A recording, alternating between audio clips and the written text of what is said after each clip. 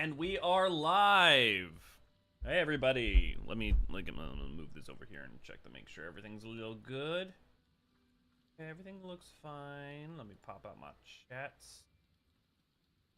Hey everybody, Ray, good to glad to have you. Infinite, good to glad to have you. Raven, good to glad to have you. Desk, good to glad to have you. Ray, good to glad to have you. Kiko, good to glad to have you. Leffy, good to glad to have you. And like, good to glad to have you. Hello, lovely people and others, and to you as well, Ray. Only on second stream I realized the name is reference to Road to El Dorado. Yes, that was definitely intentional and not in any way an accident that I have only now just become aware of thanks to you, Infinite. Definitely. Let me just click that like button real fast. Thank you. Hey, Infinite. Greetings to all of y'all. Neve, good to go to have you. How far into Eureka? I am basically done with Eureka. Obviously, we're going to be continuing our road to Dawntrail, which is effectively just working on Elio and finishing off every little thing in the game. Again, I am still sick, as I had to take yesterday off with COVID. I probably seem pretty normal right now. I'm mostly dealing with the after effects of, like, oh boy, I get tired really fast. I also have a Eorzean Arsenal run to do tonight, and I have, like, I believe about 2 levels, if not more, to get through in Eureka. So, we're going to get to that. I also need to, I will be filming some stuff for Ray.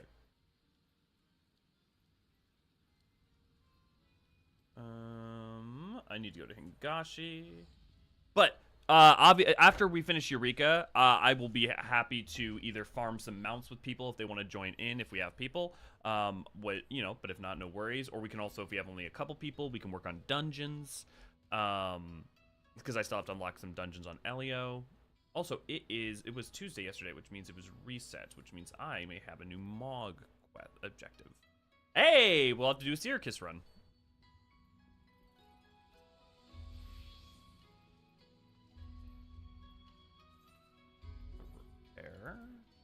How are you all doing today? I gotta figure out what level I am in Eureka. Where's my fending?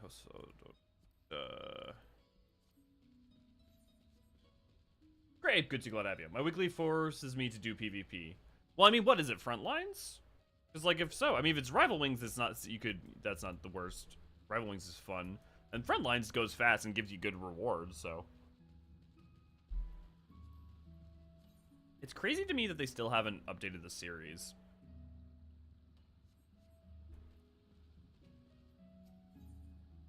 Okay, let's go to the Forbidden Land, Hydaelyn.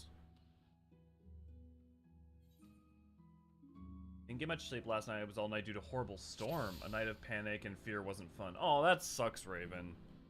I'll tell you, I could use a powerful storm here. Also, Ray, I've got your notes for what you need. Although, you probably need footage of, Comet, don't you? Okay, yeah, I am 58. Honestly, since I'm 58, I probably can just do a challenge log and be fine.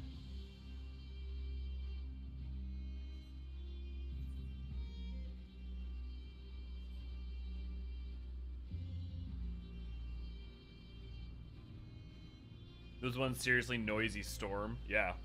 They typically do it on big patches. Yeah, Nevik, I know that's been the typical, but because currently unless they do it, because we just had the 5.8, so that it means that currently there will be no changeover. Oh, actually, crap, I forgot to go grab my abilities. I'm gonna return.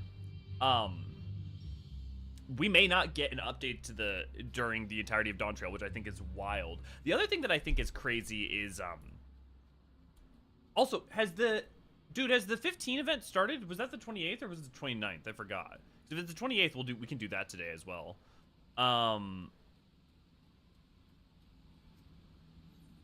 What is it? I need Martialist and Blood?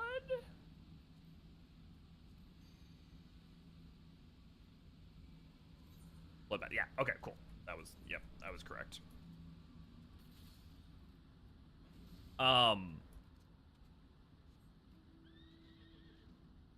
Also, how's my audio, by the way? I as usual, I'm always ready to tweak it. it means that we may not get any update to the track during all of the downtime for Dawntrail, which I think isn't crazy because it's a great time for there to be things to do with it. Although at the same time, people are taking a break, so maybe they don't want people to feel forced to play because of the... But also, you know what would be a great thing to do here is to bring back the rewards from the track. To bring back the rewards in the track from the old tracks during this downtime, right? So like, okay, they create a new track that's up during the downtime between patches and Dawntrail, where you can earn the old rewards, because they said that you were going to be able to earn the old rewards. We definitely should add. Someone should, when the next time we maybe during the media tour, someone should really ask Yoshi P what their plan is on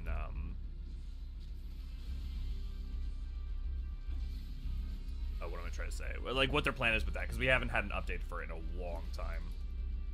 You could probably reflect farm if you wanted to speed through levels. Yeah, I was considering reflect farming desk because I haven't done that in a long time. Honestly, maybe I should just go ahead and do that. It's been so long since I've done it, I don't actually remember the full process. I know get naked. I think if I'm not mistaken, the enemies are up here. You know what? Fuck it. Let's go look up a guide.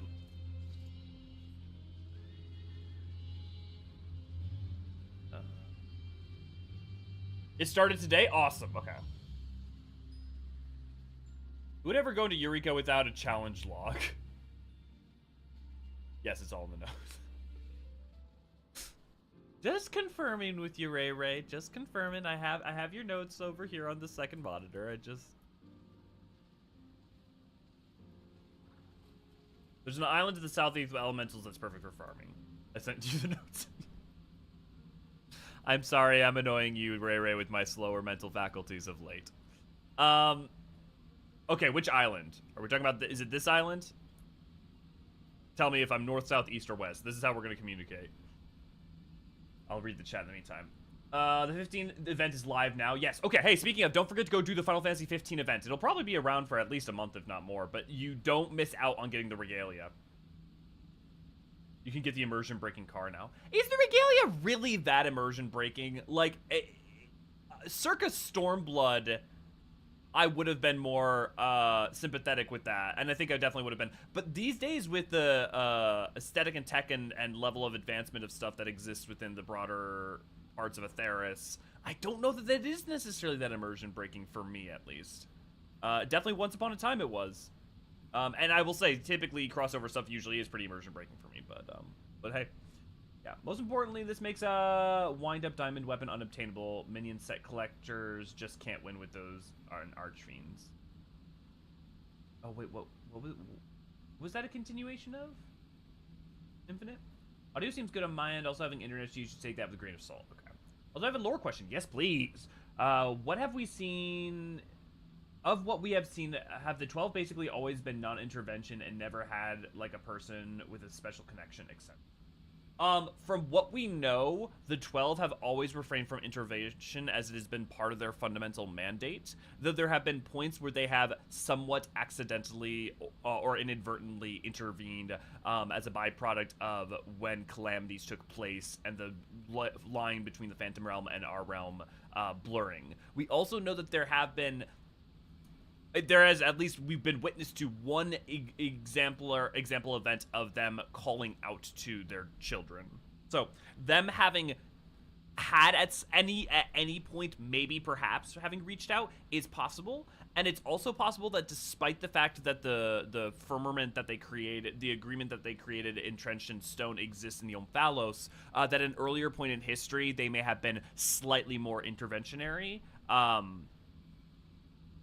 But honestly, based on Hydaelyn's plan and goals, it's probably not the case, and that the Age of Gods that's referred to in prehistory and kind of in some ways the First Astral Era is maybe more to do with myth than to do with facts. So, yeah. Someone asked him about the Grand Company Refresher expansion, for the love of God. Him about Grand Prix. I don't think we're going to get a Grand Company Refresh anytime, unless they, like, think of something that, like, mechanically makes them sense. Yeah, and they've said that they're never gonna add the additional things unless they have like reasons to add it. So I think it's basically just abandonware at this point. I took Althea there yet to get it. It's further west to the dormitory. Okay, okay.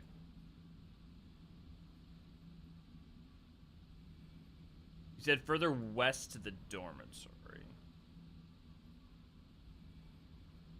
Okay, you said so. Is it this island?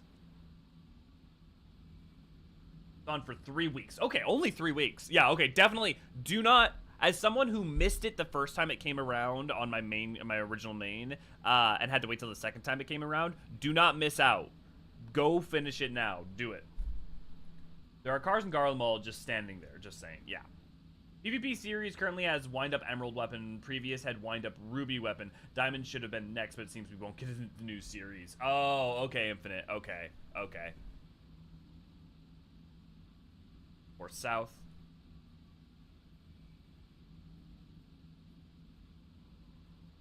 Not the PW. Further down and to the left. I'm sorry, I'm having fun actually trying to figure this out. Also, I gotta look up what the actual reflect materia is.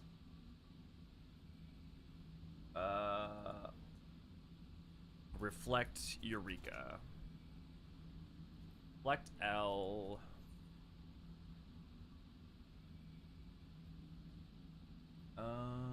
Protect L plus Wisdom of the Ordained.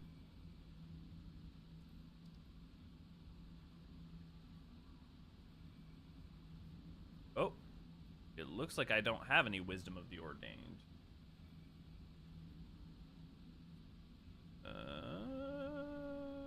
I don't either. I also don't have Shell L. Okay. Shell L. FFXIV. That comes from... Okay, we're gonna leave, and I'm gonna go buy this from the market board. Shell L comes from Mitigative Logogram.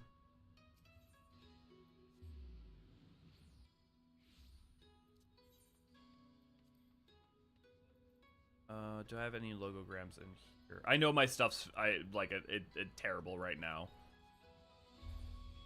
Oop, I went to the wrong one. I've been so focusing on leveling and working on stuff that I haven't actually sorted and organized as much as I should have. Oh, what do I still have to grab on Elio? Oh, this is the ultimate. I'll grab that later.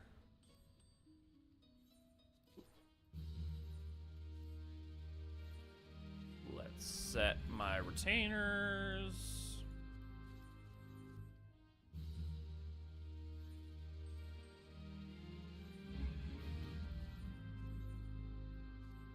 You know what? While we're here, let's empty out some of the...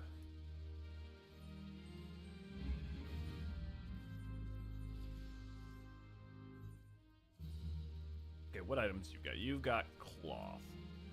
Okay, high-end, high-quality stuff. Go up here. Leathers. What's the celestial stuff? That's...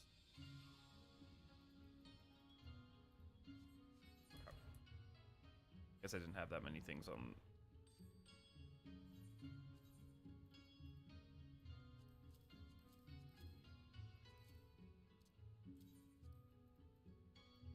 Those. Oh, that should. Oh, damn it! That should have been on 4.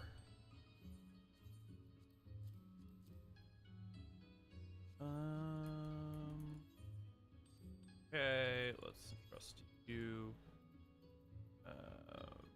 Materia. What else is? Okay, you can go in there. Wait, are the totems not in here? Did I put the totems? Where did I put those all in? 2. Stupid of me.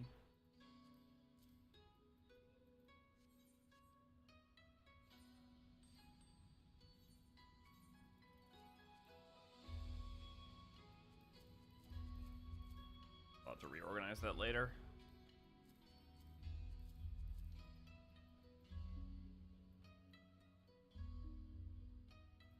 Okay. And do I have space for all these guys that I don't. Those in the FC inventory. I wish you could just dump things into the FC thing without actually having to pull them out and put them back together. Oh, okay. Also, I have the items that I need to get the extra materials. I should look that up. Thanks to Bramble giving me all that crap. Oh, thank you, Bramble. Let's see. Let's just do that.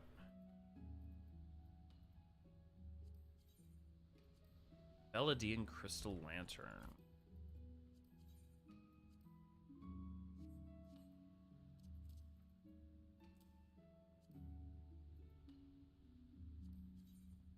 Alpine Chandelier.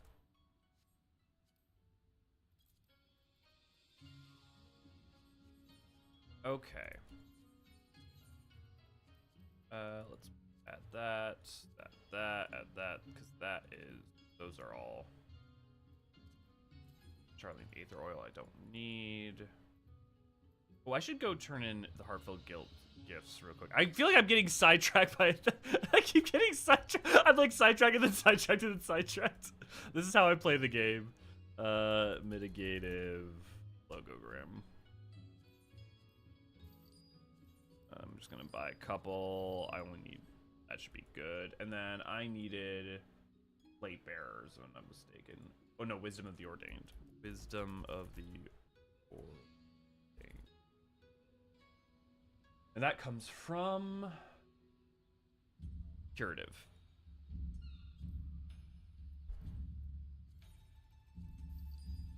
God damn, they're so expensive. Alright, hopefully I'll get at least one from that.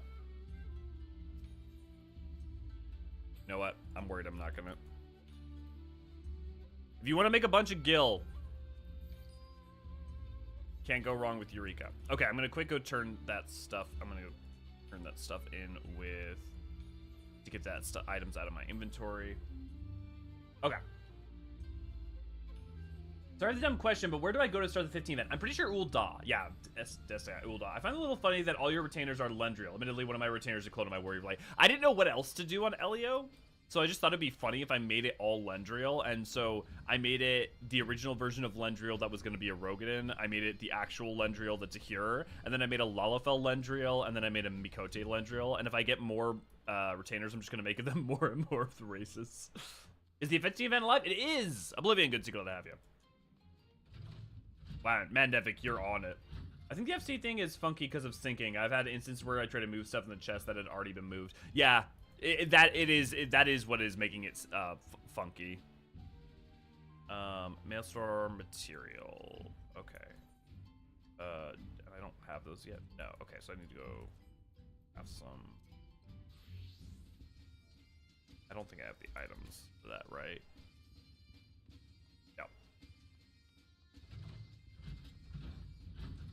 Friendly reminder that custom deliveries give you an inordinate amount of XP regardless of your level. So you can take a level 88 and turn in XP at custom deliveries and it will give you a huge sum of...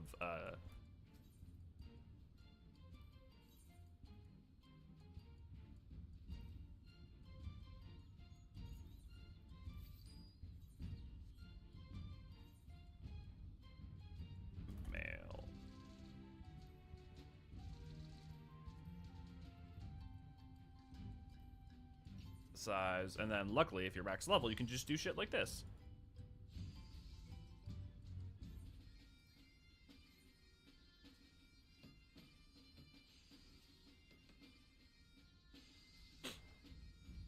Yeah, but if you like, look, I know I did most of my jobs in about a day, but if you literally could easily, not even joking, easily level all of your crafters in a week without trying that hard. Like, you would have to put a little bit of effort and a little bit of gil into it, but it's not, like, you could really... You could, yeah. I'm an Omnicrafter and all my crafters are an ARR. Yeah. Okay, let's turn it into a Weaver so we can get that sweet, sweet XP.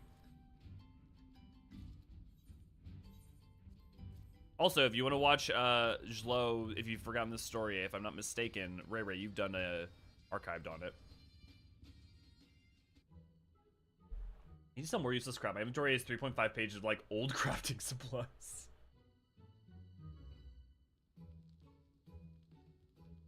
Elio, oh Elio, you'll be happy to know that Jlo's instincts were right on the mark once more.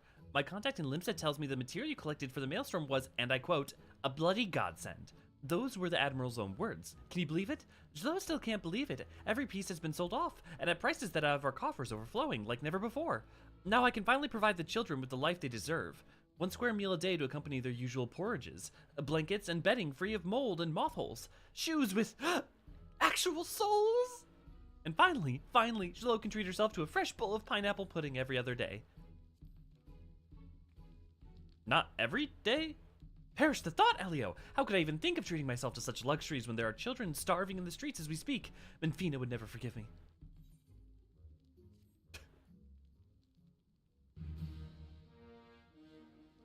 I'm at work with nothing to do but cannot leave for another 1.5 hours, so I'm occupying myself with stream. Well, thank you, Dest.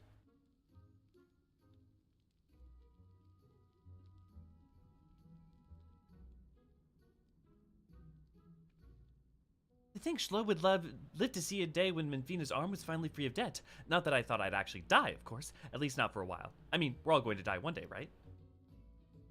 Oh dear, that conversation took a depressing turn. What I meant to say is, thank you oh so very much for all you've done. Thanks to you, Elio, business is thriving, and Jlo can finally keep Menfina's arms running on her own.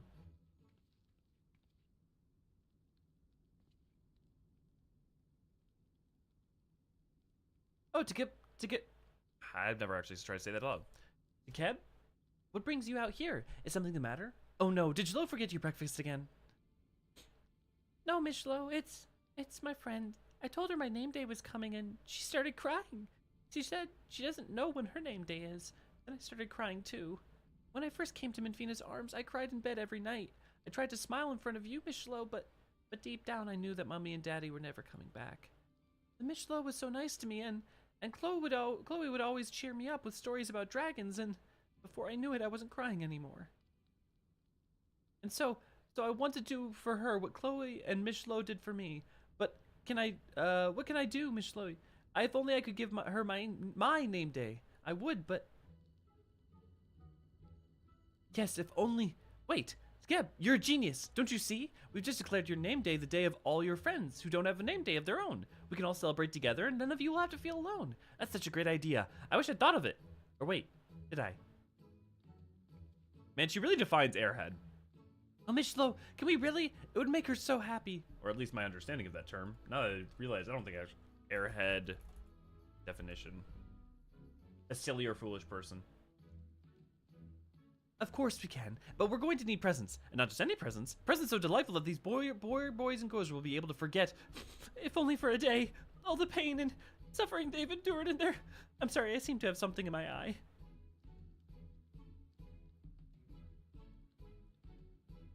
Get yourself together. Jlo standing around here sniffling isn't going to get anything done. Well now, Elio, I think you know what we have to do. Are you ready to get collecting? Identify with Jlo greatly, yeah. I think it was in Volume 3 that they confirmed Aliapo and Charlene is a sister. Let's find out.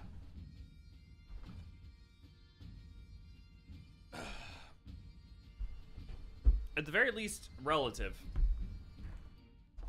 You mean, I'm pretty sure you mean the paladin.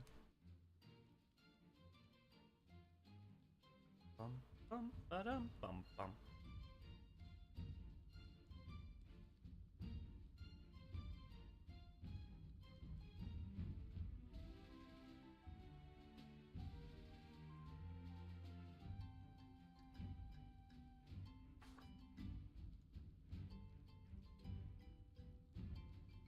Anyone know when Vodar Kvetech pops up? The Guildmaster of the Gleaners, guildship is something legend among their ranks. It is rumored that Votark is resourceful, that he is so resourceful that he or possibly she can procure goods that are not of this star. Ever on the road in pursuit of requested goods, this elusive figure of indeterminate age and inclusive gender has apparently not been seen for several decades, and the younger members are in doubt as to whether such a person even exists. Interestingly, when Gleaners argue over who was first to procure a particular item, the debate is referred to as a VV matter, in cases where no conclusion is forthcoming. The unspoken rule is to register the item under the Guildmaster's name, and thus the Bibliotheca Historica and the Archeon's catalogs are replete with acknowledgments of one Votark Kvetech. Does he ever actually pop up, or is that just like a thing that they've they've kind of just set up for fun.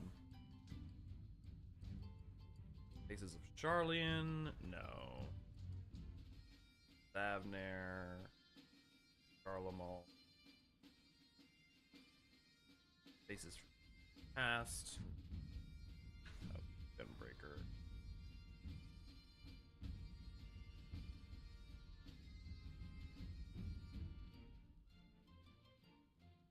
Well, wait, that's Sage, so. Card. Kato Nun. Sophie.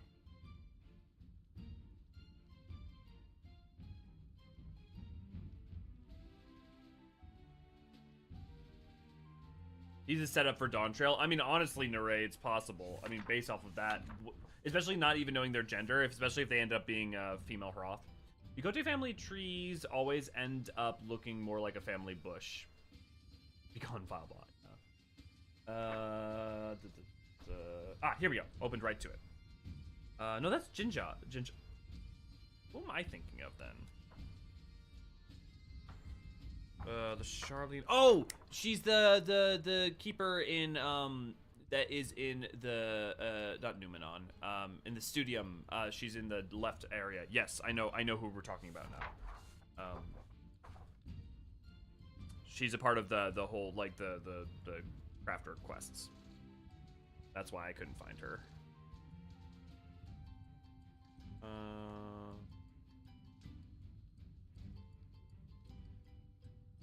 But where is her entry? I need to spend more time with E3.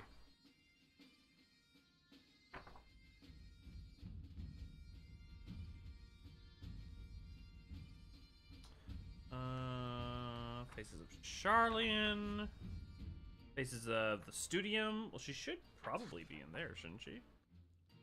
Ah, yeah, Key Aleppo. One of the Studium's hardworking administrators, 26-year-old, Kia serves as a bridge between academia and the outside world by facilitating the operation of searchers and makers meet.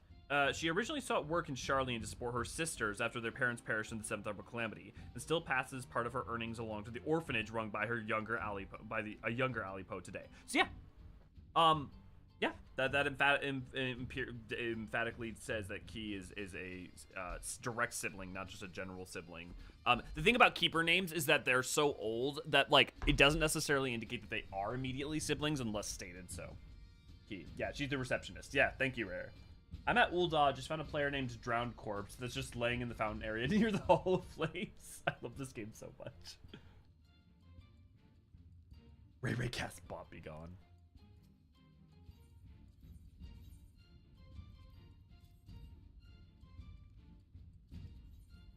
See, like, look how much XP I get. I don't know if you guys can see it on screen, but look how much XP I get even at 89.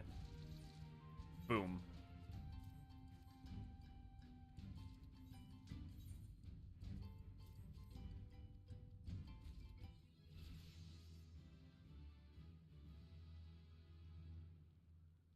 Working as hard as ever, I see. Wherever would Shlo be without you? On the street eating stale flatbread and month-old pineapple pudding. That's where. Still, don't forget if you give yourself rest from time to time. Can I interest you in a bowl of pineapple pudding?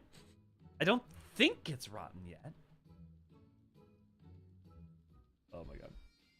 I didn't expect that to be confirmed, but I always said she was really. Yeah. I mean, I think it's fun that they made it. It's interesting too to me that like, I mean, look, they're matriarchal, so it could be that they'd have different fathers, but the same mother. But it's interesting because that, you know, the one has a much darker complexion than the other. Now, if only they'll explain Geel too. Yeah, don't think that's likely. The strategy for power leveling was basically buying enough stuff to make 20 crafting leaves, make a macro, and using an auto clicker to auto start the next craft. Yeah. Yeah, that is also a solution. The only problem with that about is cost money. So if you were trying to avoid gil, spending gil, but leaves are far and away one of the best ways to level, if not the best way to level. Okay, we finished that. Eureka. We gotta get back to Eureka.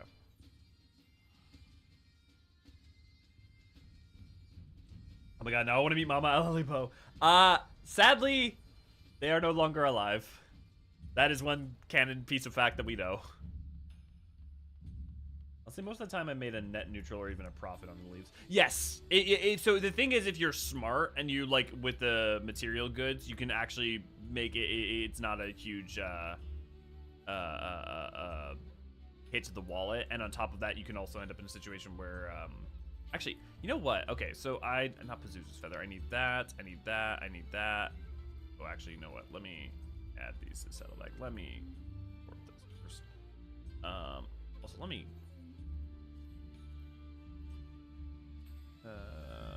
decent.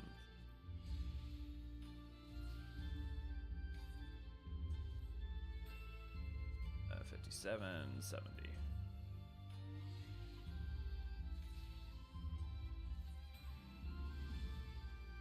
Also, if you're decenting a lot of things, it's much better to go to the decent menu, as it's a lot quicker.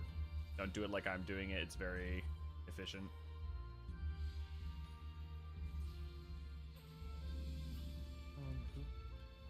Form of blood of our fallen brother, understilled oaths of... Okay, how do I actually use these now? Do I have to craft or do I turn them in?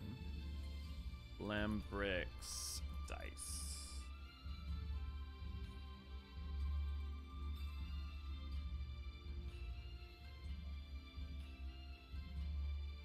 Created to Expedition Engineer and Eureka Pyros. To acquire 6 magicite. Okay. I gotta go to Pyros quick. Also, I should take out... No, I already have my potions out. Okay.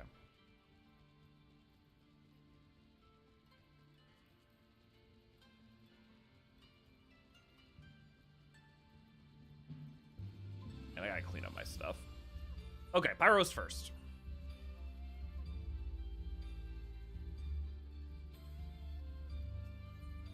Oh, I need to get into a combat job.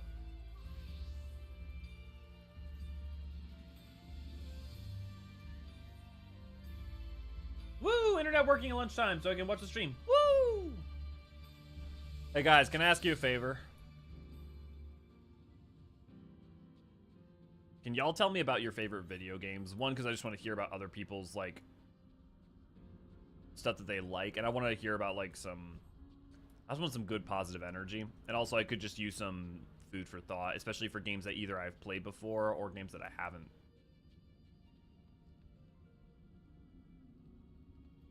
Ah, there he is.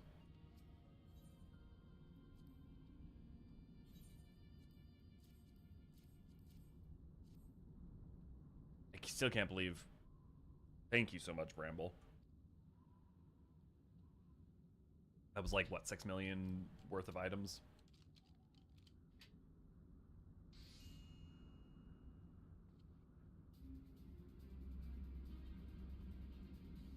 Down. I present you with a magic board along with the 6th magicite, which you can now fix to you if you so desire. Do bear in mind, however, that you may still only use up to 5 magicite to strengthen your affinity with a given element. The limitation is due to the design of the magia board itself, I'm afraid. Short of rebuilding it from scratch, I don't see how it might be exceeded.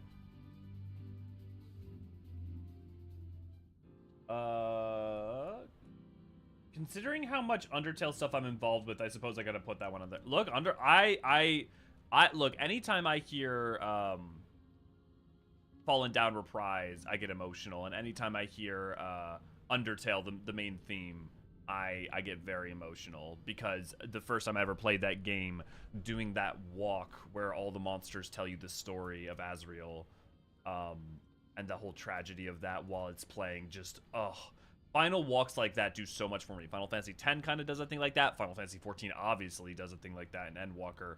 Like, the long walks of memory and of, like, emotion are just, slay me. Destroy me. Seto's Claw. Is that in... I wonder if that's going to be in, Hydaelyn. Yeah, it is in Hydaelyn. Okay. Hey, for those of you guys who were doing the 1.0 streams with us, these Aetherite shards are much more in the design of the 1.0. Dez, good to see you. Glad to have you. How you doing, man? If you've never played Undertale, by the way, you absolutely should. Especially Raven. Raven, that is a game that is up your alley. In every conceivable way. Sure, let me tell you about the critically acclaimed MMORPG Final Fantasy XIV with a free trial that includes the award-winning Heavensward and now Stormblood expansion with no restriction on gameplay. Okay, I was watching a video on my phone. What was I watching? I watched a video where Final Fantasy XIV came up, and it was like... Oh, you know what it was? The Amazing Digital Circus, the guy who played Kane was reading off a bunch of lines that people gave him, and it was just like a bunch of random things, and then all of a sudden one of the lines was Final Fantasy, was the Final Fantasy XIV joke, which was pretty funny. Also, if you like Undertale or things like that, you should check out the Amazing Digital Circus. It's very good. It's on YouTube for free. Favorite video game? Fallout 4 is definitely up there. After all, Fallout became a big part of my life. It affected my taste in music. Oh. You know, it's interesting. Fallout 4, I think, is my personal least favorite.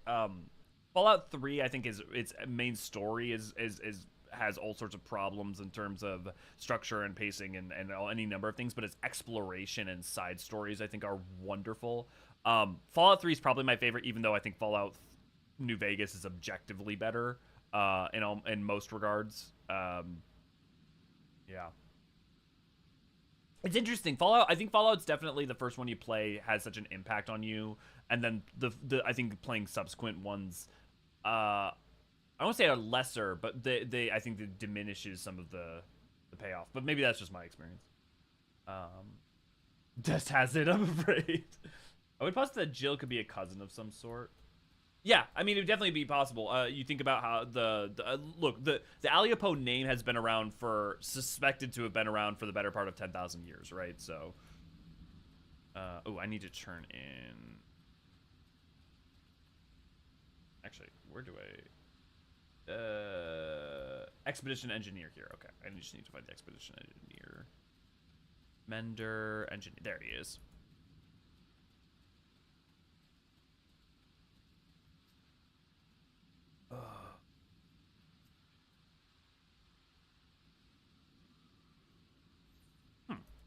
That's weird. I should have all the items. I wonder if I can't do it until I've finished the story. Or maybe I need to be level 60. Oh, yes, I saw that. I'd laugh my ass off. Yeah, Undertale's so good. I'm good. Work as hell. Will likely be looking for a new job. Oh, man, I'm sorry that's so bad. Hope it gets better.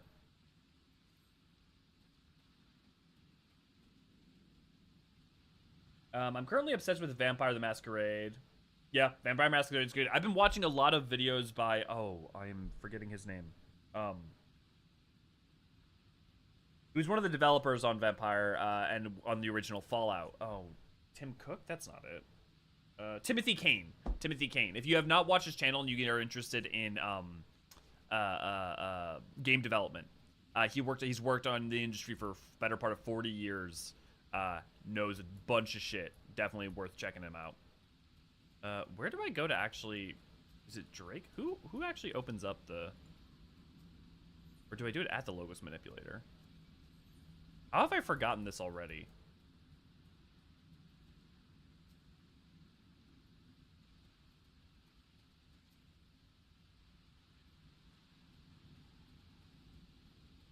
I love Nier Automata and still haven't finished it.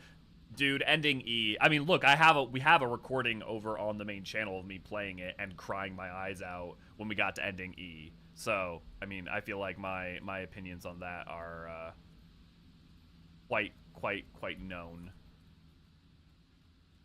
Where the fuck do I go to actually open up? I've totally forgotten. I spend most of my game time with all the Final Fantasy titles, but I'm loving Potion Craft. I'm trying to unlock my logograms. As mostly chilling to wind down for the night. Oh, that's nice, Kiko. Oh, Drake. Okay, well, I just went to Drake and he was like, I ain't got a shit for you. See?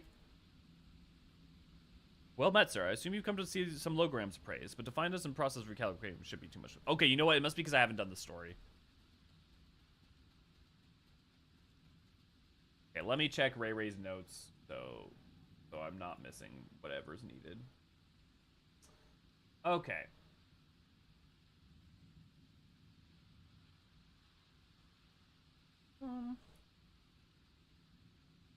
Message you back, Ray Ray. Starting from the point where you travel to the building with cryo level 60. Okay, so you don't need me to do anything until 60. Yeah, starting from the point where you can travel. Yeah. At one point, the other Lala will appear. You get 2 quest markers. I'm just gonna double check. Comment Sam starting from the point where you travel to the building with cryo at level 60. At one point, the other Lala will appear to get 2 quest markers. Okay, cool. Just triple checking that.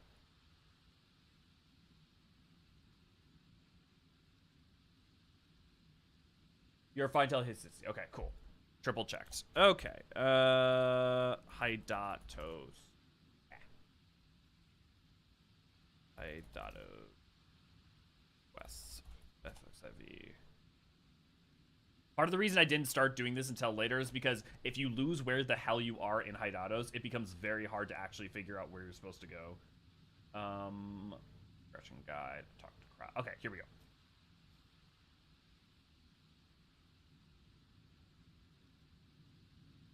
Oh, how could you? I forget. Portal is the favorite game list. Portal 1 and Portal 2. You know, I love Portal. I feel like Portal's so interesting to me because I love Portal, and yet it's not like one of my favorite games. But it's like one of those things where it's such a fundamental part of the gaming oeuvre, the gaming landscape, that it's I don't know. Ever a sight for sore eyes, Elio. By now it's no secret, but we can't well continue our work without you. As always, let's begin by taking stock of the situation. Through our previous investigations, we learned that the founders had sealed away the primal Eureka on this isle.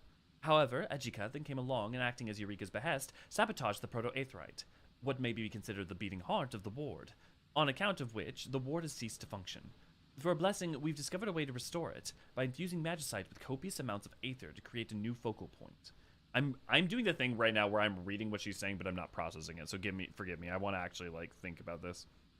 Eorzean came along and, acting on Eureka's past, sabotaged the proto-aetherite, which may be considered the beating heart of the ward, on account of which the ward has ceased to function. For a blessing, we discovered a way to restore it by infusing magicite with copious amounts of aether to create a new focal point. It took considerable amount of time and effort, but the preparations are now ready.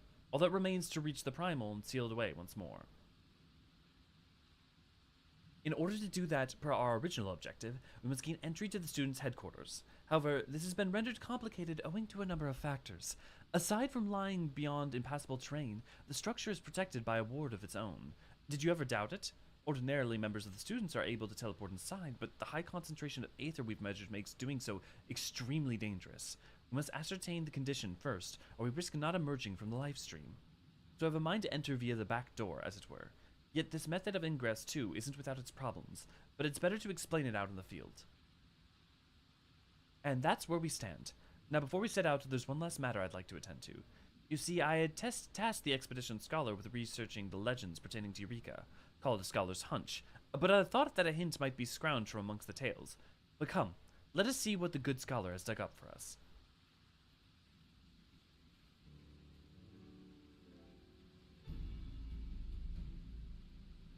Greetings, Mr. Scryle. Master Elio. May I assume that you come about the legends? Indeed we have. Did your efforts bear fruit? They did, I'm pleased to say. First of all, it must be noted that there are several legends describing the Forbidden Land Eureka. Despite their many divergences, however, all are united in one detail. The Eureka was a repository for transcendent weapons hidden beneath the Crystal Tower. Combining this fact with your account of Eureka's avatar forging a blade for Master Eorzean, I'm led to conclude that the Primal possesses the ability to create weapons.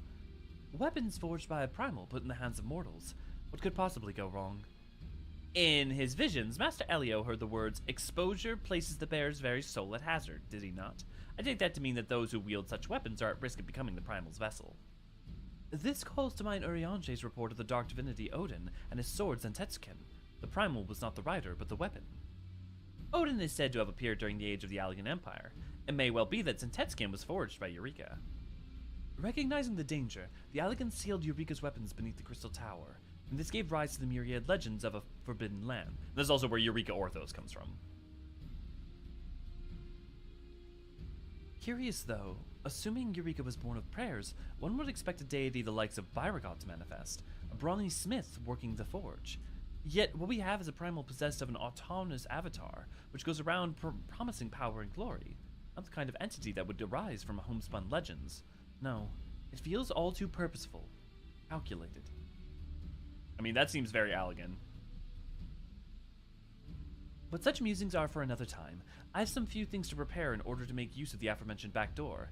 In the meantime, would you go pay Geralt a visit? I understand he's devised yet more ways to ease your labors. Come and find me when you've done speaking with him.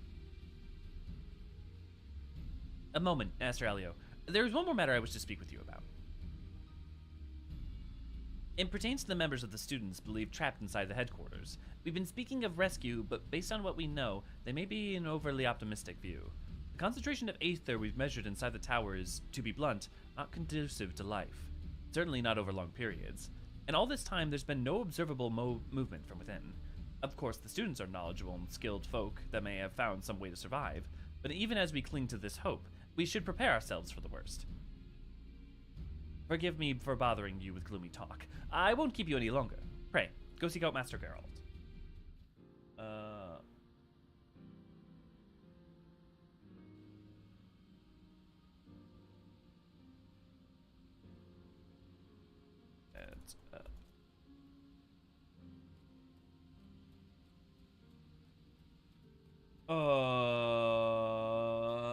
Important thing when you run around the field with Krile here should also be searching for stuff and you can find her or talk to her before picking up the next quest marker.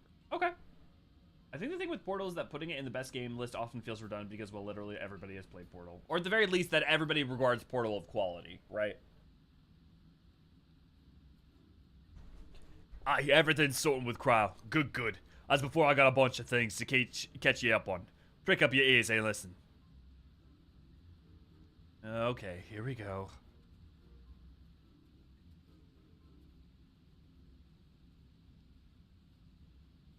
First, regarding the logo's manipulator, we've been improving vials we use to store the trans substation in memes, meaning you can carry around more of the stuff.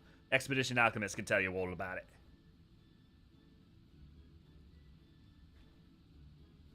Next to your magic board, it was already impressed with 6 pieces of magicite. Rejoice! We can now augment the thing to hold 7 stones if you talk to the expedition engineer. He'll fix you up right wise.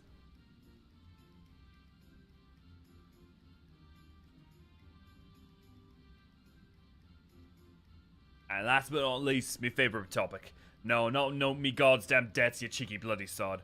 Weapons! I found a way to make your weapon even stronger. If this tickles your fancy, you just let me know.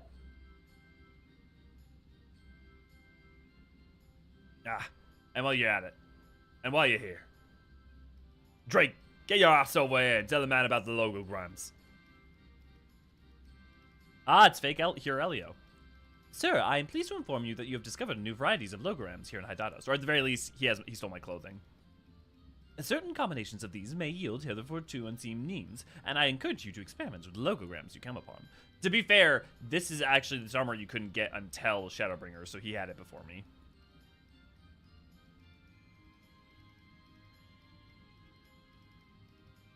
So this is looking to be the final stage of the expedition. I stuck with you all this way, so don't go disappoint me now, eh? See the job finished. From myself as well, sir. I wish you the best of luck in your endeavors here.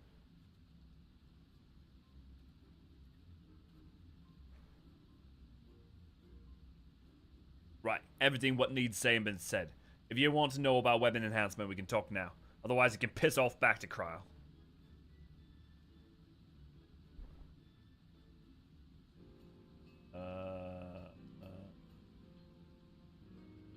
Fallout 4 base building was the most shoehorned in mechanic, I feel, and basically was just a test for Fallout 76. It's interesting, because conceptually I was very excited for it, but ultimately I feel like it ended up more distracting from the exploration. I don't know how much I see it as shoehorned, because it actually had a lot, like, it was actually a system that was very much built into the game to a great degree. But I feel like, for me, at least as a player, it ended up being antagonistic to the sense of exploration and sense of wandering out an adventure that I feel like was the biggest strength of New Vegas and 3. Yeah, I mainly just love exploring the ruins. Definitely one of the ones that have stories. It's the best game, so someone like me who gets sidetracked often. Yeah, if you haven't, Raven, I'd definitely check out Fallout 3 and New Vegas for sure. We know that Leigh Alipo's cousin of Jill, but we don't know if either are connected to the others. Yeah. Honestly, I think they overcorrected with Starfield. The Starfield main plot is fantastic, and a lot of side quests are excellently done as well. But it's a letdown. I mean, the problem with is that Starfield's empty. It's just a lot of nothing. And it went for quantity over quality in a way, in many respects. But first, I played the Starfield game, loved it, but the game had no interest to keep playing after completing all the main. Yeah.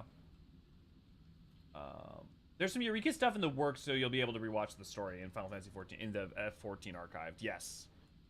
Yes. Yeah. That's one of the things we're working on right now. I say we. Keen talk enhancements, are you? So am I, lad. But your weapons ain't ready. Yeah, I'll come back to that. Okay, Drake. There we go.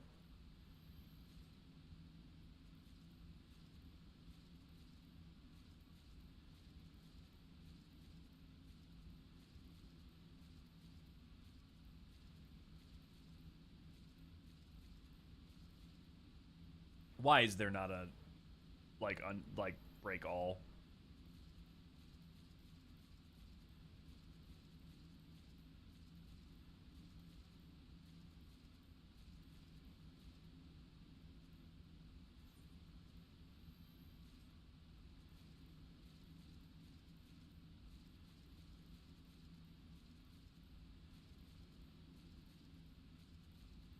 Umino, good to see, glad to have you. One of my favorites, Faster Than Light. Yeah, it's a roguelike for PC where you manage spaceships with a crew and many ship systems managed. Yeah, I played that on, I think, iPad a while ago.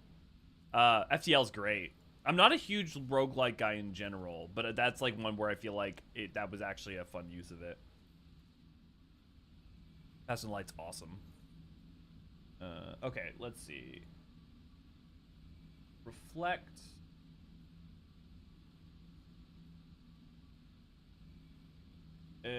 Is protect L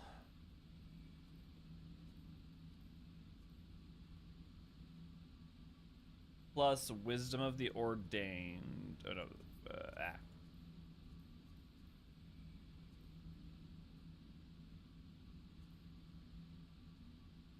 plus shell L, I believe is what this.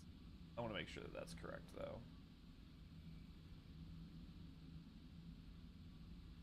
Wisdom of the ordained. Yeah, okay. And then one needs to be set in the astral array. Well, what do I have the most of?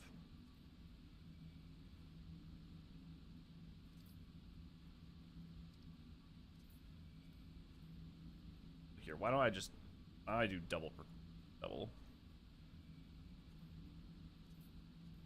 Okay, nope, that made it worse. That made it much worse. Why is there a percentage chance for success? Why is that a thing?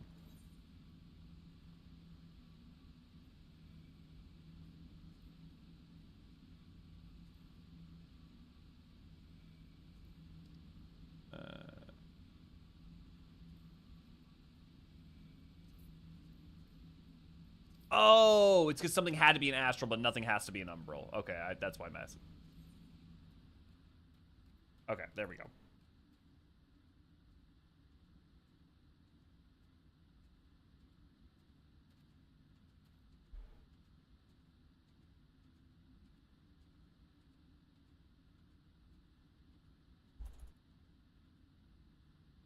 Okay. And then, Des, you sent me a message saying where the thing is. Okay, so it's 2 on the map, which means it's here. Okay, so let's do some naked farming, guys. Who's ready for naked farming? The other thing, we take all the credit like Tommy Tallarico. That fucking H-Bomber guy video with him slowly going insane. For those of you who don't know, there is an H-Bomber guy video on the Roblox oof sound, or at least it starts on the Roblox oof sound, and that video goes some places. I cannot highly recommend walking to it. Sloppy! Yeah. Always rated for baked farming. Is it saying gotta put it on the astral tray? Yeah. Okay, you don't have to give me favorite games, but give me some more of y'all's like at least games. Actually, better yet, even what are games you would recommend that you think are awesome that don't get love? You know what? Let's just say, what is media you really like that you don't think gets the love it deserves? Is your mother very? He is the master of digression. Just a little. My mother is very proud of me. I think so, at least. I don't know. We don't talk that much. My family does not. My family is very poor at keeping in touch.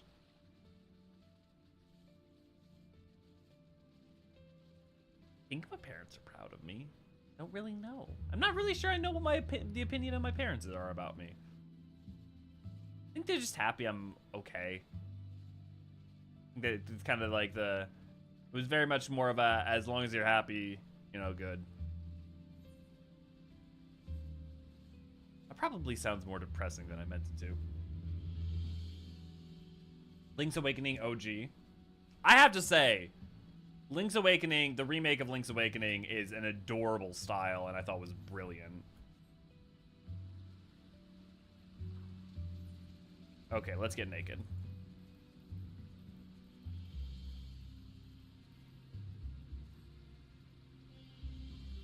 Okay.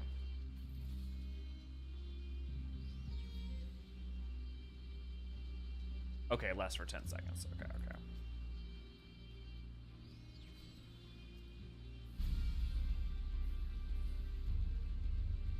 Welcome to Reflect Farming, ladies and gentlemen.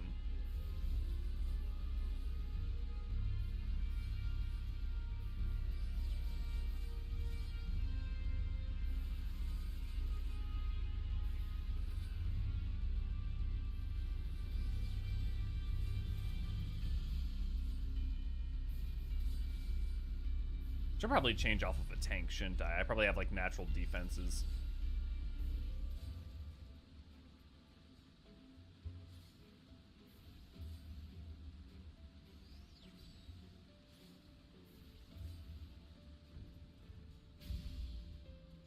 Oh right, I can't change here.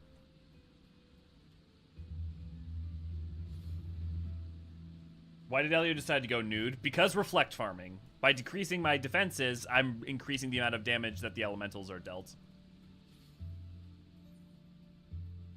Man, I'm just getting just a couple of fundamental logograms. Oh my god, they're all cheap because obviously people farm them this way. Reflect farming works better if you have no defense. Yeah. Yeah, it probably would be better if I had brought a,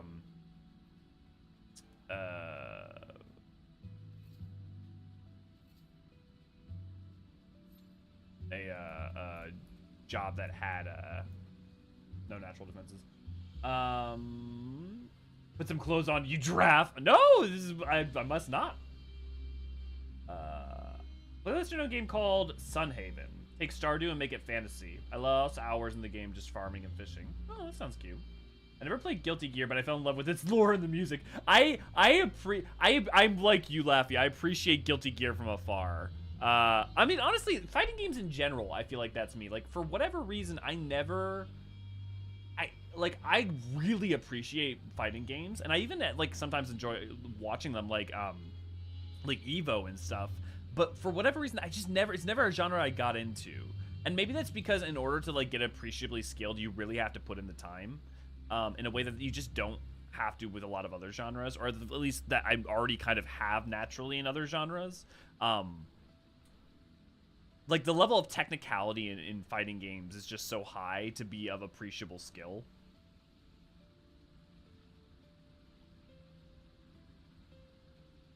Should wear nothing but a star-spangled subliger. Project Wingman, indie game in the style of Ace Combat series. As for media, I feel like we've seen less and less machinima nowadays.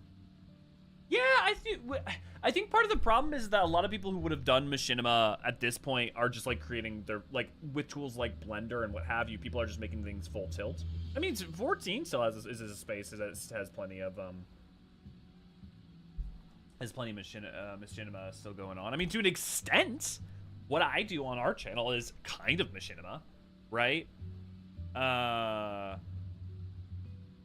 Project Wingman, you said. Project Wingman. Man, these guys are taking forever to review very well. But yeah, I'm looking for your recommendations. I'm looking for it can be movies, it can be books, it can be whatever. And I'm also looking for your impassioned pleas as to why you love it in particular.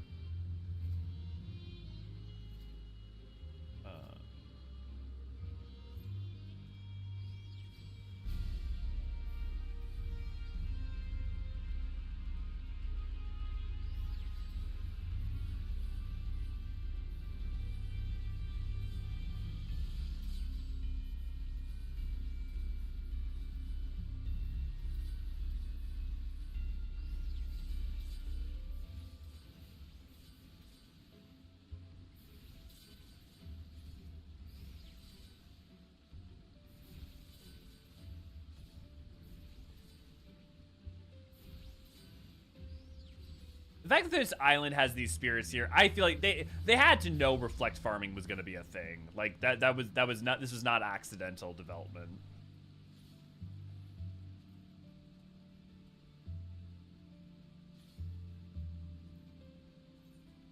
Challenge log other. I guess they actually probably do also count as fire, right? Spirit sprites are done. Yeah. Yeah, they do count as fire. Okay, cool. Do you have any harmony potions? Good point. I do. I just wasn't using them because I'm a fool.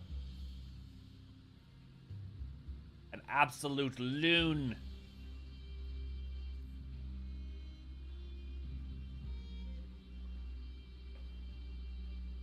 I believe I showed you a picture of Sunhaven once, Elio, due to a dragon that kind of shares the name similar to Elio. Yeah, you did. That was a while ago, Raven. Yeah. Project Wingman also has a strange amount of heavy lore to it and suffered a calamity in that lore. Okay, Des, can you help me understand? Okay, for those of you who don't know, apparently this is true of Project Wingman, but what is it with, like, Ace Combat and the insane amount of lore, like, with these flight games? Like, it is... Like, you guys don't understand. The amount of lore in Ace Combat is greater than FromSoft games. Like, it's wild.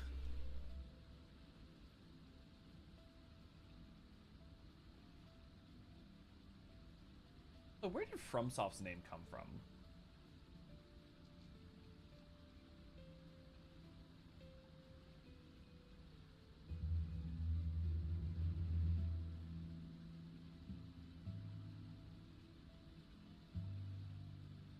They originally did productivity software. That's where the name comes from.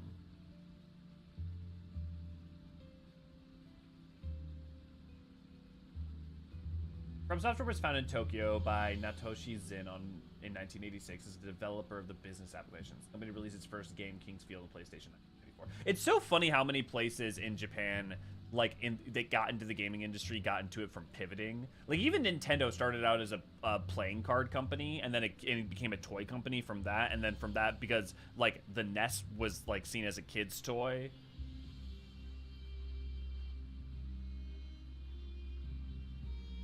For sure to recommend, I finished the Blue Eye Samurai. It was amazing. I think, I might be mistaken, but I'm pretty sure my partner and her husband right now are watching them. Fighting games are just not something I got into either, yeah. Ace Combat lore mostly has to do with the useless asteroid creating a need for super weapons, and everything else the Belkans' fault. Belkans are the Asians of the Ace Combat. Okay, but you're talking about a flight sim game that has Asians! And a comet that's going to destroy the world! Like, an asteroid, like, and super weapon, like... You can't just say, like, well, it's not that, I mean, like, it's not that complicated. It's a, you know, it's a flight sim game. Why are all these things in existence?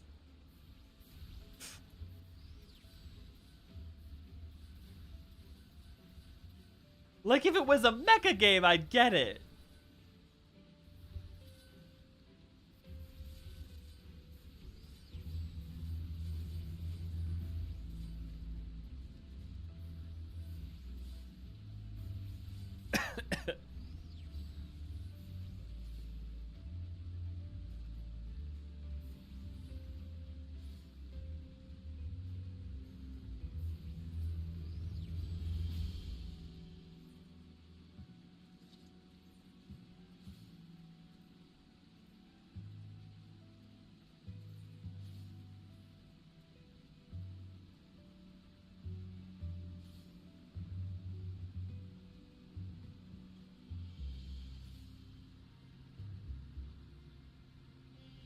Imagine if Microsoft Flight Simulator had lore.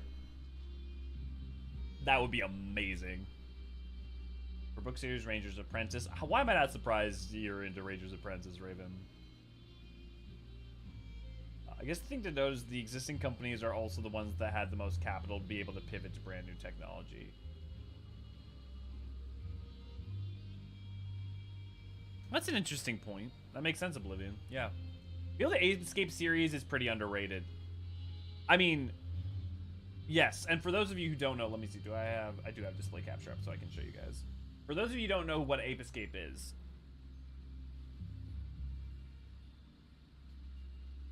these are the Ape Escape games. I remember one of the few games I ever rented was an Ape Escape game. They're monkeys. They get out. You need to capture them.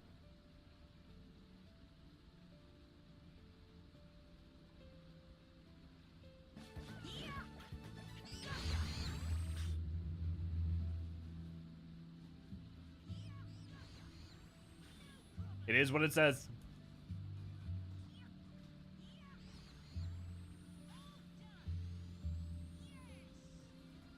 Tom Keeker. I forget they all had funny names. If you've never played them, well, I don't know if I highly recommend that you should, but I definitely recommend that they're definitely worth checking out if they seem up your alley.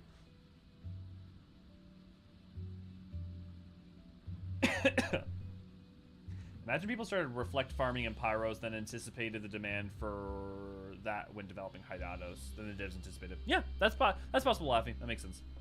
Making and distributing unique gaming consoles is expensive, so either you work up to it, Steam Deck, or use existing funds to pivot into it. Well, to be fair, though, that Oblivion, that market only existed later because developing things like Pong consoles, Ataris, the market was not quite the same. I mean, it was still expensive, but it was a different market than it is now, in '88 for sure, or well, '86 I think.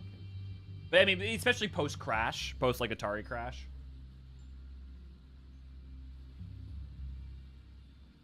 In a world of terrible ways of downloading huge games.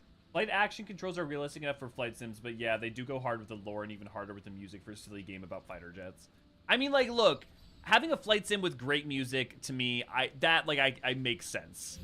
But, like, it's I guess just the intersection of people who are super into flight sims and also want anime, like a story that is grandiose even by anime standards. I mean, maybe that is a crossover. I mean, people like Big Boom, want to fly around with cool jet. I mean, I guess, look, here, I'm into, like, Armored Core 6 Fires of Rubicon, so how different is it really?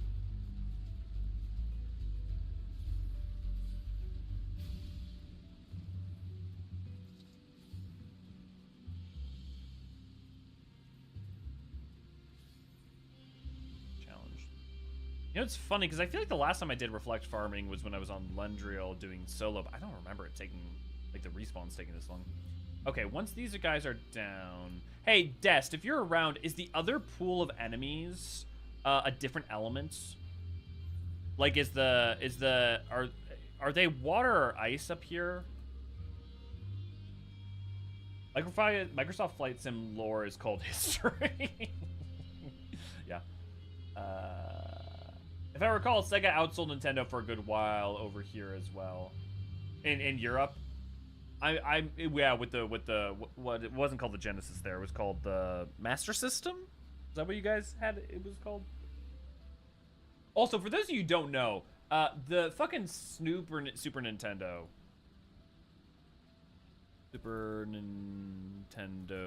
versus Super Famicom. For those of you who don't know, the Nintendo Entertainment System was called the Famicom in Japan. But look at how much cooler the fucking Super Famicom was. This is it, like the top loader. Like, don't get me wrong, I like it, but like they had fucking colorful buttons. God damn it! Look at those colorful buttons. I will say our Super Nintendo logo, I think is better than the Nintendo logo there, but And like the logo there, I think. And like, okay, I like the buttons a little bit, but like, oh, that's the man, the Super Famicom had a good look. Less boxy, more rounded, more sleek, but also mainly just they had the colorful buttons.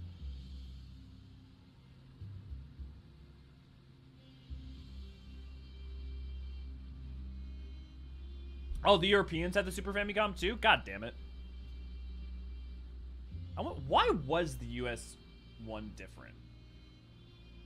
Why was US Super Nintendo different? Oh, hey, snowstorm sprites. Well, that worked out well.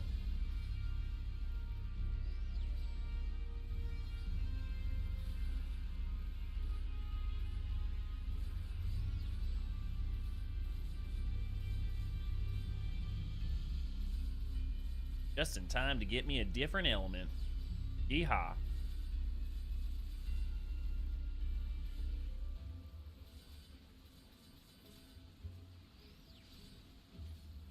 Man, if I forgot to press reflect for a moment, I would be destroyed.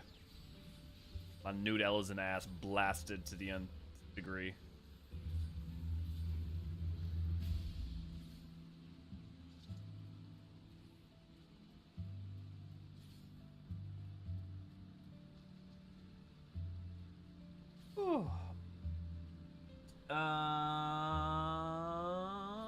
Fun fact, the Atari Crash was primarily a US thing, and over in EU, gaming on personal computers was much more common for a long while.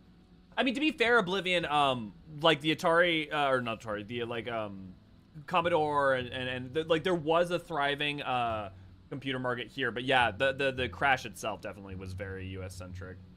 I've often heard of ASAT combat called Metal Gear with jets. That, from an outsider's perspective, Des, that is exactly what my perspective of it is.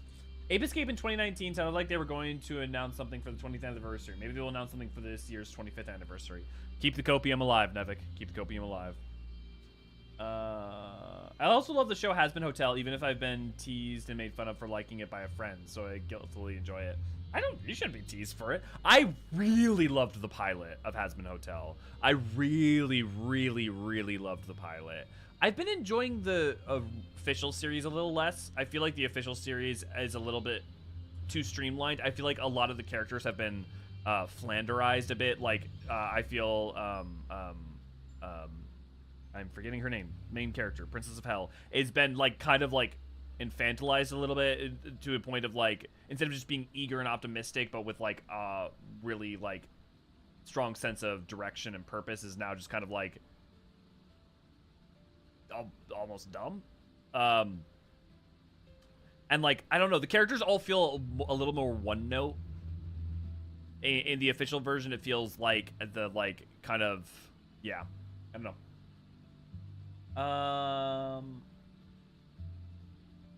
But yeah, but the songs have been good, and people have been really excited for it. It also kind of made me a little sad, like when they had the original voice cast, they all got most of them got replaced, even for understandable reasons. I have no clue. Let me check the site where I got the map. Thank you, Desk. Yeah. You could also use Halo lore since they put the Pelican in it. I mean, to be fair, at least Halo lore. Yeah, well, okay, I see what you're saying. Microsoft Flight Simulator's lore is Halo lore. Yeah, yeah. The smooth one with colorful buttons. So yes, according to this site, the one on the top map shows that another area you can reflect farm. Yeah, well, my question was just like, what element is it? So is it worth going up there? Blocky 1 only exists as a side effect of the video game Crash. Nintendo made their console purposely blocky to look more like a VCR. Yes, okay, that makes sense. It's also why the NES is a front loader. It's also that also explains why there's a lot of other designs, like for instance the Philips. What? I pressed the button.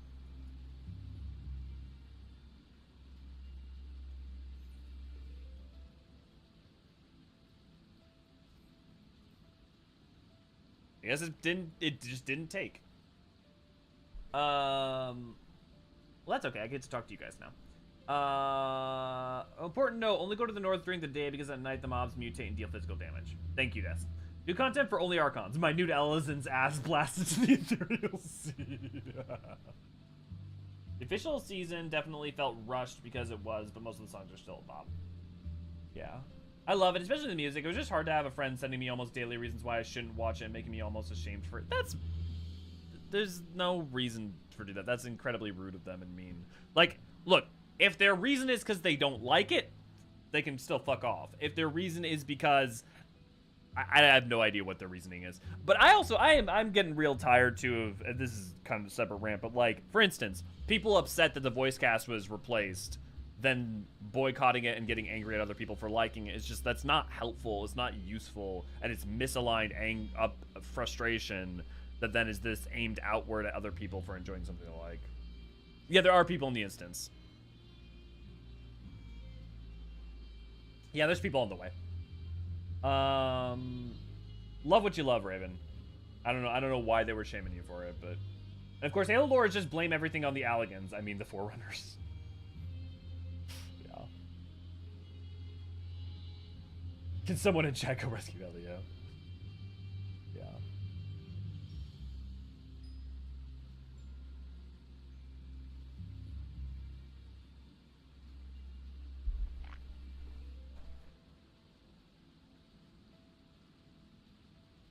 Staring out at light. Oh, it's raining. Beautiful. It's beautiful out. It's raining. Also, look what my partner got me.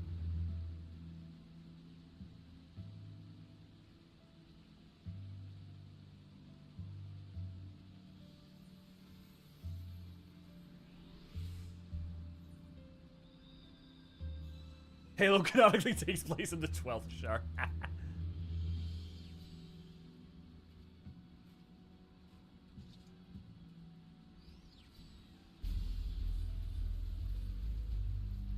Here, I'll pull it back up to the camera. It is a paladin jobstone on a key charm.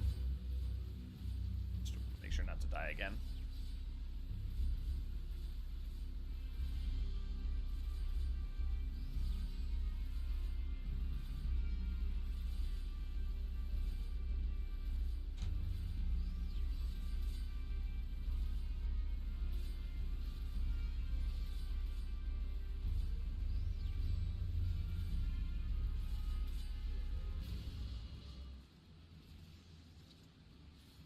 $59, one more level to go. Now what calamity destroyed the Alligans? The 4th, the one of Earth. I've definitely been insta-gibbed a few times while doing the Loperate tribe quests. Gibbed? You don't like the maker of the show, and thank you, LA. I still enjoy the show. I can't wait for the season. Okay, but that's not a reason to shame you. That's a reason to levy criticism at a person. Like, there's also plenty of media that I love the story and have disagree with the author, don't love the author. Like, shocker, I can still love Harry Potter and vehemently disagree with J.K. Rowling on certain issues. Like, there can still be a lot to be found. I mean, there's plenty of other media I like where it's not even, like, those are just different discussions. Yeah, J.K. Rowling, yeah. Exactly. Like, things are not created as monoliths, and also, like, hey, nuance is okay. And if the take on that, and the reaction and take on that is to say, no, absolutely, total zealotry, and, anyone who in any way connects with any form of story, regardless, and any creator tied to that being problematic, and therefore is condoning that person's actions, I think is just it's an unwilling to engage with the world that's more complicated than reality. Gibbed means like overkill. Ah.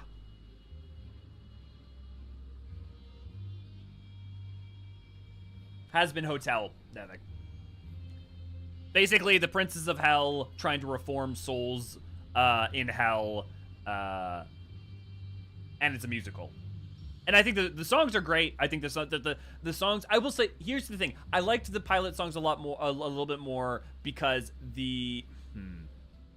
they felt like show tunes, but they also felt like they had their own unique flavor. And I will say that like the show feels a bit like the songs are just show tune songs, like just straight up show songs I would expect out of a show tune. I don't know, they don't have like their own idiosyncrasies. I don't know. The final show feels a little less idiosyncratic, I guess is what I'm trying to say. And those idiosyncrasies were what kind of drew it to me. Yeah. Driving a Ford doesn't mean you agree with Henry Ford. Yeah. Look, and if you want to bring up if you want to have say that like, hey, buying a Tesla does support Elon Musk, and inherently, like that's not, you're not wrong, and it's okay to engage with that and to like. But shaming other people for that is not going to work. And mostly it just breeds, for the most part, it's just breeding resentment. Because, you still like Has Been Hotel, right, Raven? Like, you're not, that doesn't change. But now you feel bad about it, and there's also more of a rift. Like, there's not, instead of engaging with your curiously with like why you love the show and making you aware of maybe kind of the complications of supporting it, but also it's just like, I don't know, man. I don't know. Yeah. Harry Potter, our opinions and comfort levels differ on that. I don't feel comfortable providing any revenue to our franchise anymore. Oh, I don't buy anything. I agree with you. I don't buy anything from it. But my point is I don't say I hate the books. I didn't buy, I didn't support, I didn't go to, I didn't see, what is it, the Secrets of Dumbledore. I didn't purchase, Hogwarts Legacy or whatever the fuck that the game was called. My point is that I'm not going to dismiss the books out of hand and pretend like that they didn't mean something and I didn't connect to them just because of that. I think that's completely different. Like, like, for instance, if it turned out Tolkien was a racist, I wouldn't throw away Lord of the Rings, right? I mean, that's slightly different because Tolkien's not alive anymore, which means that there's a much more complicated question about what it means to support his estate, etc.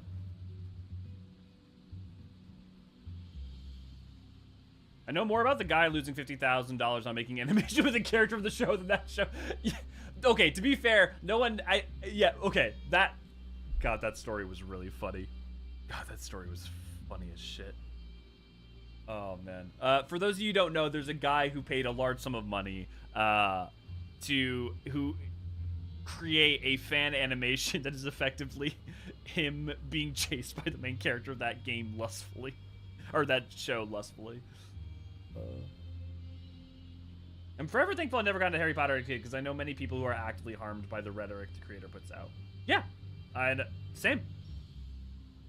I vehemently disagree with a lot of the things that J.K. Rowling says.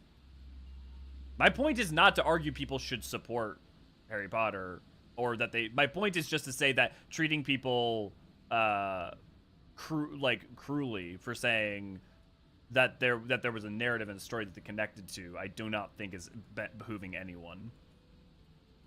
I think if you want to say, hey, maybe supporting that is not great, supporting anything around the Wizarding World, sure. But I think that's very different to trying to outright, like, shame people for having something that they specifically are coming from a place of love on, when there's a lot more room to put that energy towards actually shaming and criticizing people who are doing hurtful actions. It just feels like a lot of times it feels like people feel rightly frustrated over a situation, but powerless to change or do anything, and aiming that frustration towards where they can. I don't think that's the bigger issue. I think the bigger issue is the cruelty. I think the bigger issue is the condemnation. I think the bigger issue is but I do think that it's worth talking about. It's worth actually...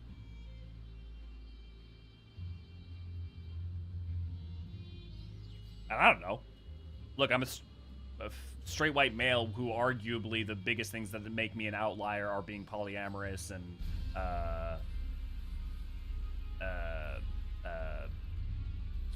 I mean, on the spectrum. So all that's taken for whatever it's worth.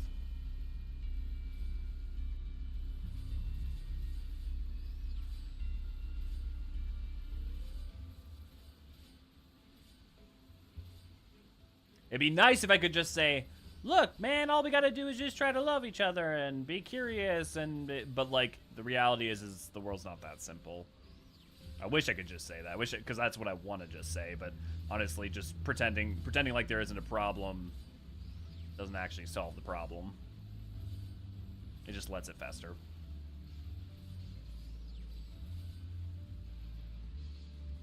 Yeah, if it's an I statement, e.g., it makes me uncomfortable that you're willing to support buying to XYZ, then I think it's justified.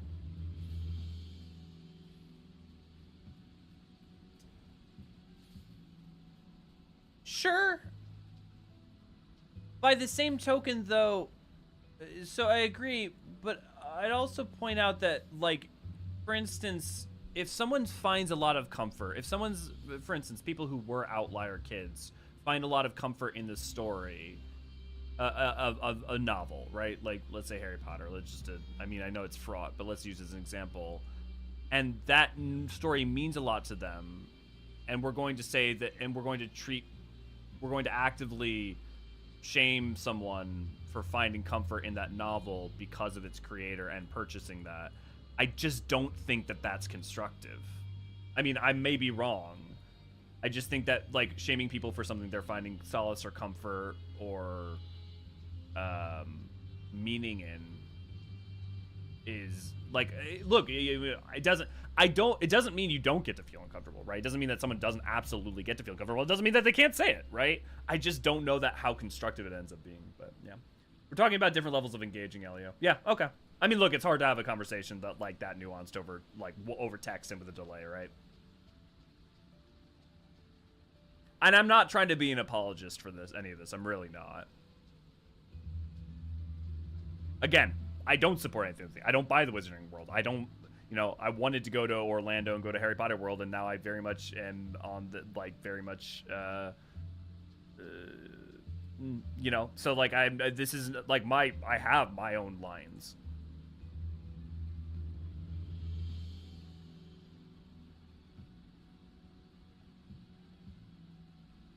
The amount of hate people got for playing Hogwarts Legacy was a little much.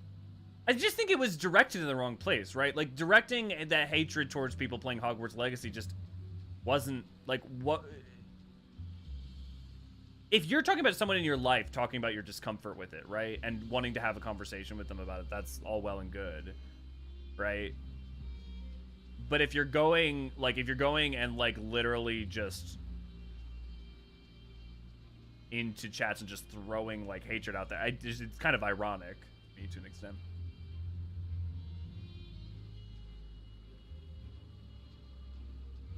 But I think there's a lot of people who are coming from a place of extremely just wanting to explain, like, hey, this makes me uncomfortable, who want to, like, just communicate what that struggle is and where that discomfort comes from.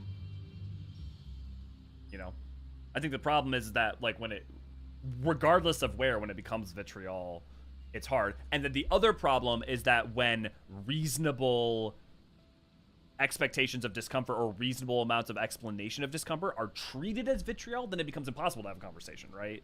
Because if you're treating someone who's coming from a reasonable place trying to communicate that discomfort, and that is immediately treated as hostile or as immediately treated as conflict, then it's impossible to have a conversation, so everything just becomes vitriol. So, so, like, when people are trying to say, hey, this makes me uncomfortable and here's why, and that's immediately treated as irrational or as, whatever. How can you ever have a conversation, Thank you for all these. It does make me feel less guilty now. Yeah. I will say, look, like, if there's a problem with, what was it, VZ Pop or whatever her name is, like, the, like, if they don't like them because of some of their, I don't know, it's like it's personal stuff, that's one thing. But I would point out that they've, like, gone to great lengths to put their name all over the show as well. So, like, it is very much their darling and very much, like, tied into their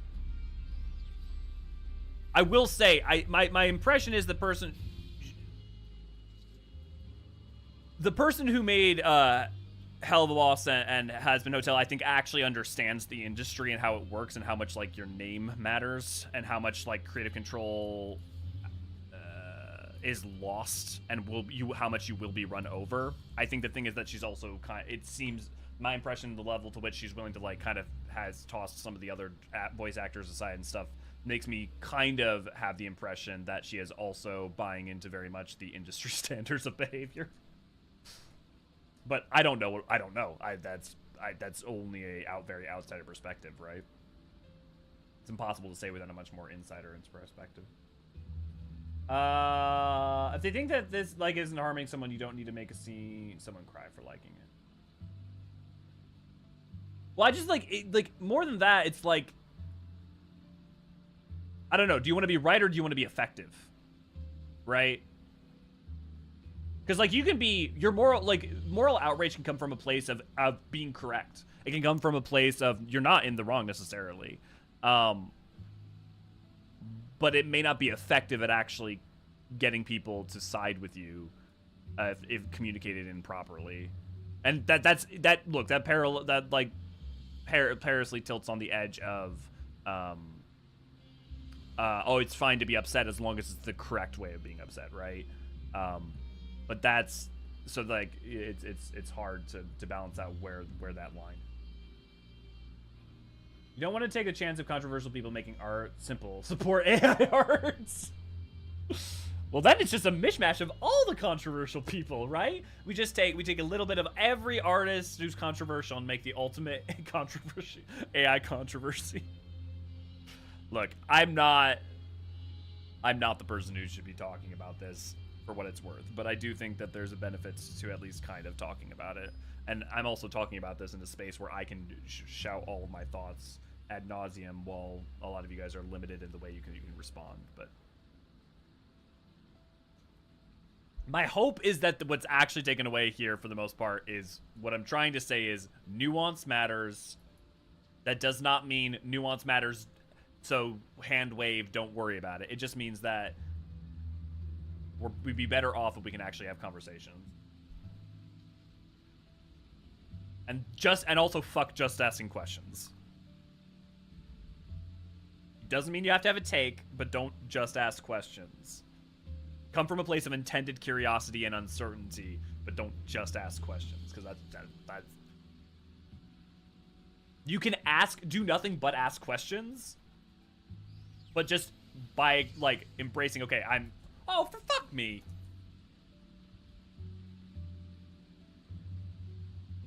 Apparently I'd have to give it an extra second to tick down. I still like The Night in the Woods. Yeah, music, even though Alec Holowaka was found to be problematic, and then, yeah, I have more issues with the person that accused him in the first place. Yeah. I mean, The Night in the Woods is a great example. It's been so much time since I've actually looked into that. But, like, everything around the development of The Night in the Woods is a very, like, that is a very fraught situation. But that game means a lot to a lot of people, right? You know, what's a good example of a book or a story that I have that's got problematic people, right? That I...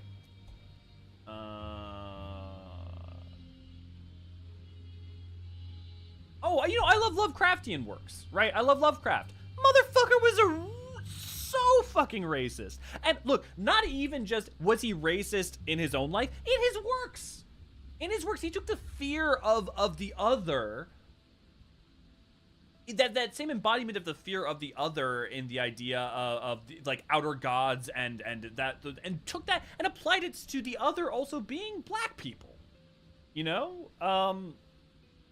And look, obviously it becomes a different conversation, I think, or at least I would say it's a different conversation if you're talking about a dead artist versus a living artist, to an extent, because what does it mean to support a dead artist? Are you supporting their estate? What does that mean? But by the same token, I mean, look, you want to know how fucking racist Lovecraft was? Look up the name of his cat. Go look up the name of his cat. If you, I wouldn't recommend doing it at work. But yeah, here, you know what? Let me. I can probably pull it up. Let's make sure that Lovecraft cat name.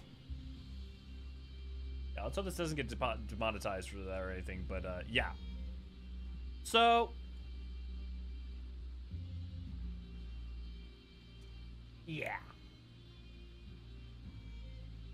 But also, I can't say that I don't. I love the works. I love a lot of the works he did. Yeah. I saw a video this morning where this guy was complaining about how bad X-Men 97 was going to be. Like, wait, can you actually watch it before you give it? Wait, it hasn't even come out yet. Why is he complaining about it? Look, also, if you're complaining about something that hasn't come out yet, fuck right off. That is to me, that is like, I don't get that.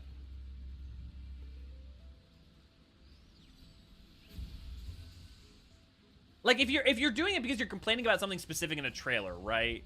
Fine. But also, aren't people bitching about something to do with, like, with X-Men 97, with, like, either some character being gay or something, which is, one, the, like, lowest form at this point, lowest expected form of like, representation that you could possibly imagine. But also because fucking, there has been a love triad and a polyamorous triad in fucking X-Men for the better part of how many decades now?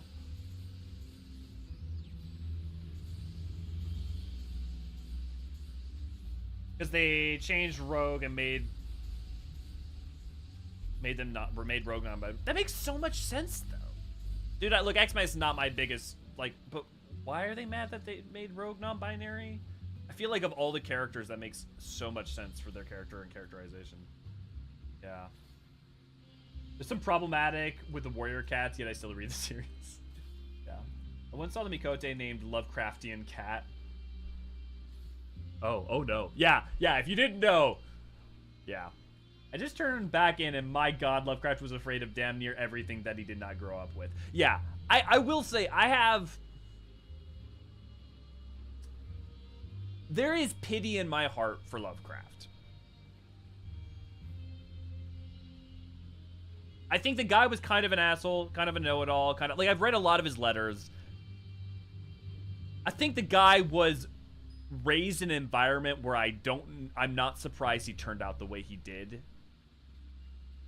And I don't think Lovecraft had to be the way he was. Is my... Like, I think if you give... I mean, look, I say this about 14 all the time, right? But I think if you give Lovecraft a different context, I think he ends up being very, very different. Morph will be non-binary. Well, that just makes sense. I mean, hell, the only other... like, making... I think a really interesting, I really hope, I mean, either making Mystique non-binary, yeah, Mystique was already non-binary, and, like, also, Mystique is, like, a really interesting way to engage with those ideas. Look, and also, X-Men has always, since its very inception, been about a story about persecution in various ways. It has been about throughout the decades, it's been a story about, obviously, race, an allegory for racism. It has talked about the AIDS pandemic, epidemic. It is like it was used for that and for the other. Like it has always been a tool for being on the forefront of talking about those kinds of social issues, and it always will be. Rogue is less curvy now. I mean, look, if you're upset because the character that you had a sexual fantasies of no longer, it has been slightly redesigned, it no longer matches your perfect ideal, maybe the problem is your obsession with the animated character, maybe less so than the problem of the redesign. Just a thought. And, like, Morph is such a popular character, yeah.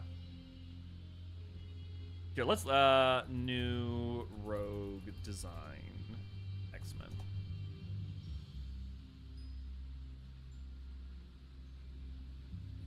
X-Men 97.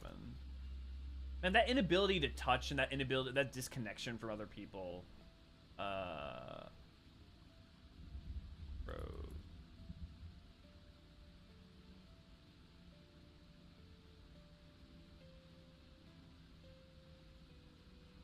Man, I can't even find the designs. X-Men 97 show. Is there even like a...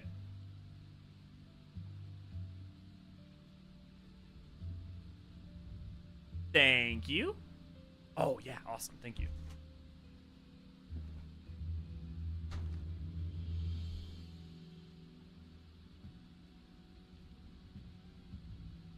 The character looks the same. There must be something I'm missing.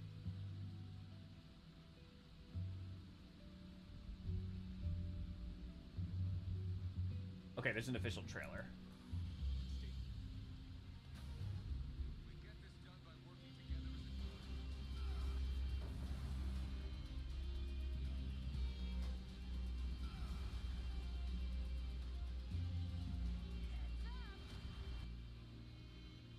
The character looks the exact same! Oh my god. Oh my god. Eve has a sports bra, males in comments. Yeah, I don't know, man. I don't know. And I'm sorry if I've upset anyone. I'm just trying to be. I don't know.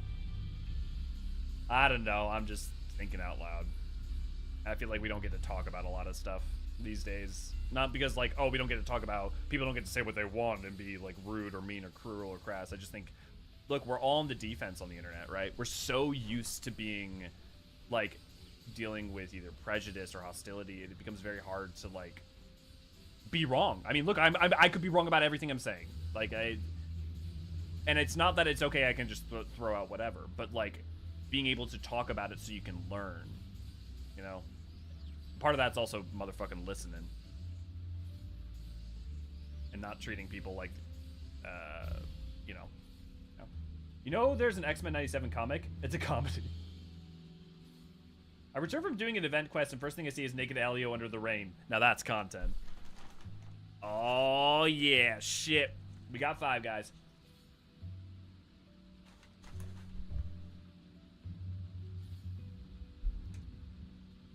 Okay. Shall we move on to more fun and pleasant topics that won't elicit struggle and suffering? Oh.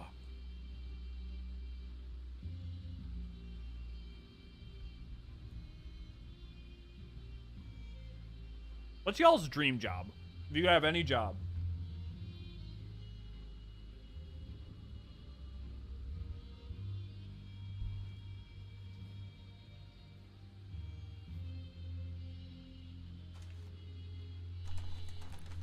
Oh, my partner got me a burger. What did she get me? Oh, yes. Oh, there's cheese. Oh, ow.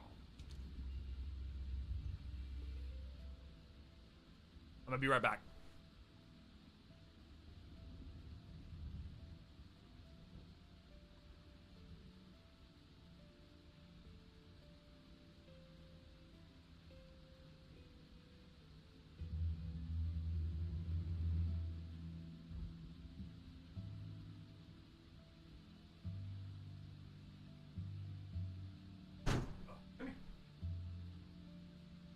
Oh, 1, 2, 3, oof, da.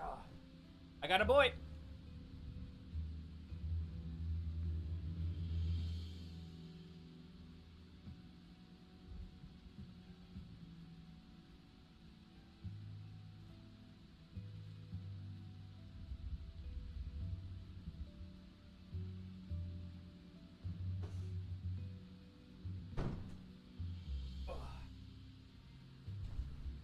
The boy. Alright, that's fine. Dream job in 14 or IRL. I assume you can play any job you want in 14.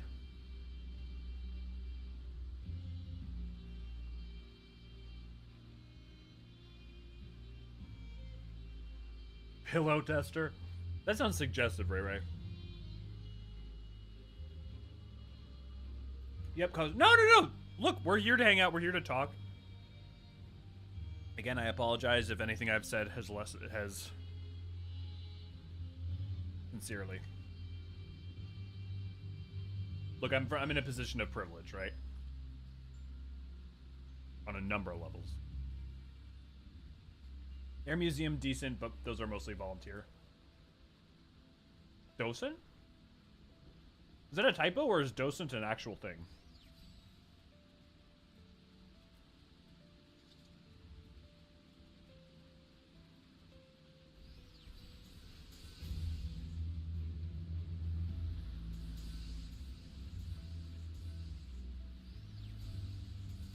Docent is a word? Huh. Never heard of that.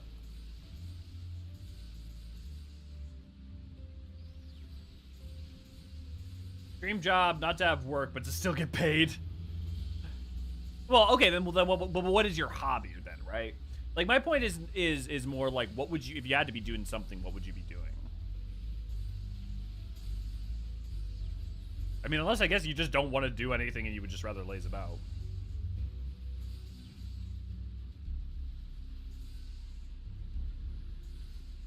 That sounded more harsh than I meant it to.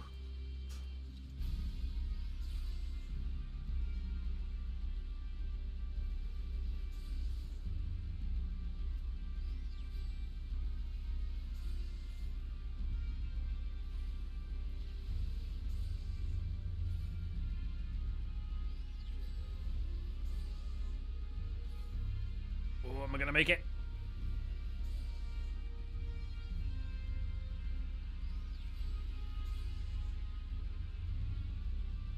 Oh, am I gonna make it? Oh, 4 seconds left. That was close.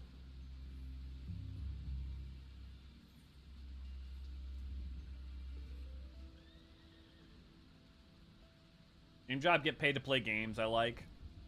Have you considered starting streaming? I do not recommend it. It does not pay does not pay well.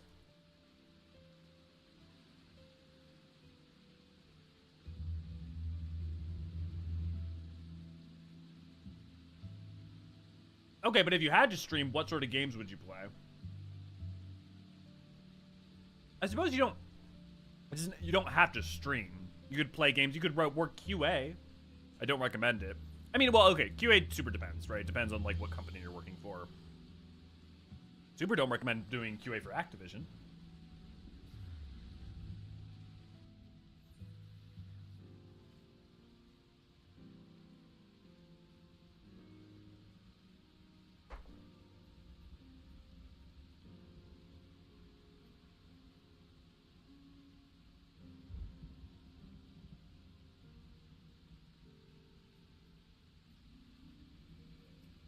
Okay, let's get.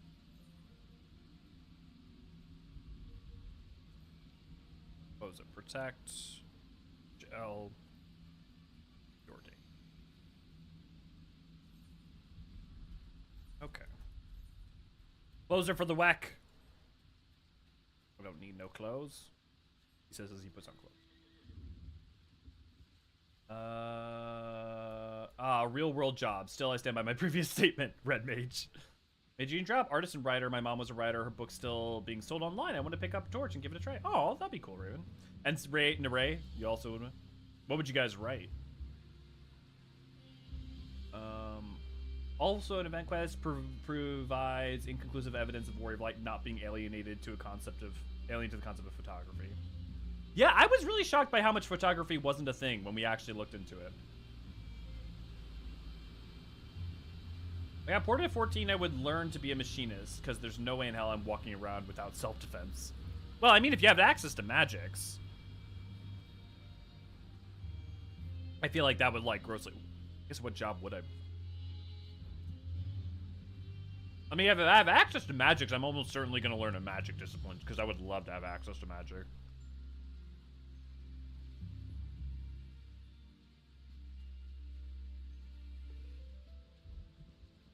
Summoner would be pretty cool. Man, I don't know what job I would do if I was ported to the 14 world, because, like, almost all of them would be pretty dope as shit.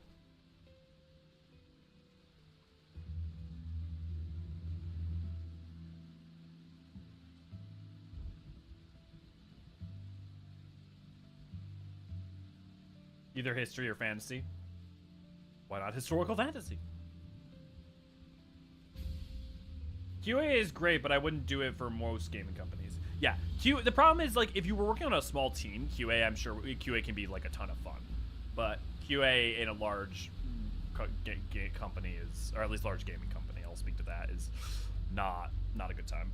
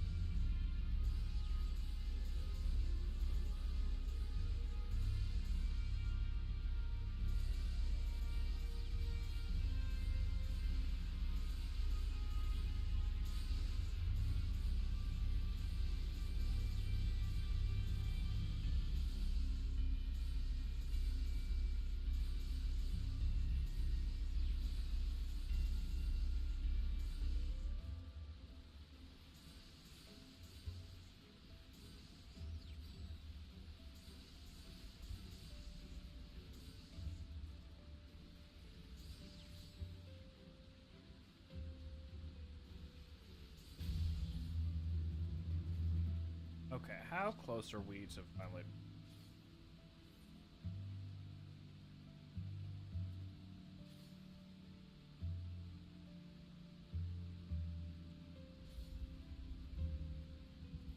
One or two more runs.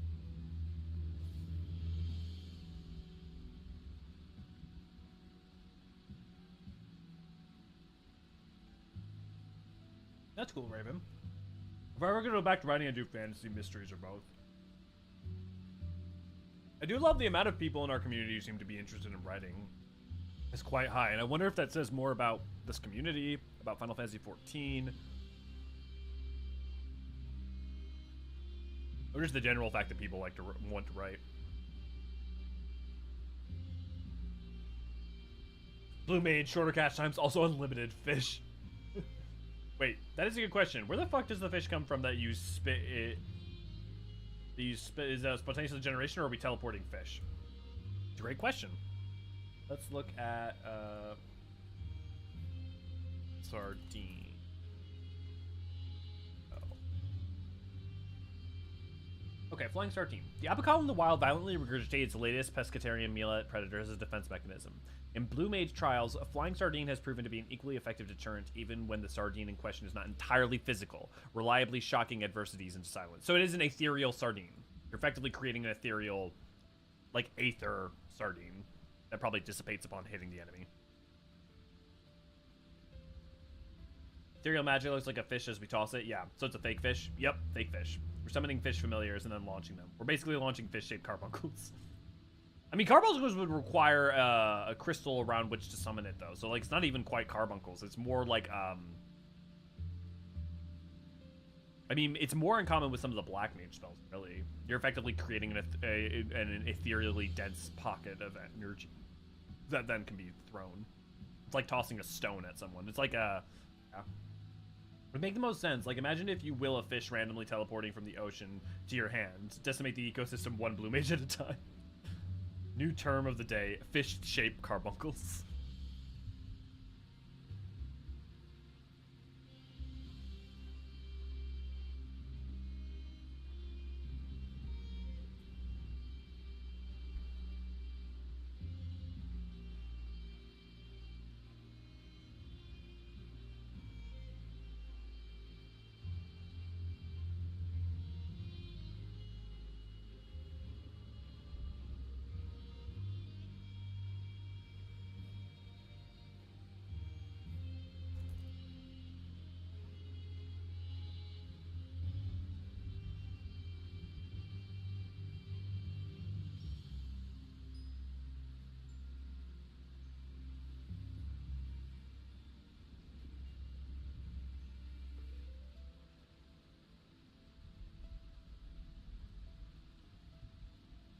It's like tossing a Lalafell.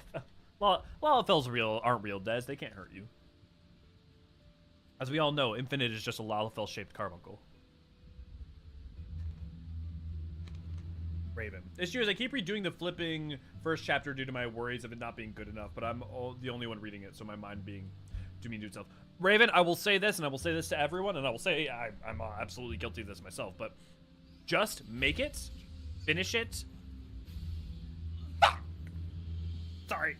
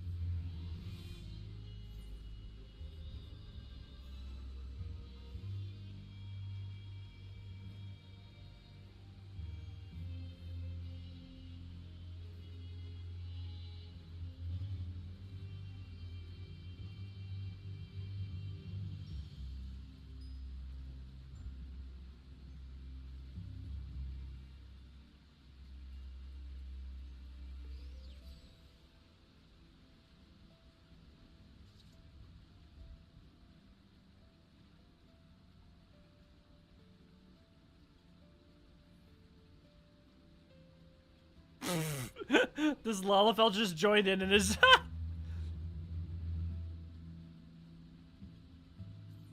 That's very cute.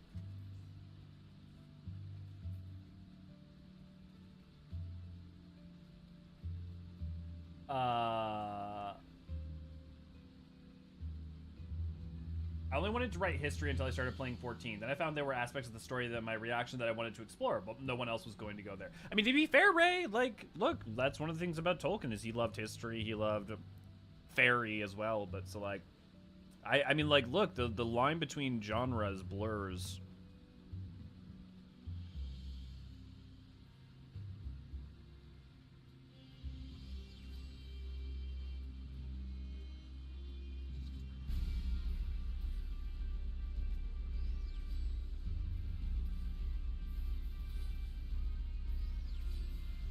Can one person do the reflect farming and then the other people just get XP from it?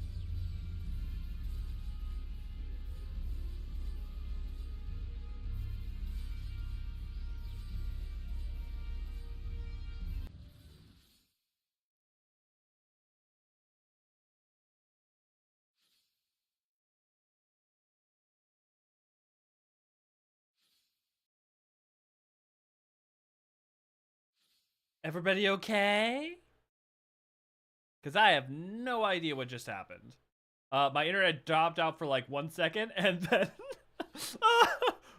I'm still getting logograms!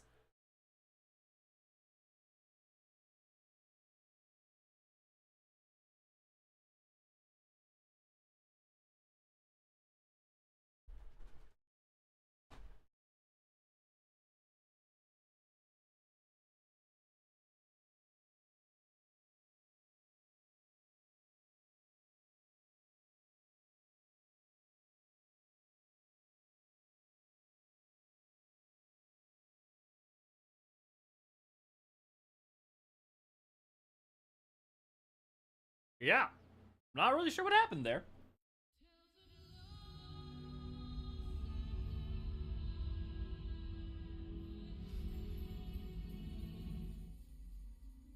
See that we're dropping some frames, but it's still trying to catch up. I think my... Thank you.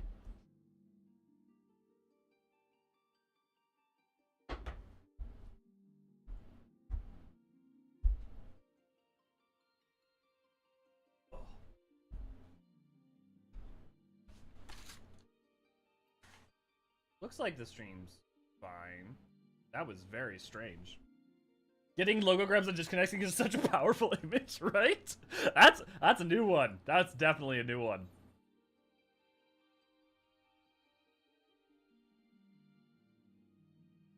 Stream's good. Stream's good. Can y'all see me?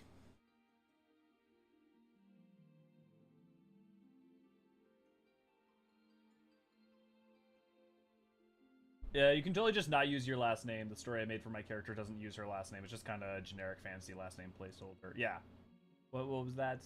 Considering Elio just got DC'd, I think it's internet. Yeah, one of my school essays took heavy inspiration from Fallout franchise, and that got me an A. Yeah. Lindsay started and wrote the lore for an alt I made that kind of fell off. She's gonna have this whole thing of taking down her sibling.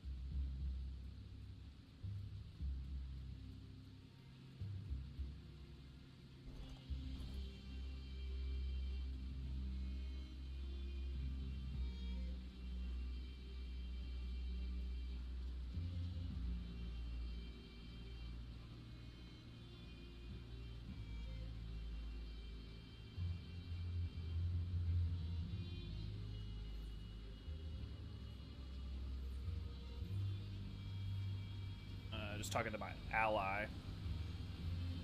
They're over on Obni. Yeah, if you refresh, it'll fix it.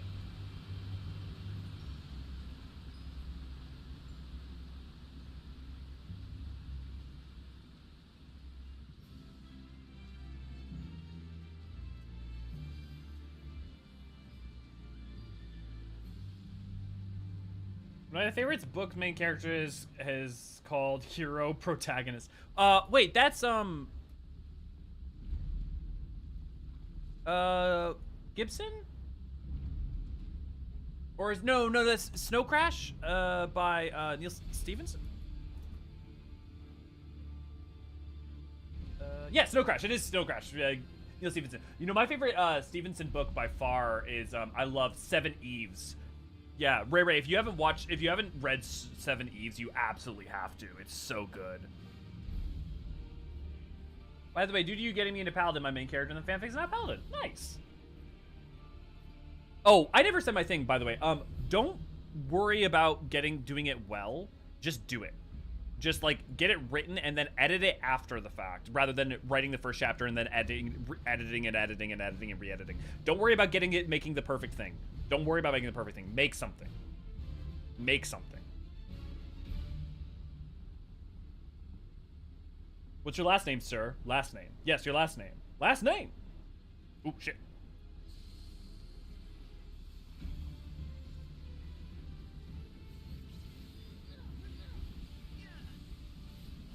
Oh, we are. I think this will be interesting.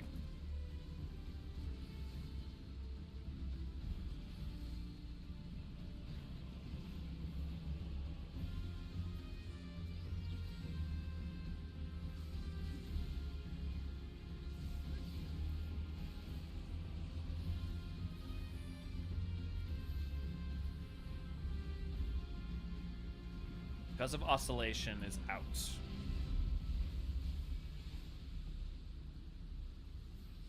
Because of oscillation is out.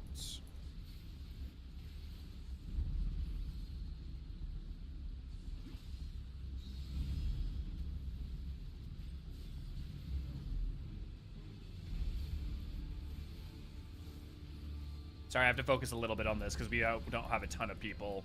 We're actually doing Omni.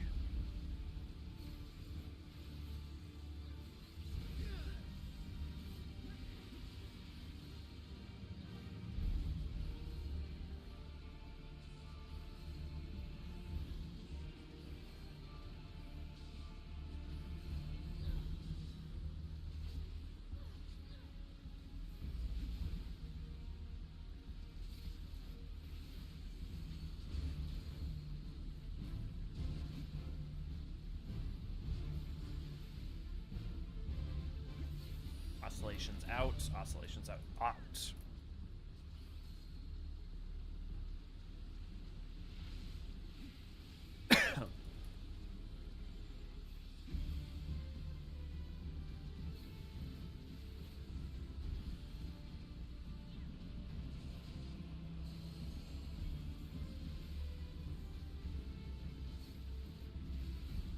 Huh, interesting. He's not using any of the, like, crazy moves yet. There we go.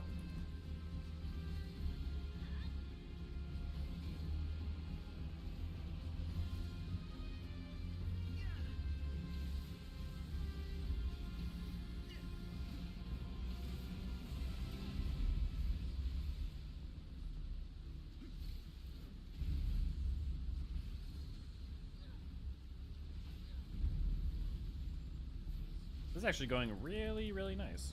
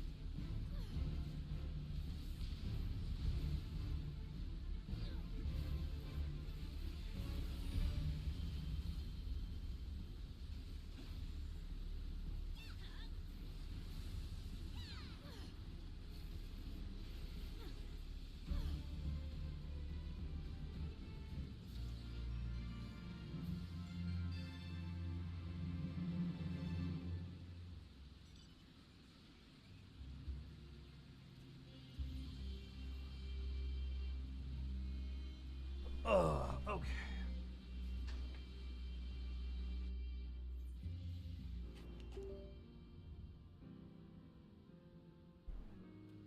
Okie dokie dokie doke.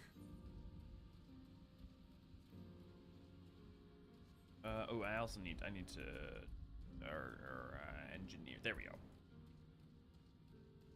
The good old magic of turning something off and on again works every time. Perfect is the enemy of good. Yep. I also might send it to a friend, just not my brain. So it's just not my brain overly judging it. Honestly, just my over-worried brain being my... Listen, my Lalafella is Latin name. The implications about her past are interesting. I've got about 35 started chapter short stories. I got the idea 1 and 2 out, and I will go back to it later and finish. Nice. I mean, hey, I'm always down to beta read things. Yeah, if you're offering. Yeah, go for it. Yeah, take advantage of each other. Dang it, forename, surname has been taken in Final Fantasy XIV. What about first name, last name? That's just silly. Praenomen, cognomen for a Garlean. Oh, yeah. Is the character such devastation taken? Get surname as forename and forename as surname. Surname, forename.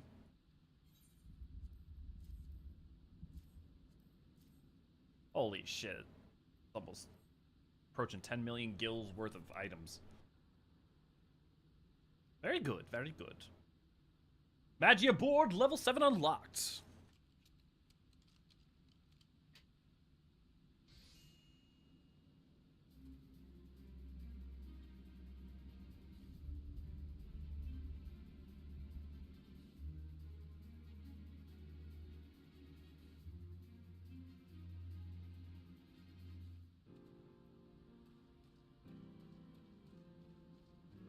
Okay.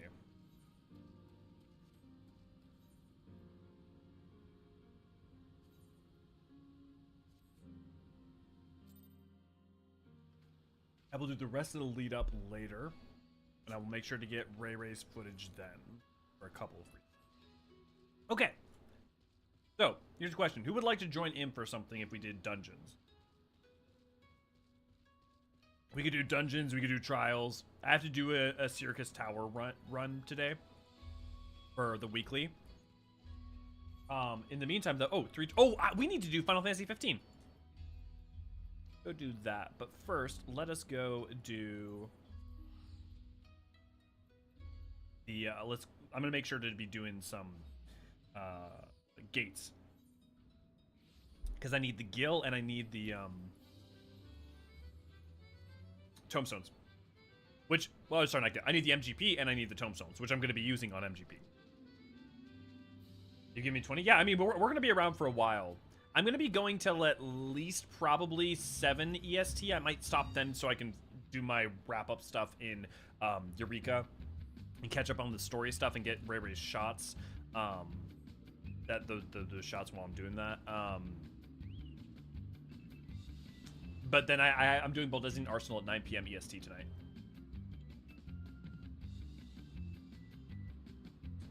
I don't know, Oblivion. Why can't you? Once met a player named Cutscene Enjoyer in Agalea. Take one guess what he did. I'm still doing the 15 event. Don't worry, Raven. I gotta do the 15 event myself.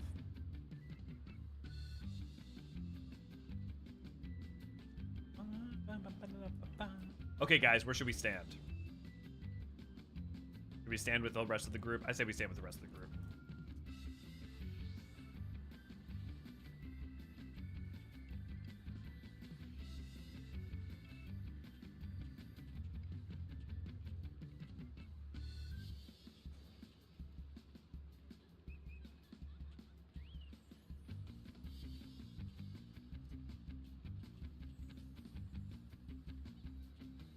Starting in 30. I hate any way the wind blows. I still need to finish it. I've never finished it for the achievement, which I desperately want to get.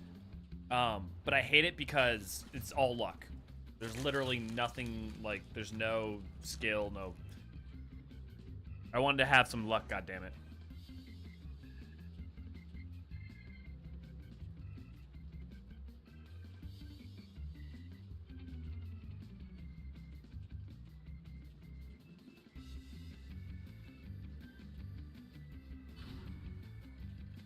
Is this one?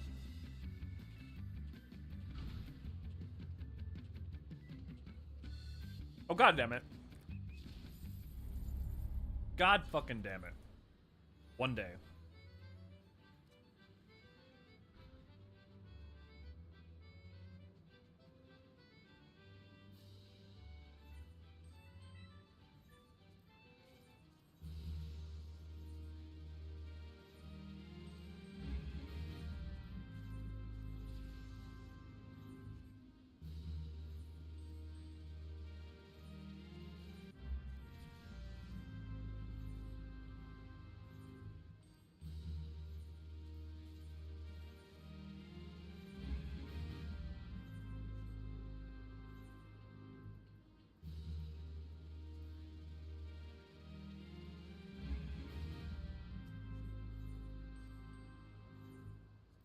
Please. No, they're not. Actually, you know what, though?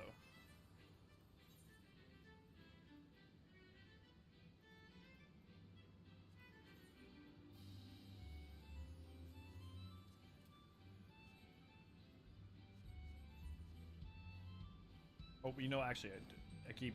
Yeah, I do need to sell...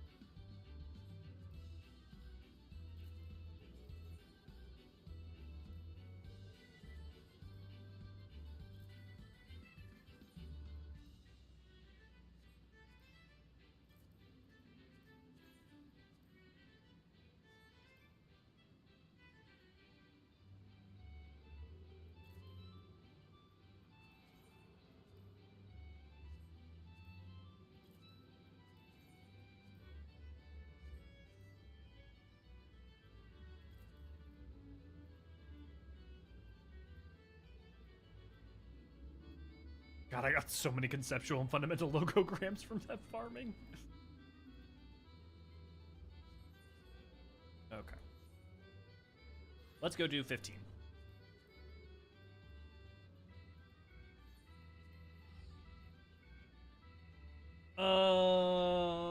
Did literally everyone fail? No, not everyone, but most people. I tried to make a Rogadan name, but couldn't because it was too long. I don't think so. There would have been a gate pop-up saying the event ended. Yeah. Starting in Limpsai, I learned to strongly dislike Rogadan names. What? No, Rogadan names are the best! By the way, Bluefisfin. Yes, please go speak to Ulsvisvish so he can update you on the status of... Yeah, yeah. I'm a little alarmed that Noctis just gave me his pants as a quest reward. What do you mean you don't want to talk to Lafair, Pligal, Nigalagagra, Google, Vegan, Bergen, Druga, Bawalga, Stickled, Galgo, Gulguguch?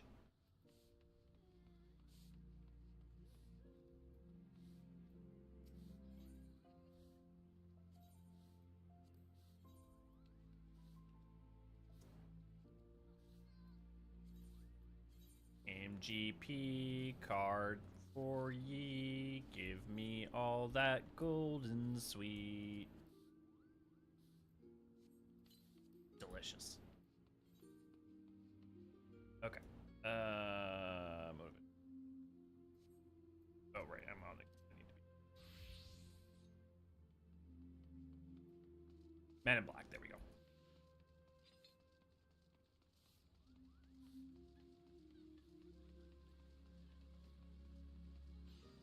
Perhaps all rows are Welsh. That's not a name, that's a place.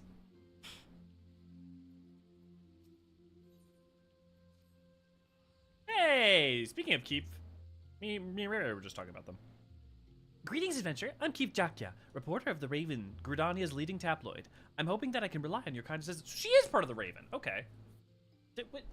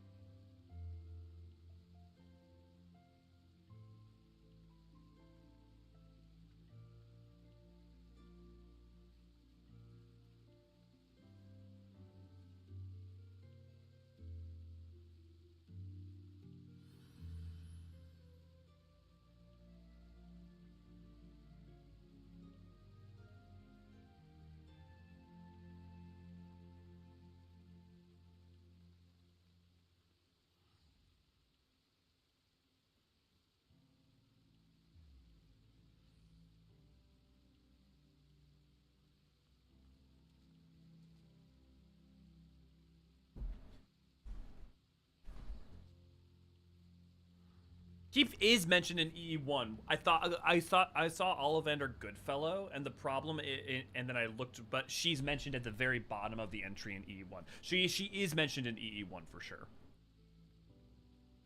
That was in an earlier conversation that we had. Gridon's leading tabloid. I'm hoping that I can rely on your kind assistance. You see, certain rumor has been making its rounds of late. No few travelers passing through Hydaelyn report seeing an unusual black vehicle, along with peculiar mechanical soldiers. Do you happen to know anything about them? Can't say I do. No? Let me tell you then that there is growing concern that they might be some unknown type of Garlean weaponry. Why, even the good people of Garland Ironworks have been called upon to investigate. The promise to be most compelling story, and I intend to be the first reporter to tell it. But in order to do that, I require the contribution of good folks such as yourself. Lest you wonder, the black vehicle was most recently sighted near Black Brush in central Hydaelyn. Should you come to any information, I ask that you bring me word without delay.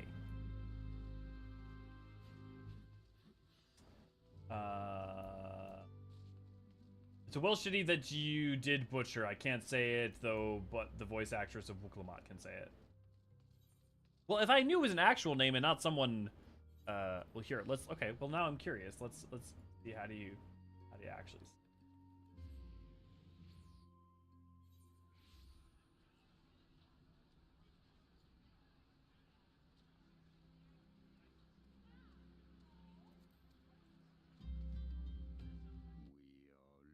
At how to pronounce this very long name of a village in Wales. How do you go about pronouncing this? Let's give it a try. Llanfair pob gwyn gych gogwrth gwyn jobochlan tisilio gogogoch. Did you get this? Can you this UK weatherman can. In 2 days, this YouTube video of Liam Dutton pronouncing the name of the Welsh. Why? Why was it named this? I need answers.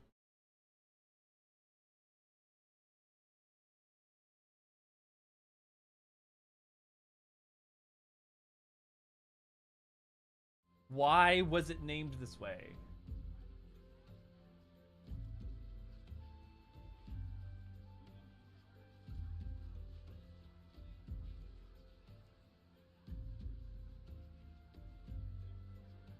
Oh my god, it gets longer.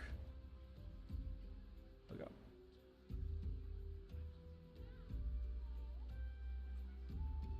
The original name of the medieval township with whom the boundary of the present day lies was meaning the pool of the white hazel.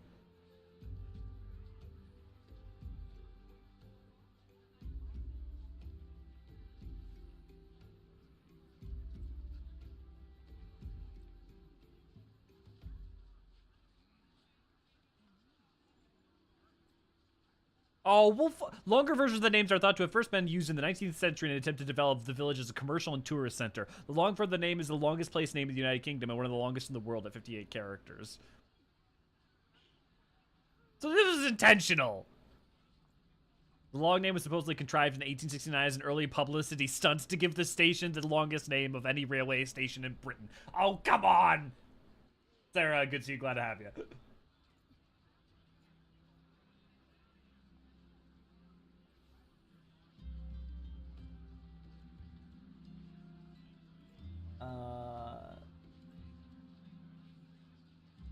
The newspaper having pages half the size of those in the standard newspaper, typically popular in the style, dominated headline photographs and syndication.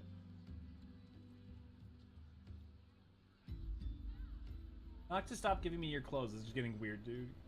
Kill this canon so all quests she appears into. That's not how that works. Just because someone's canon does not mean every quest they appear in is canon.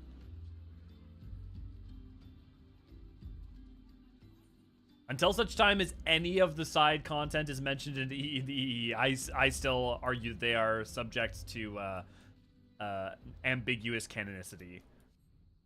Look, Nier itself is of ambiguous canonicity. The twins are? The twin dwarves are, but that's it.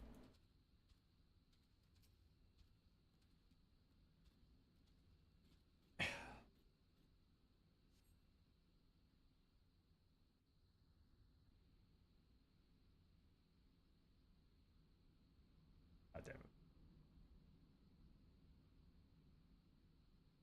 God, why won't you move, damn it? This is the part where they play Stand By Me.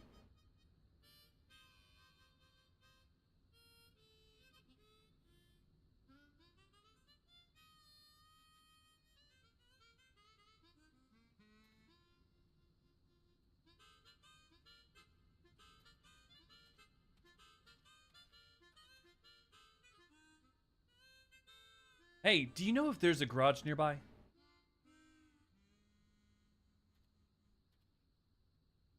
Just my luck to have a breakdown in the middle of nowhere. What is this place, anyway? Well, this is Eorzea. Well, specifically, Hydaelyn. Hydaelyn? Eorzea? That's on no map I've ever seen. I'm not sure how I got here, and I've got no idea where I need to go, but I'm going nowhere at this rate. Is there anyone around here who can fix cars?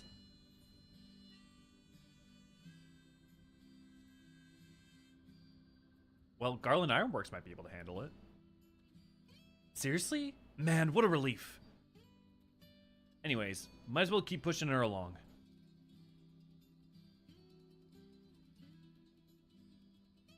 Hey, mind giving me a hand? She's heavier than she looks. What's your name, by the way? Elio Forturon. Appreciate the help, Elio. My name's Noctis, but you can call me Noct. And now that we've introduced, let's put our backs into it. Talk about deja vu. Unbelievable.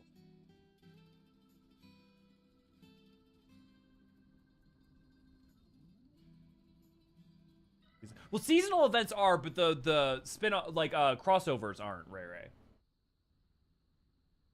So, like, the Rising is, and keep... My point is they don't mention Dragon Quest or anything in E3. Oh, if it isn't Master Elio.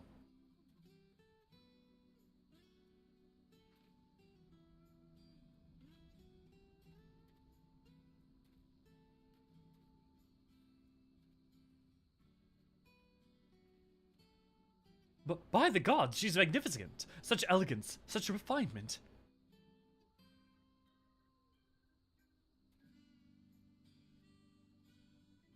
Ah, as you may have heard, we are tasked by the Alliance with investigating the mystery vehicle.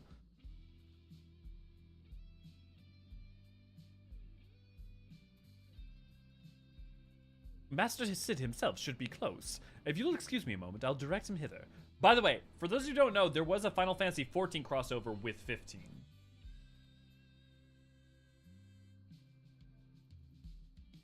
What is this song called?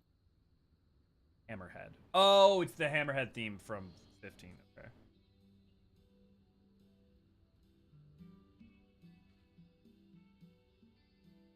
Elio, why am I not surprised that you're here already?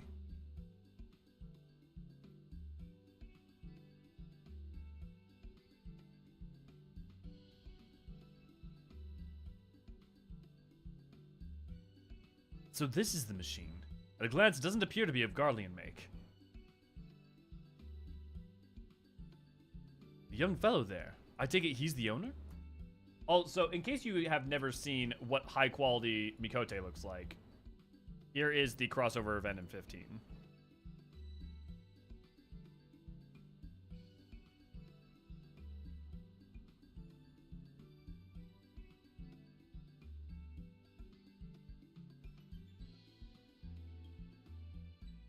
There you go.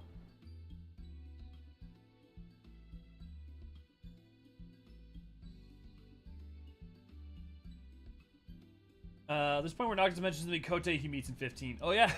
That's an optional NPC user chat, so you might miss it. Oh, I must have missed it.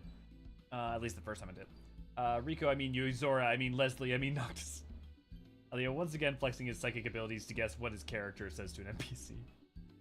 Tonight on Bottom Gear, James drives the Regalia, Richard causes the Calamity, and I yell mean things at Lalafels. Dude, the fucking Bottom Gear video done by the guy who did the AI version of that was amazing. To be fair, after Puff Puff, I doubt Warrior of Light wanted to tell anybody about the Tale of the Dragon Quest crossover.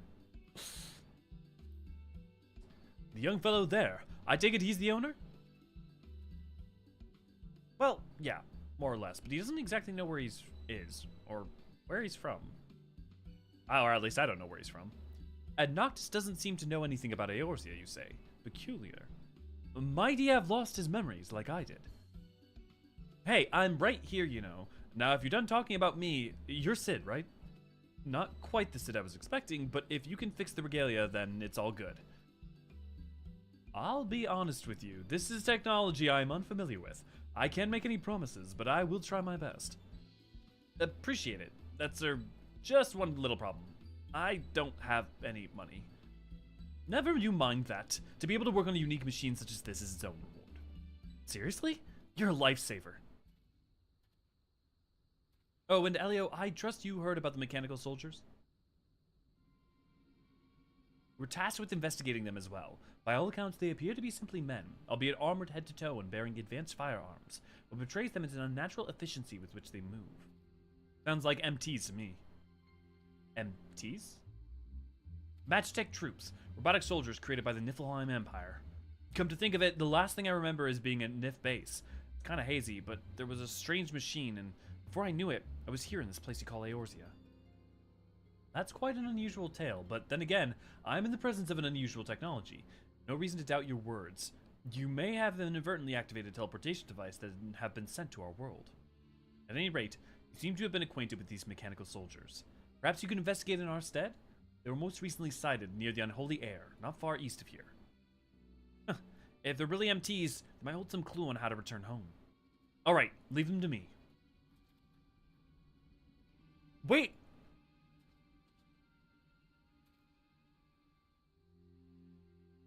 It wouldn't do to leave our visitor wander a strange land alone. Could you accompany him, Elio? Rest assured, I'll tend to the regalia in the meantime.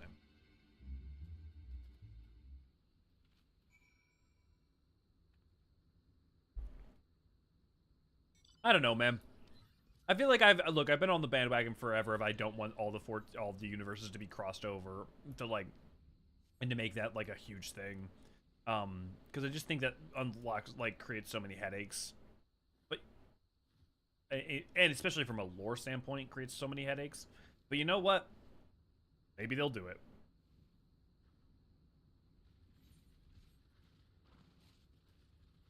Maybe we'll end up seeing. I think the thing that'll really define whether or not all of them share universe or not is gonna be Echoes of Vana'diel.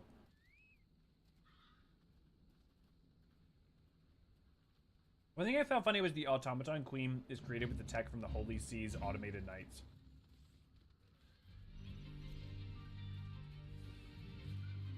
Oh, Yoko Shimomura, why are you make such good music?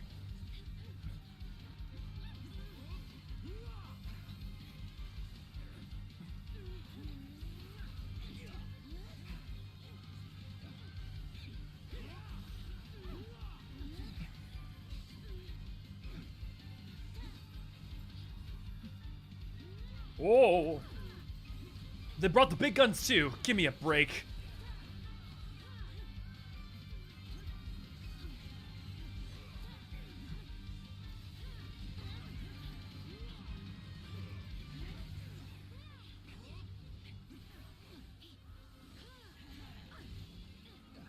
US is a shard. Eos is a shard of the source. One thing I found funny recently was the automaton queens created with the tech from the Holy Sea's automated knights. The automated knights come from getting automata from the goldsmith's guild. Yeah. Manufactory was then asked to figure out how it works.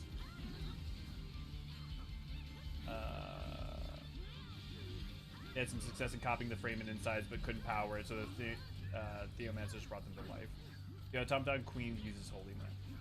I'm gonna have to relook at what you're saying there, Nevik. Sid for every universe with its Sid.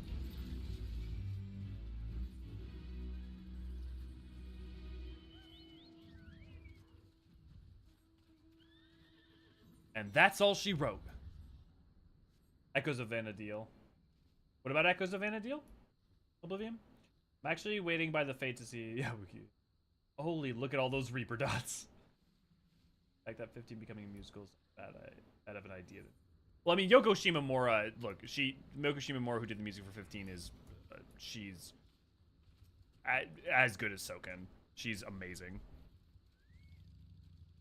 Yeah, that's the 7.0 raid series, Oblivion. It's the Alliance raid.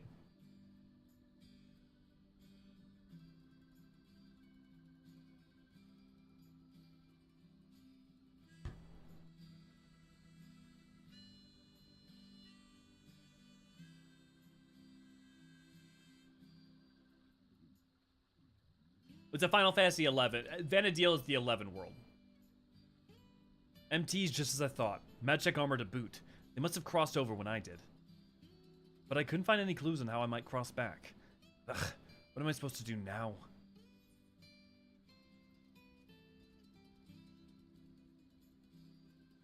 Let's check on the regalia and ask Sid. The old geezer? Well, he did seem to know his stuff.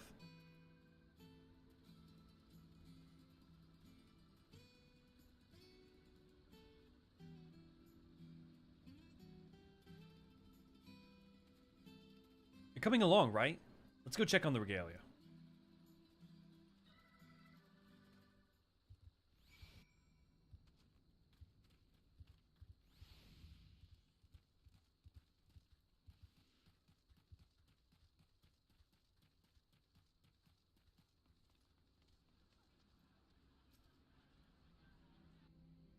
The old geezer's 34, yeah. So, how fared you? Were you able to find the mechanical soldiers? Well, more or less. There were quite a lot of them. You fought them. The rumors were true. That being the case, I would very much like to examine the technology with my own eyes. I have a favor to ask, Elio. The next time you encounter these soldiers, could you salvage their parts? Ahem. Master Elio, may I ask that you bring said parts to either myself or my colleagues in the 3 city-states?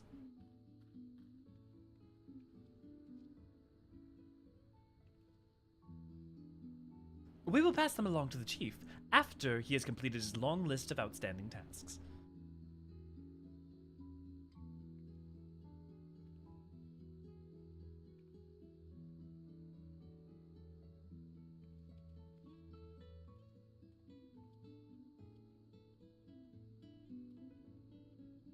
Hey, where's my car? Don't worry, she's in a safe place. Our porter came sniffing about while you were away, so I decided to move her to the dispatch yard, that we might carry out the repairs undisturbed. I'm pleased to say I was able to identify the problem, and I believe it can be fixed. However, it may take some time to fashion the replacement part. I see. That's good to know. Ah, you must be the mystery man.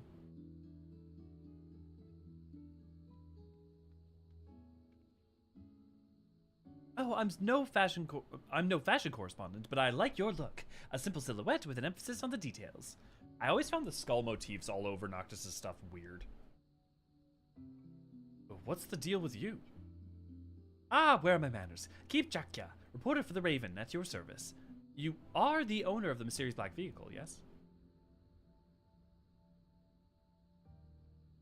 What, you mean the regalia? I beg your pardon? Regalia. Ah, so that's what she's called. A stately name. She's like nothing anyone has ever seen in Eorzea. May I ask where you hail from now and how you came to be here? I'm from far away. I was on a journey. We were fighting, then suddenly I was here. I really need to find my way back. There's so much I have to do. A mysterious young man come from another world, desperately seeking a way home. A promising premise. Now then, may I ask what manner of journey you were on? Well, I was traveling with my friends. We were on our way to meet someone important to me. Someone important to you? Could you please elaborate on the nature of your relationship with this individual? Hold on just a second. You're not the only one with questions, you know. I've got loads of my own. Well, sir, the Raven has many eyes and ears, and I would be happy to call upon them all for answers you seek. If you'll agree to grant me an exclusive interview. Yeah, sure, whatever.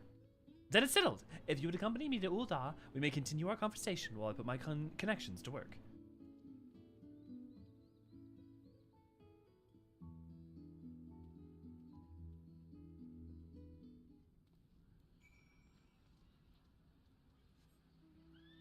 Does anyone know? Does anyone who's played the Royal Edition, did they make the relationship between Lunafreya and Noctis better?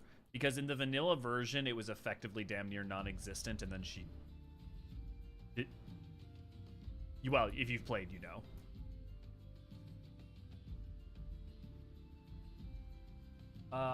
Also, where do I trade in magic boxes? I want my Apocalypse Noctis roll. I don't know, Infinite. Apparently, I'm a couple years off of being an old geezer. I'm not that far off myself. Well, I mean, Sid 15 is old, and then Cindy as well. Yeah. I'm apparently on the crumbling edge of death. You're an ancient tome, Neray. If we blow on you, the dust that remains will blow away in the wind. I have the shirt, actually, along with the jacket. The Noctis jacket is actually so good for Cedar Point due to the useful pockets. Dude, I will say, other than the skull motifs, Noctis's, like, style is absolutely what I was, like, wearing in middle school and high school. I love it.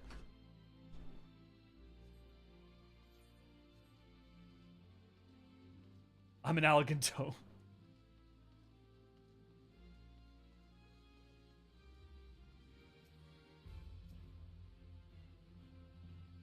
Noctis was very cooperative, and I have lots of juicy morsels for my future article. Lest you wonder, he was on his way to meet his beloved fiancée. Will the two sweethearts be reunited? With such a timeless tale of romance, the next edition of The Raven is certain to fly off the stands. Come now, don't look at me so. I've been so long since I've last graced the front page, and as promised, I will help Noctis find the answers he seeks. I've already put word out for my colleagues, and I expect to hear back from them any moment now. Speak of the devil. Yep, Keith, yes, Keith here. What do you have for me? Truly? Thank you so much. See, what did I tell you? We have a hopeful lead. We'll need to take a little trip together, the three of us. See to your preparations and let me know when you're ready to depart. Oh, I forgot they give you, like, everything piecemeal.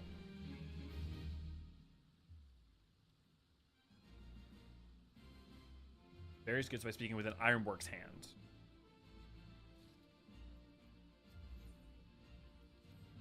Okay, each of the main Blackbrush in each of the main cities.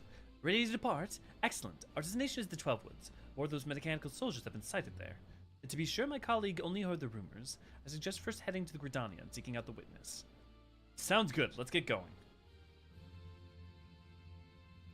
Wait. New as you are to Eorzean, you may struggle to find your way around. Permit me to show you to Gridania.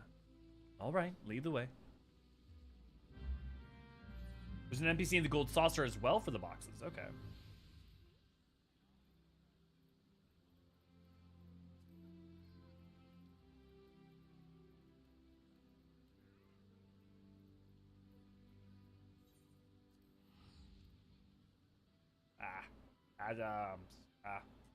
Jacket also matches my usual style, so it's perfect for me. Until he got it instantly and didn't mug Noctis.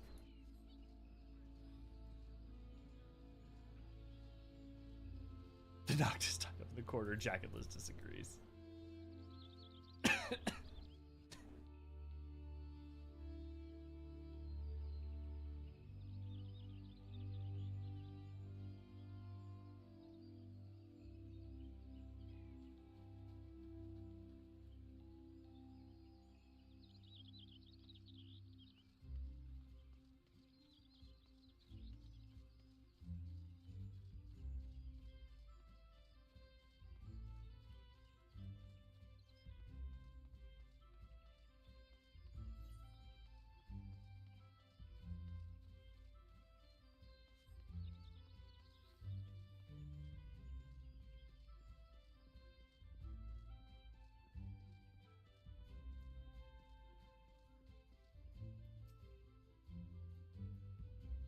Mechanical soldiers, I apologize, but I'm not familiar with the rumors.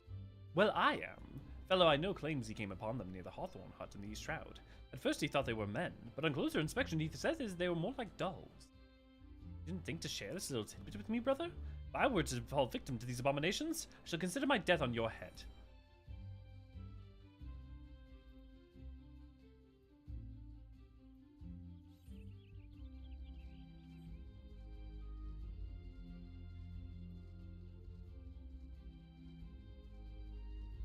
Sorry, I'm having a bit of a spasm issue right now. They're like many seizures that I get sometimes. Oof.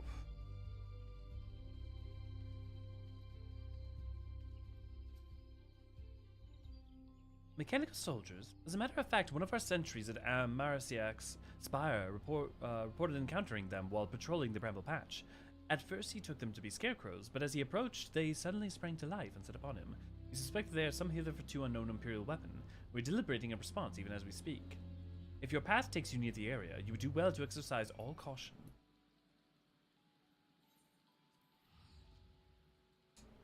So nervous to do the last solution.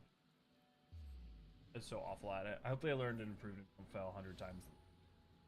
You got it. You got it. I believe in you.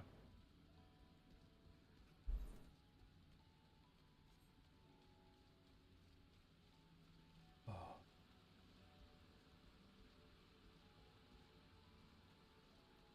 Any of you guys have any fun factoids or something I can use to distract my brain for a second?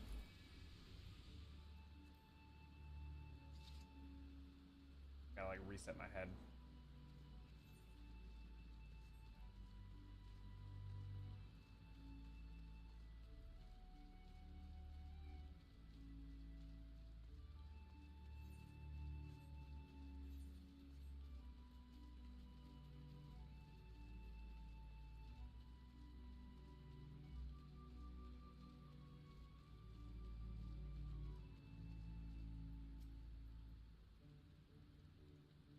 Heard about the mechanical soldiers, have you? Indeed, they have been sighted in the East Shroud.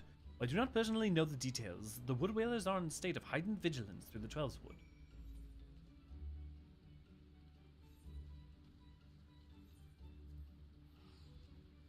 Fun fact, slow version of Maker's Room.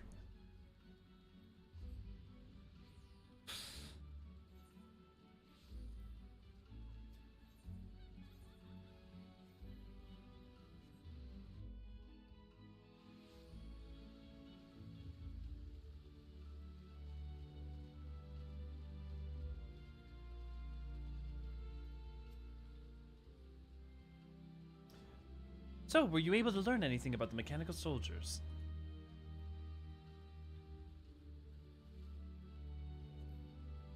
Woodwhaler encountered some near the Bramble Patch and then some more at the Hawthorn Hunt.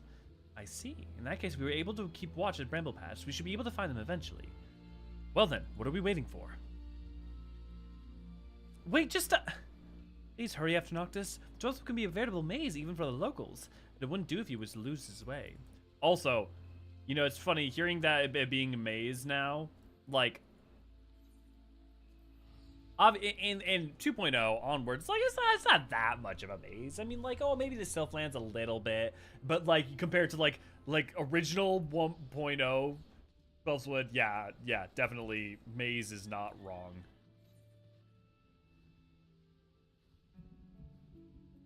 A chef hat has 100 pleats.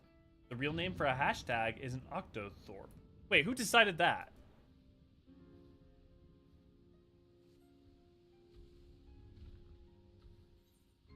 One point oh Twelveswood certainly is a map.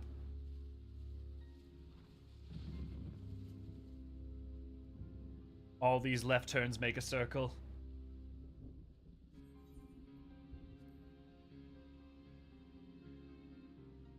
Oof. Why can't I fight as a blacksmith?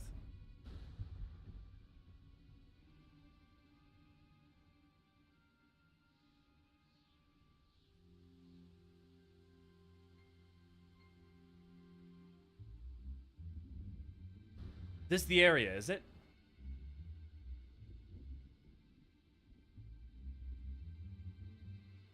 No luck so far.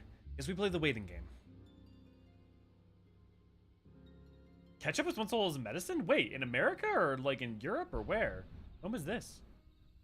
The Chupa Chups logo was designed by Salvador Dali. I don't know what Chupa Chups is. Chupa Chups? Is that a thing in Europe? Never heard of that.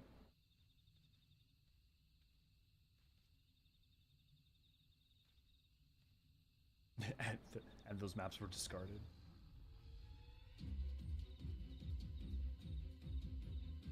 You hear that? Come on, let's check it out. 8 fields. What the? That's a daemon.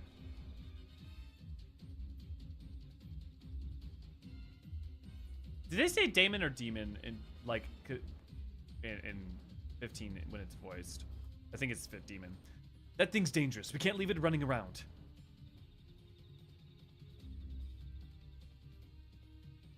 You up for it too, eh? Come on then, let's do it. After the war ended, Fanta gave themselves over to the Coke Company to avoid a lawsuit. So the hashtag is 9field. Careful, that's not your average monster. Dude, this design's actually kind of fire. Wish that we had, like, some,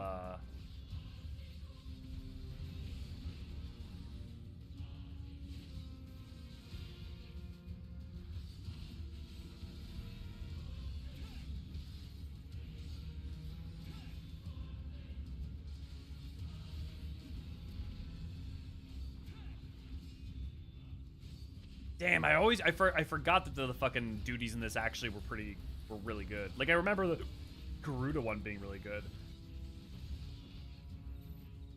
I mean, it's not like amazing, but it's you know, compared to like a lot of other stuff in A Realm Reborn.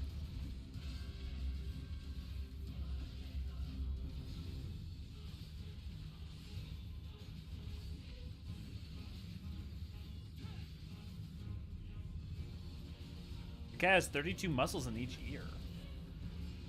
Not a lot of muscles.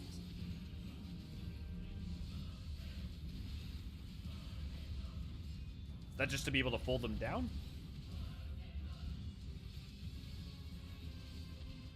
I don't like the looks of that pillar.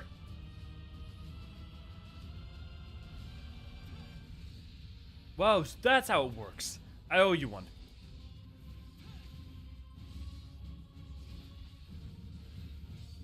Okay, also that means those pillars are diegetic. Which, I mean, makes sense, but... Come on, Noctis, you gotta dodge. Don't be a Gohan.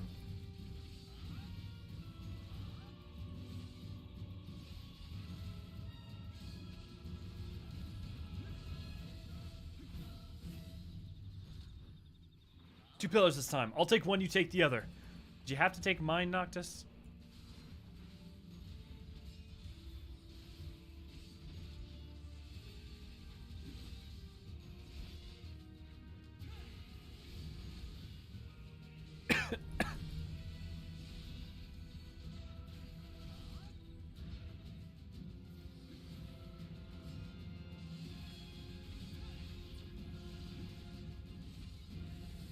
Man, this thing is like halfway between a void sense and an emerald weapon.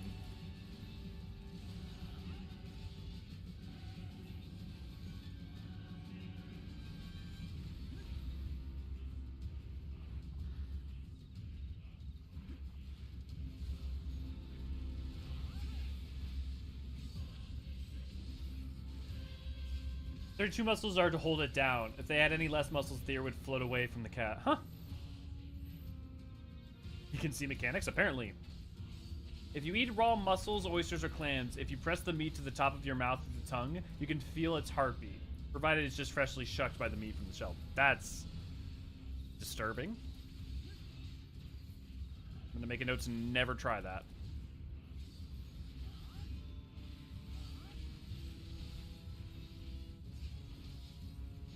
I thank you for this information.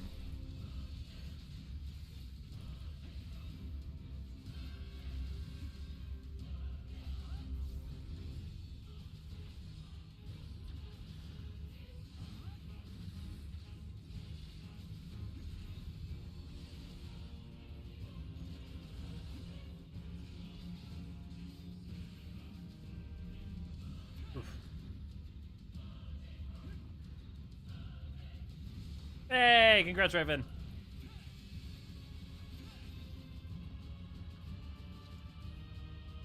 Nothing to it.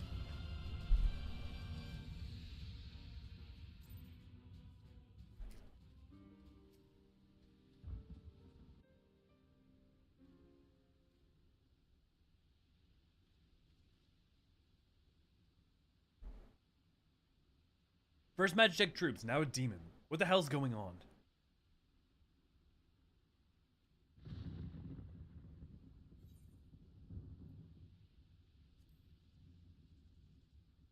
Why don't we take a break for now?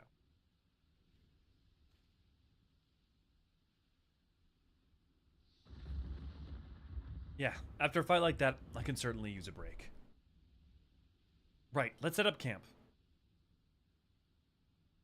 I love that Elio's in as if like, yes, I always go camping. It's a very common occurrence.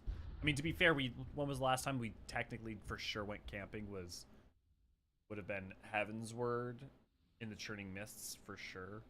Depends on if you count like Camp Broken Glass.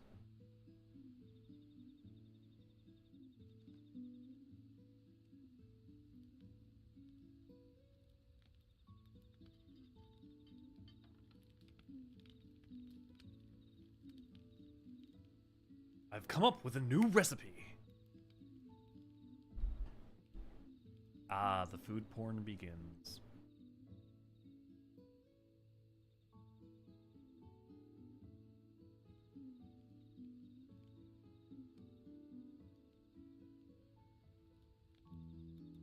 So, what's your story? Why do you go around doing what you do?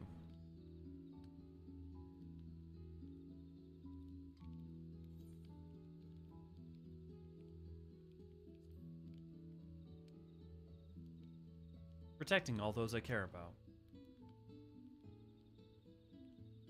Protecting, huh? You and Gladio would get along, I bet. Big guy's always ready to throw himself into harm's way for us. We were traveling together, me and him, a couple of others. In your story, I couldn't help but be reminded of them. But what about you? My purpose? It's a tough one.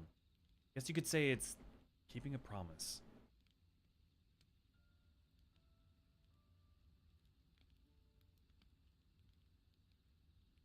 But I can't do that while I'm here. I have to get back to my own world.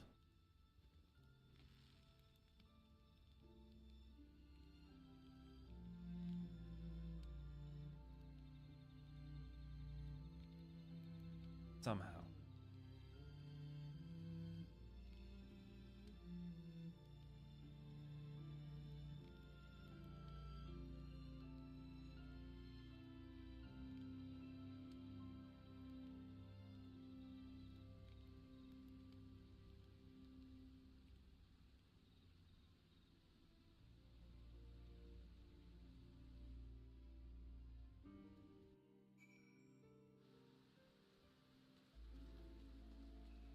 I was disappointed there was no cup noodles. That would have required more licensing rights. And also, if there was cup noodles, there's a non-zero chance that we would no longer get this event. We would have only gotten it the one time. I'm kind of glad there's no cup noodles, because genuinely they may not have done reruns, because they would have had to do brand deals each time. So how did you fare? Were you able to find your answers? Nope. We found only more questions. Like, how the hell a demon ended up here as well? A demon? It's a kind of monster. From your world, I assume, and it somehow came to be here in Eorzea. I'm no naturalist, but I imagine it being similar to a void scent. And if even a monster such as that could find its way to our world, then surely you can find your way back, too. Yeah, I hope so. I keep working with my colleagues to find new leads, so just sit tight for now. Actually, I'd rather go for a walk. Check out the area a little. That's cool, yeah? Well, it should be safe enough if you can keep close to the city. Great. See you later. Wait, just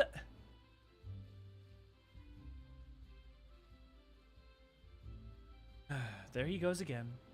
Though I do not think that Noctis would disappear on us, I would feel much better knowing you were with him. You go keep him company? I promise to have new information to share before long, so see that you both return soon, alright?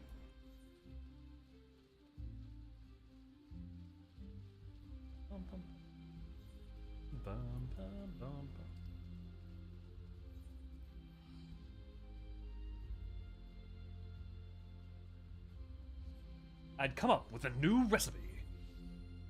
I mean, they can strip the branding like they did with E-Pizza.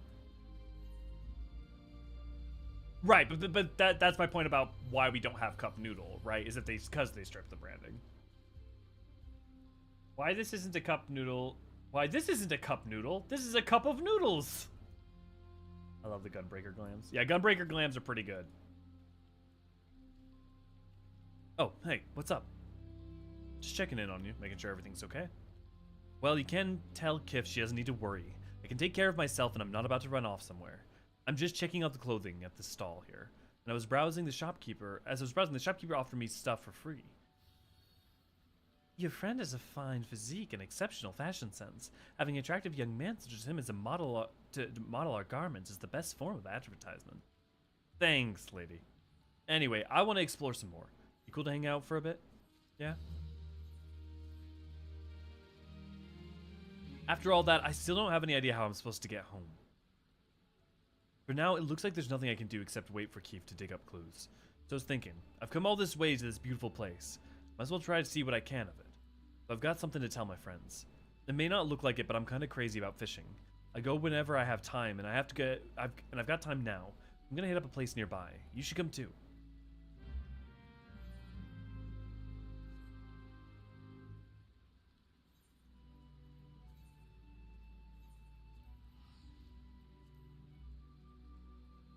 The gunbreaker next to you, yeah, the one with the that lady.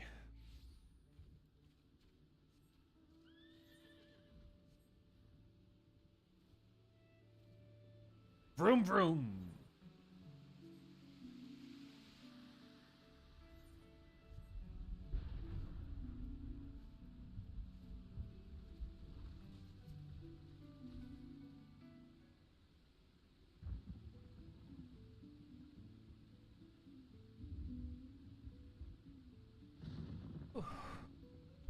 What took you so long? I've already reeled in a dozen.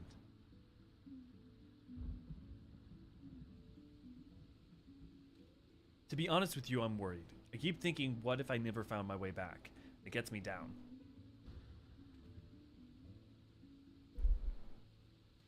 But being here in this tranquil forest and casting the line calms me, helps me focus. I have to get back. People are counting on me.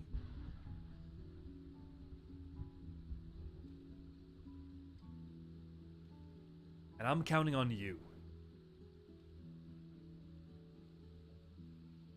Oh hey, let's take a photo together. The massive water wheel over there would make for a great backdrop. Take a what's it now? Guess you don't have cameras here. So photo is a... Actually, let me just show you. You ready? Here we go.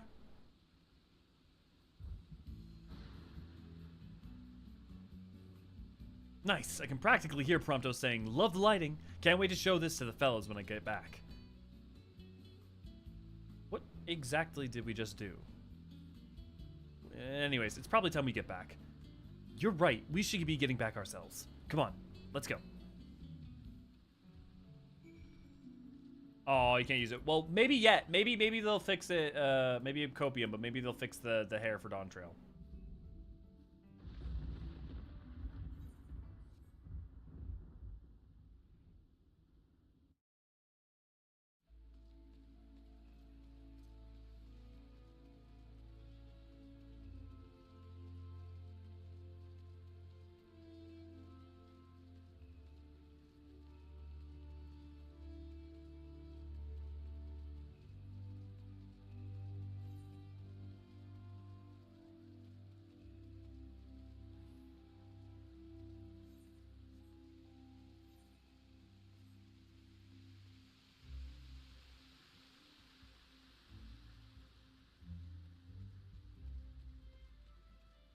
Actually, thanks to all the effort they're putting into 7.0, I regret to inform you that all the hairstyles for Vieira have been removed. They're all bald now.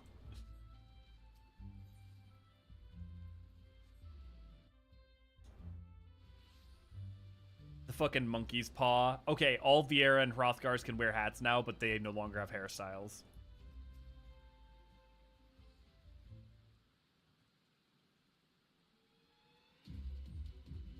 Elio, Noctis, thanks to gods you're back. What's the matter? I've just learned from a colleague that the mechanical soldiers have also appeared in Ixali territory. That in itself wouldn't be cause for concern, but the beastmen responded with alarm to the trespass and have summoned forth Garuda. That bird lady? Pretty sure we already took care of her back in my world. Anyway. What? You mean to say you're a primal slayer like Elio? Primal? Is that like an astral or a messenger? Well, whatever it is, we've taken care of it one way or another. So where's Garuda supposed to have appeared exactly? At the Howling Eye, her domain to the north, but it's nigh impossible to venture that near, for Garuda shrouds her sanctuary with violent winds. If you have determined to face her, however, I will contact the Ironworks and request a loan of an airship.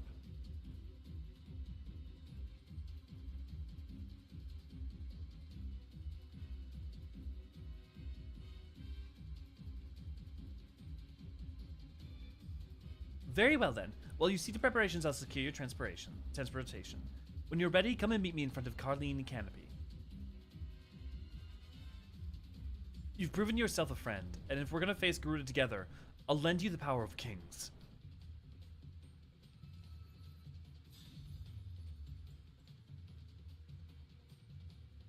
It's a special power that I have, but I can share it with others.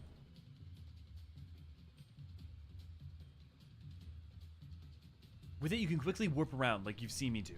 Might take some getting used to, but I'm sure you've got what it takes. Garuda causing trouble because of the MTs, and I feel responsible for bringing them here. Let's go make things right.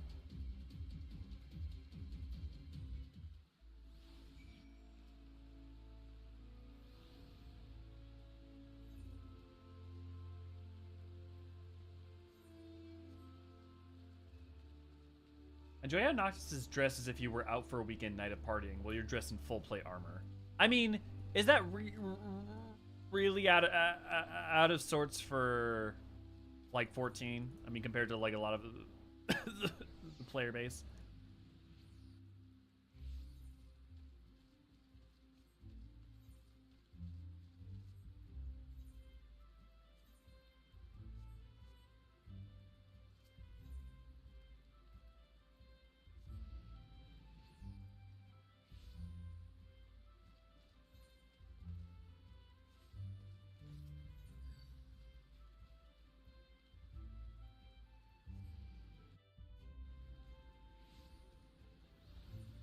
Do y'all remember when the fucking teleportation system used to not be a map? Do you remember in like before Endwalker when it was literally a named list and you had to know the names of everything? Or it's funny to me how Cindy and Thancred are the only Scions you ever see wearing armor. It's Final Fantasy here protagonists wear full armor or fancy jackets, no in-betweens. The airship is ready to bear you to Noctis into battle. Are your preparations in order? Without further ado, then. Dude, this fucking battle is so good.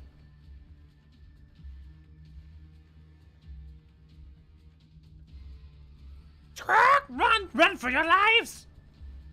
Like it's our goddess it is, yet our goddess it is not! Nay, something else this is! Flee the place we must! Rambo, good to glad to have you. And a mighty fine thank you for the extra 2 Magicite. We got them earlier on in the stream.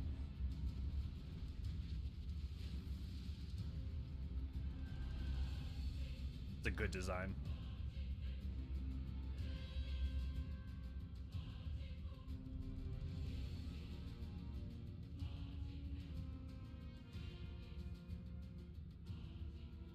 Clamorous creatures, why have they summoned me? And what strange land is this?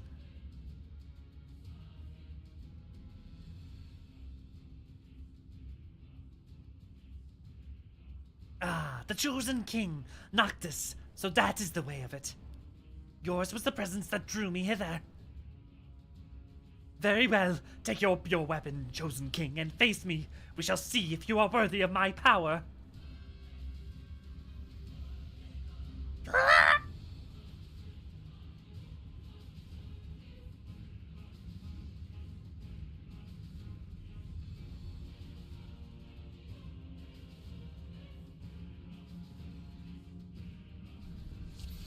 Awesome, thanks, Rebel. Dude, Apocalypse Noctis is so good. Alright, Elio, it's time to put your new power to use. You're gonna hang of it in no time. We'll wrap warp circles around Garuda.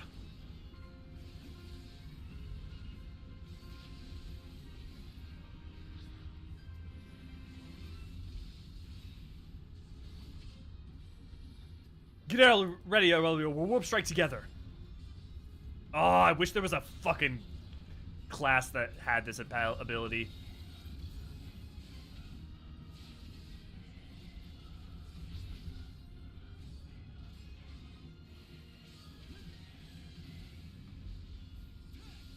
I mean, I guess this is technically just Icarus on, but like if you could use it at will as an OGCD.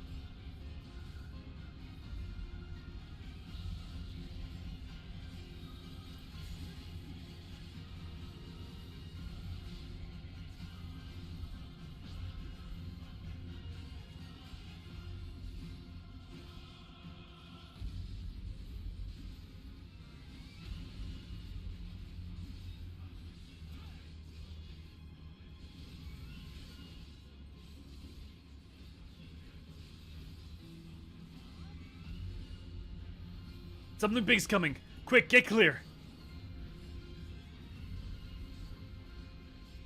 Running too slow. Warp to the pillar.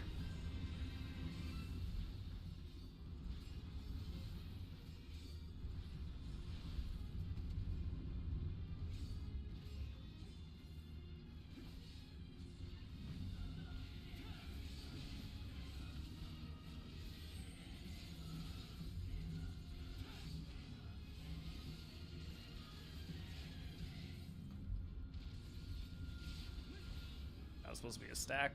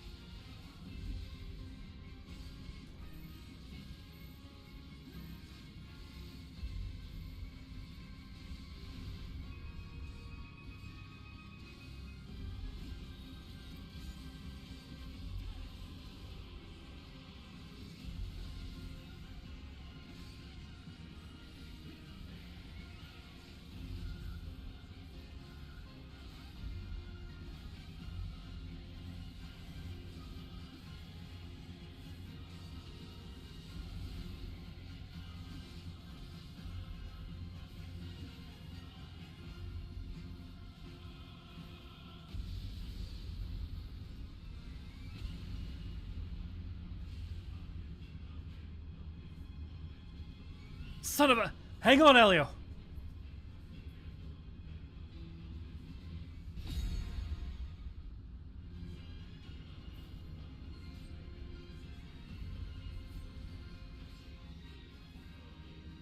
I'll take it from here.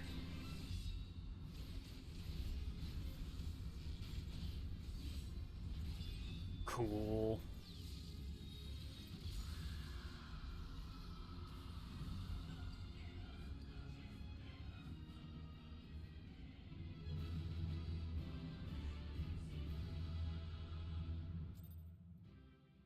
I mean, it's basically just a gap closer, but you have one on demand.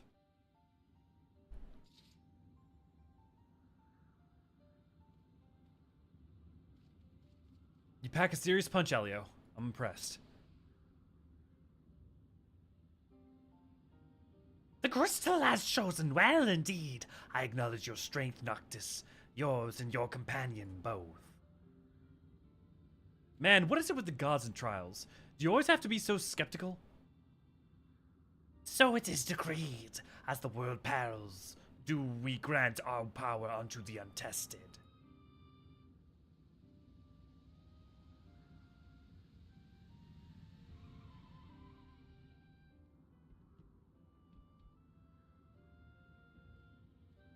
Apologies for the delay. She's unlike anything I've ever seen before, so it took me a while to get acquainted. The regalia is good as new. Seriously? I owe you big time. Noctis, there is much you have left undone on Eos. Your presence here is an anchor allowing me to link the two worlds. For you, I shall open the way.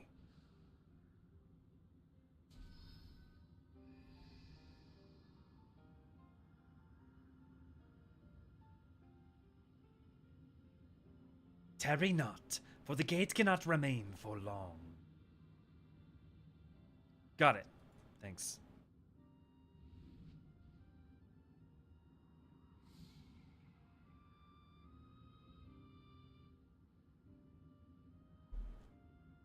Divinities. 1 minute they're trying to kill you, the next they're helping you. I'll never understand them.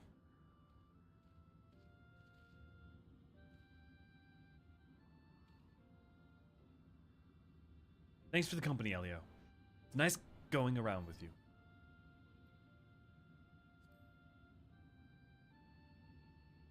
Have fun. Let's do it again sometime. Yeah, definitely. We gotta hang out again. Well, I better get moving. Got a promise to keep after all. Take care now. Oh, Vault's fantastic. Oh, this song's so good.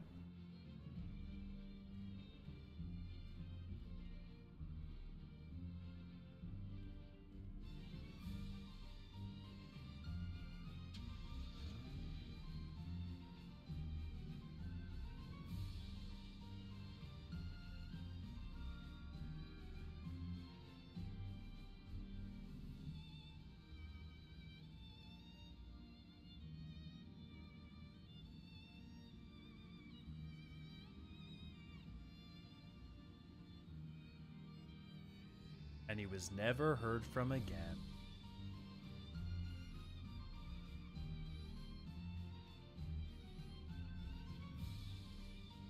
Apocalypse Noctis does slap.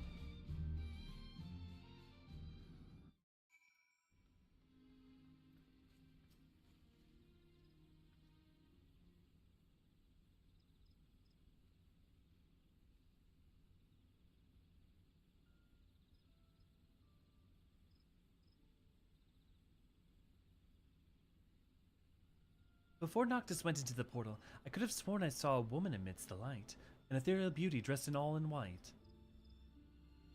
I saw the same thing. I saw her too. It seemed to me she was waiting for Noctis, guiding him. I only assume they share a deep bond. I wish that bond was less informed! Oh, then perhaps that was his fiancée.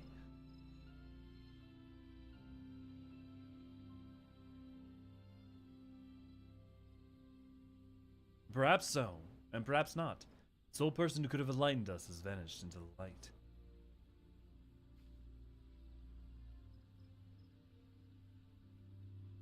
Well, whoever and wherever Noctis' fiancé may be, I do hope they're reunited. I gotta play Royal Edition.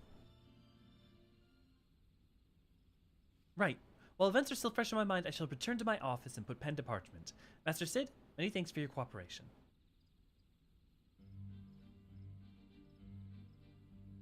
But the most thanks of all I reserve for you, my dear adventurer, in no small part due to your help. Noctis managed to find his way home, and my article can reach a climactic conclusion. See that you do not miss it.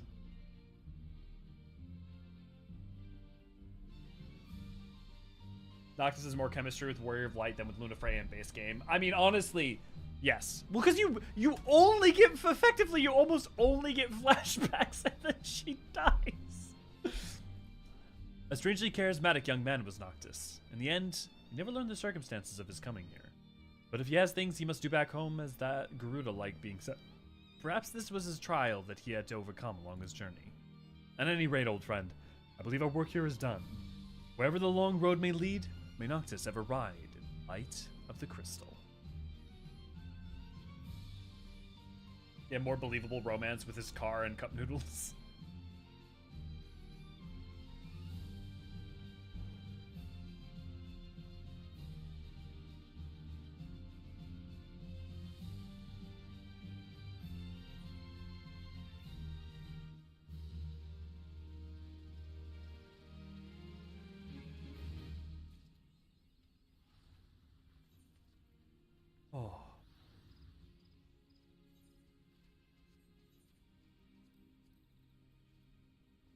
Brother from another mother, Crystal. That's funny.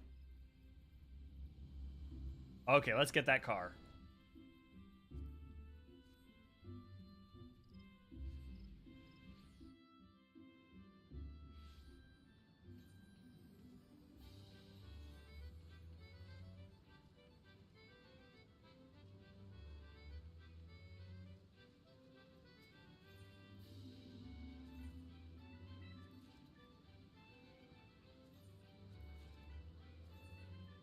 Also, right now, the Noctis card is way cheaper.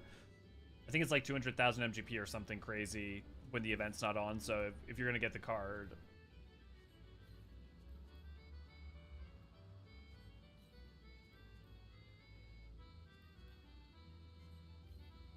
And we've done it.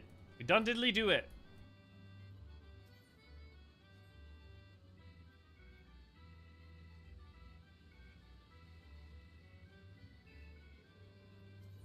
I got the car mount. I can drive around at the speed of sound. I'm ripping up the pavement like follow my rainbow.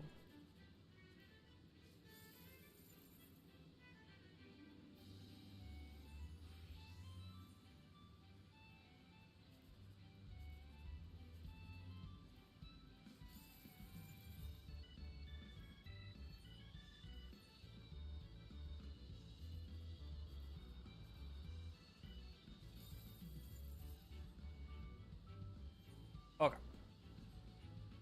Okay, guys, now what should we do? How long till another... We got 10 minutes until another gate. I could work on triple triad. I mean, I might just do a bunch of triple triad farming. Hey, it's me, no me, Nasher. I have not done. Hey, there's a Destin and a Raven. Because I'm having a lot of spasm issues, so I need to do something low key.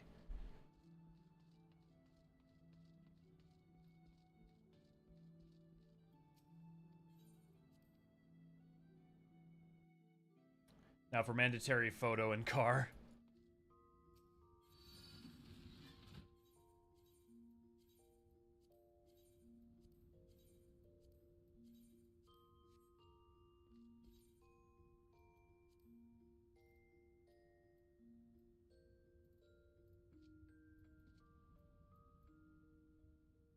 Let's pull up my list.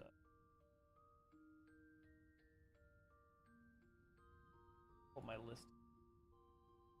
Card.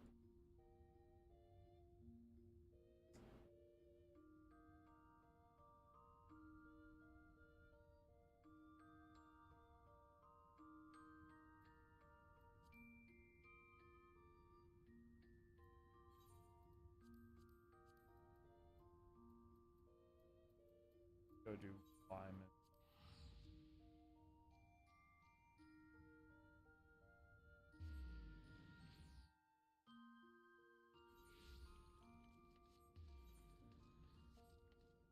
Hey, the cheer.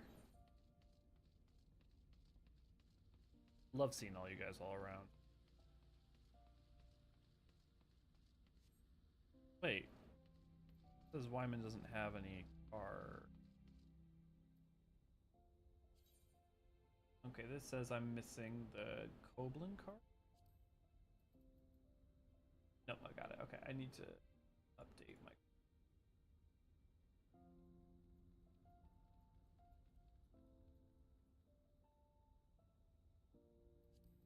Goblins, oh, just need to be...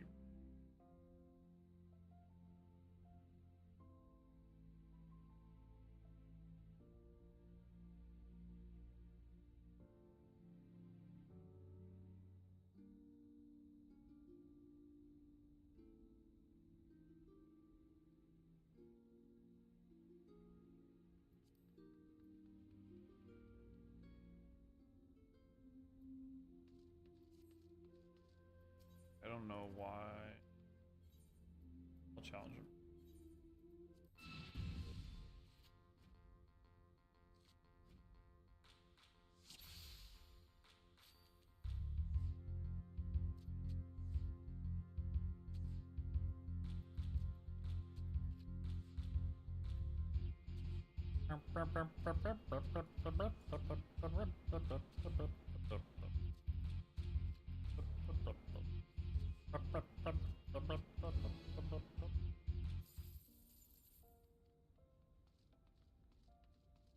Okay, this is just not updating for some reason.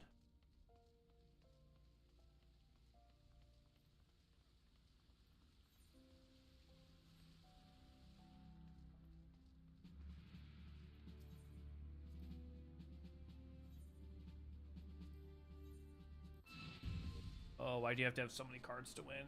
Increases the chances I'll get something else. Yeah, it's okay. Thanks, Raven. We're like confused by what a photo is despite a group posing daily for 10 years. Well, that's the player. Right. Triple Triad rules are nonsensical to me. It's not that confusing. So Chaos is just the card you can play next is a random card. You don't know what card you're going to get to play next.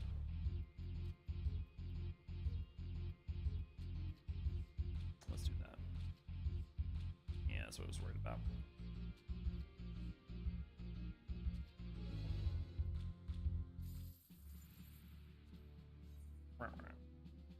So right now we're trying to get this card.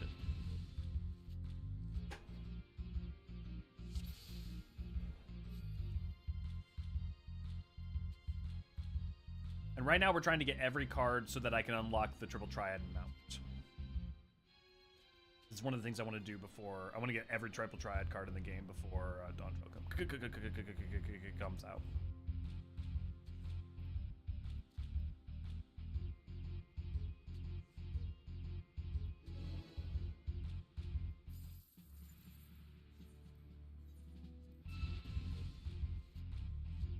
I once had a concept for a perfect start for 16 crossover questline. Ul'dah finally distributed finances to place an Aetheryte in Vesper Bay, but it was destroyed by an unknown individual.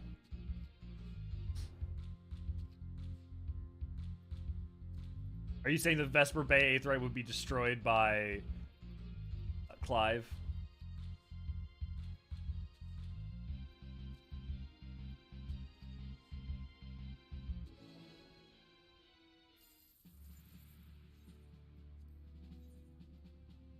Chaos and Order I get, but I struggle with the same plus, etc. So Descending is simple. It's just if you have a type. So like there's categories. None of mine have a type, but like maybe if we see the enemy cards, if they have a type, every time that type is played. So see how Ifrit has this type here. Every time something like that is played, it decreases the value of all the sides of that card by 1. Ascension is the exact same. It's just increases every card of that type by 1. It's pretty straightforward. I genuinely thought he wasn't going to have a double 9.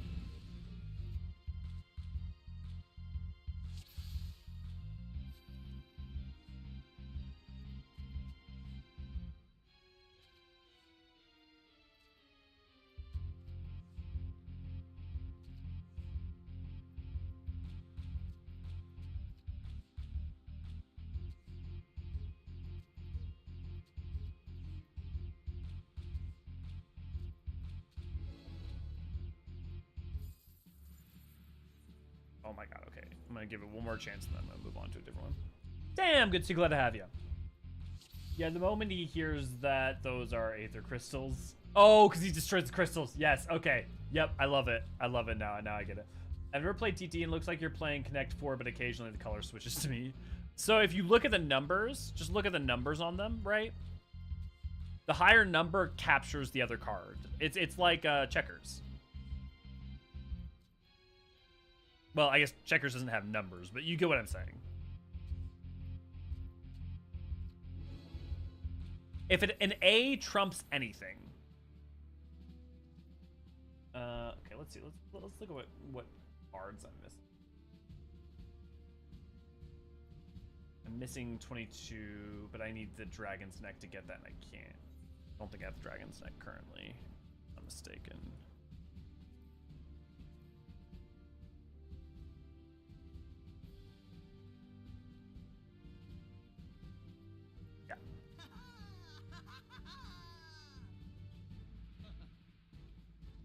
Wind up Grahatia.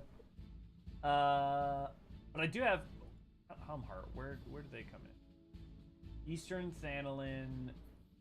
Eastern Thanalin.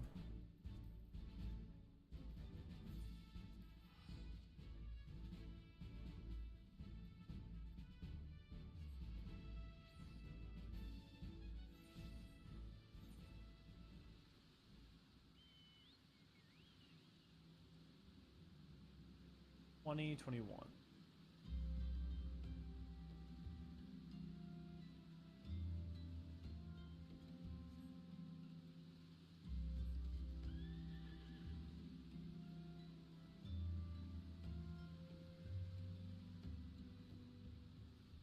Howdy, on break right now, so I'm driving by. I wanted to ask you thoughts on the headcanon I came across recently. Dragon Song is sung from Radatosker's POV.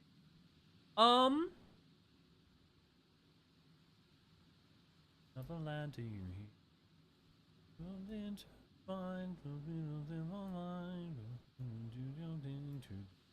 I mean, the thing is you can argue meaningfully that it's Hydaelyn's point of view, or let's look at the lyrics real quick. Dragon Song.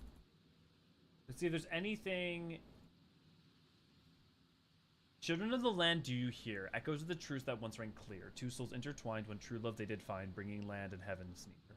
But flames that burned full bright soon felt dark, memories dimmed by shadowed hearts. In the waxing gloom did wane the lover's moon, watching as the worlds drift apart. One soul's cry, a passion dwelling within, a sacrifice, a final plea to her. Yet the bond of hope by treachery was broke, scattering her words to the wind. Swelling and overlong seas of blood are the song, and death an afterthought to those who fight for naught. A throne lying empty, a reign incomplete, alone for eternity, a pain without cease.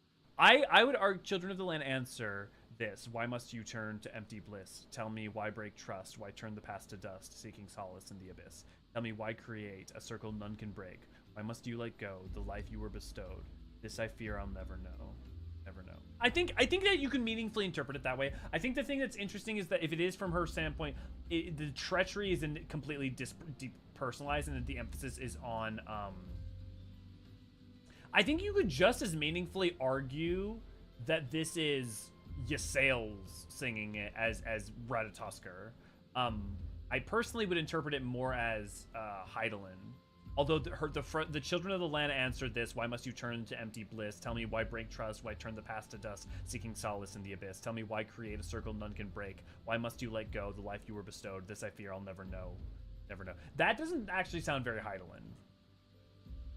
So that, but I would think you could definitely argue Ysael, or you could argue,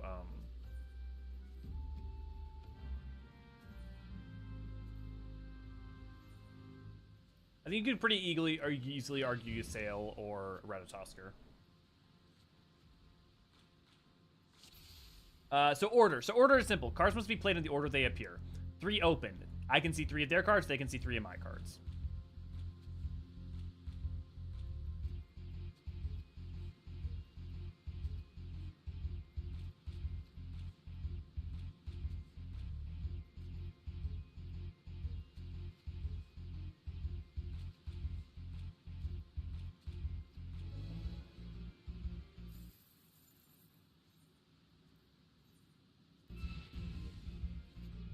Welcome to the impromptu micro musical stream. Yeah.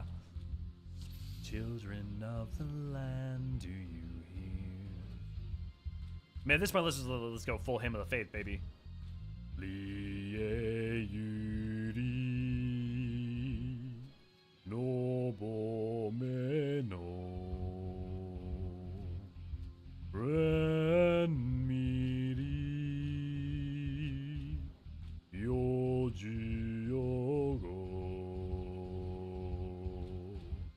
Asa de kanae gutamae.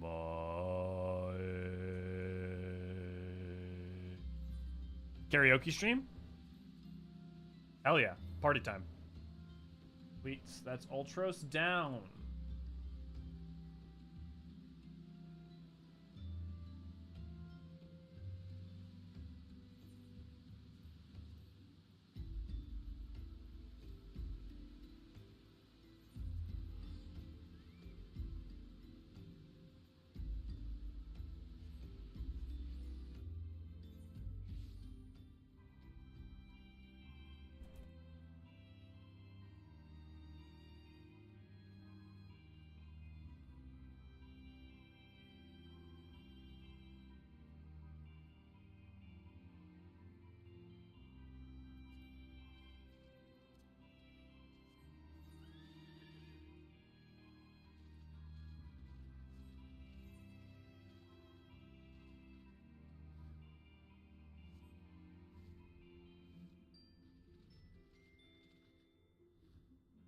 I have literally like no vocal range.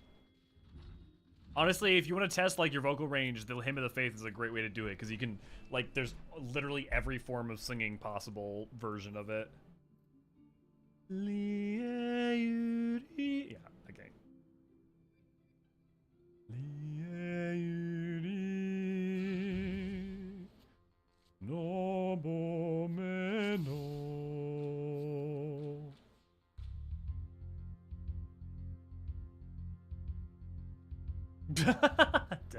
Yeah, dude, I really hate the leap of faith, the Selfland leap of faith.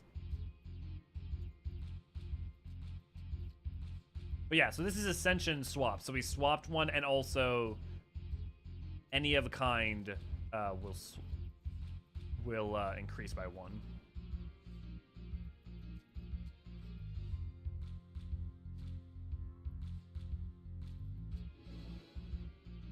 So Bahamut's a primal, and Louis Swa is a scion, so that's why they get +1.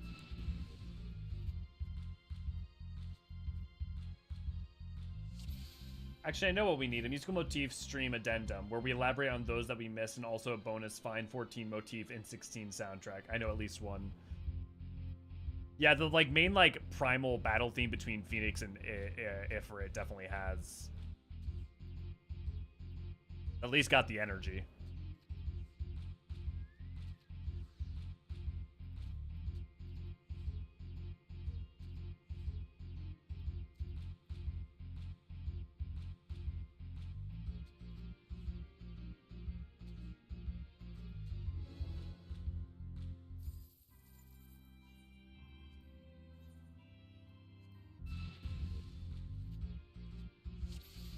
You know how people have a gap in their vocal range between low and high pitch? I have a gap in my vocal range between normal speaking voice and dog squeaky toy.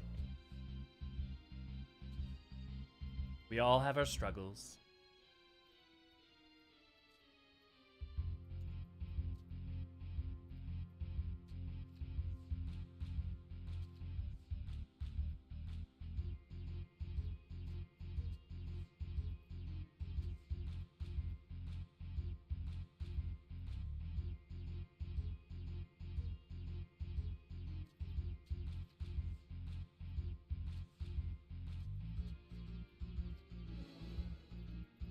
So this was same because the two sides were same. So like there was an 8 and an 8. So right now the rules for this are roulette, so they're changing each time.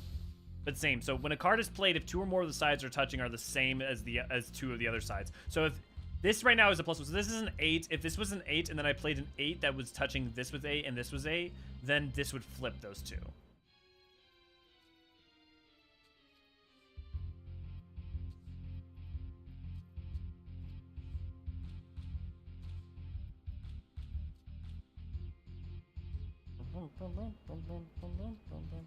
Please don't have 2 8s. Please don't have a double 8.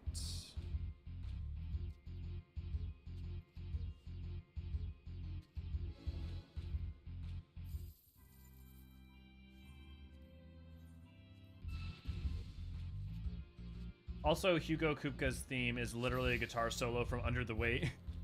Yeah, well, I mean, makes sense, right, Titan? So Fallen Ace is simple. It's just if you have a 1 would actually flip an A.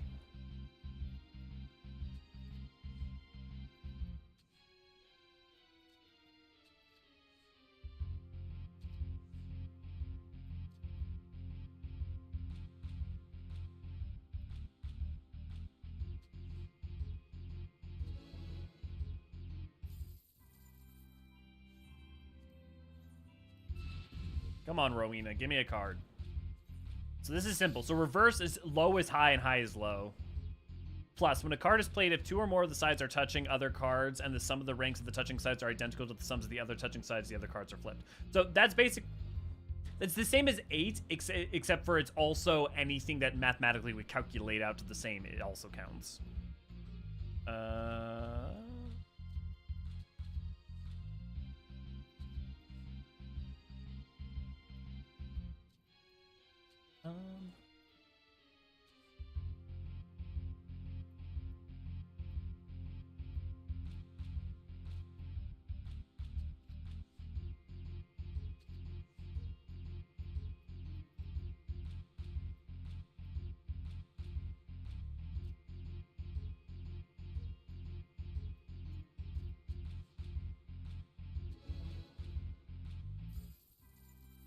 Come on, Rowena, give me a card.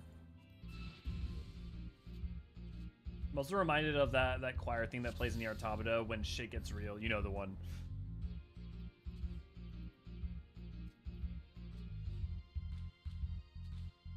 Oh fuck! I just played reverse.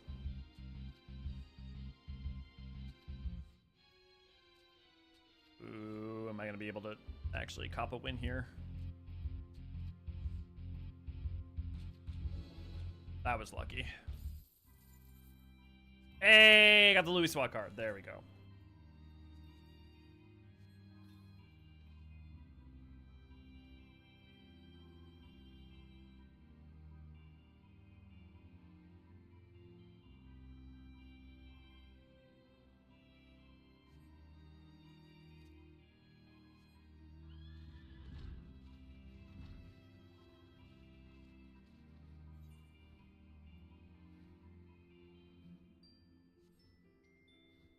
Rowena has Geralt's card. This is either really cute or extremely depressing, depending on how you look at it. I mean, she also has Louis Sua's cards, so.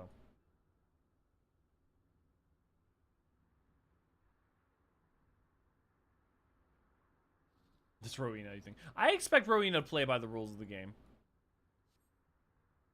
I expect Rowena to, like, take me for all I'm worth, but I also expect her to play by the rules.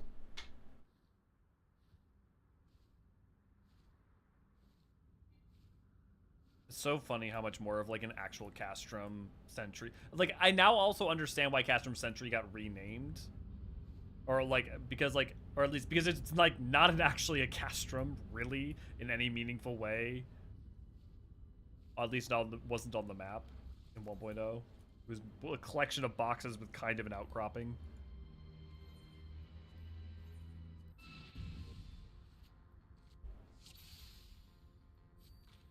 Really nice Louis Suarez card. This is either really cute or extremely depressing, depending on how you look at it.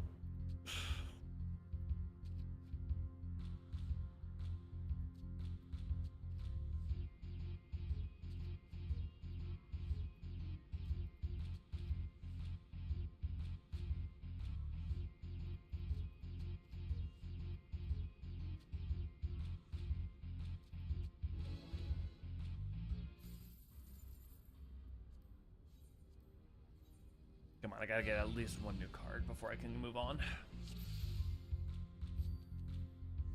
I remember I used to play Triple Try to try and get all the cards a while ago, and when I first started, the drop rate was about half of what it is now for cards. Like it's so much better now than it used to be.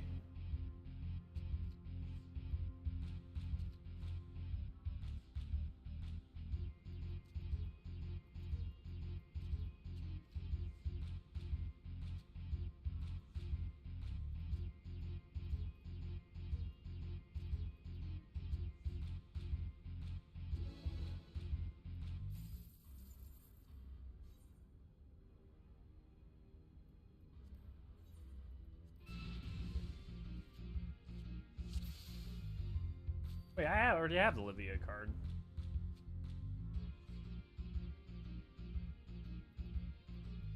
I guess I just forgot to put that in.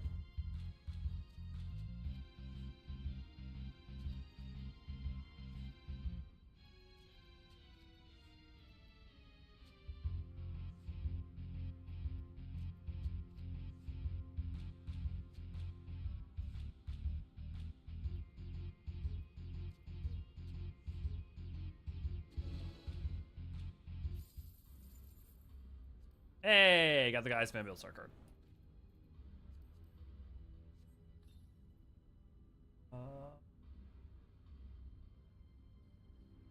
Okay. I can get Gilgamesh from Mithril Battle on the Big Bridge. Let me update my...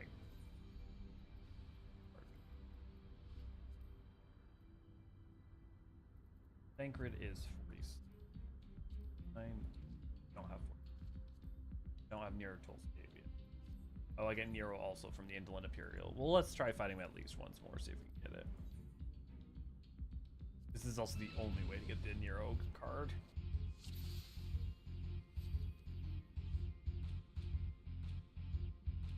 He doesn't want to be an Imperial. I have a feeling a small talk hasn't ended. AC, good to glad to have you. What would you call a singing job in 14 if music is already a potent form of combat? I don't think you... I mean, the bard already is the singing job. It literally is part of its thing.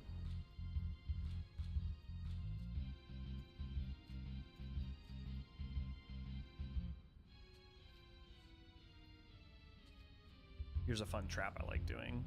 They take her, and then I just take double.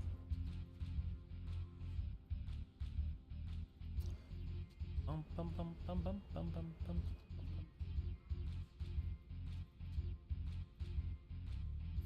Damn. I get one more win. I'm gonna get that. Stinny gets flipped by a dragon again. Yeah. I have a feeling small talk has an answer. He doesn't want to be an Imperial. Oh, and to remind everyone, if you forget, the 15 event is back up. Starts Newell Dawn. Yes. Reminder, if you have not done it already, we just did it. Go do the Final Fantasy 15 event. You will be thankful. If he's a conscript, I don't blame him. No. We don't know. He is, yeah. His mother made him do him, and he didn't. Really. Kind of hard to be singing bard if we're strong and stuff. Well, the Warrior of Light does talk, though. And also, I know, like, you could be someone who sings a lot but isn't much of a talker. I know musicians who are rather laconic.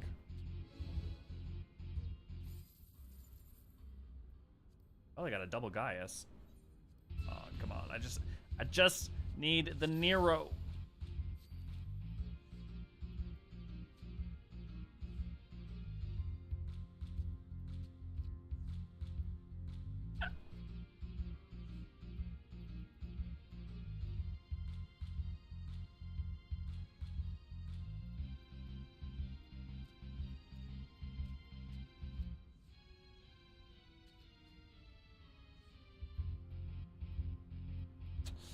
Unfortunate.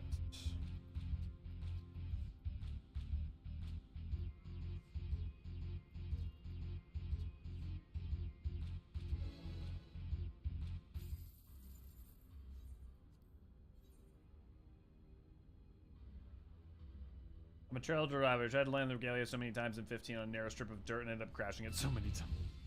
Warrior of Light talks all the time. We just skip past it because it's when the camera pans up and the screen fades to black. Talk, yes. Sing.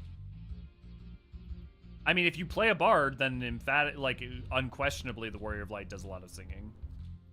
Like, it's not even not even up for debate.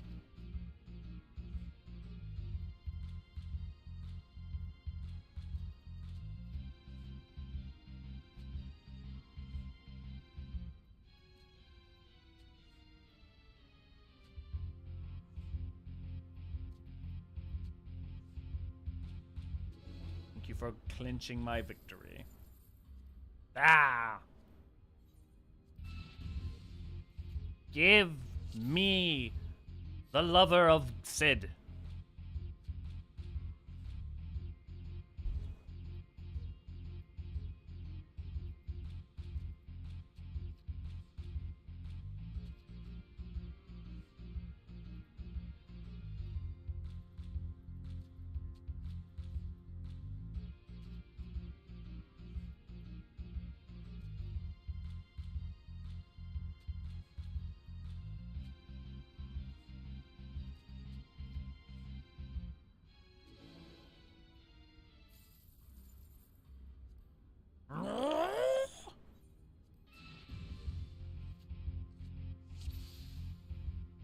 Warrior of Light is so boring the cameraman falls asleep every time they start talking.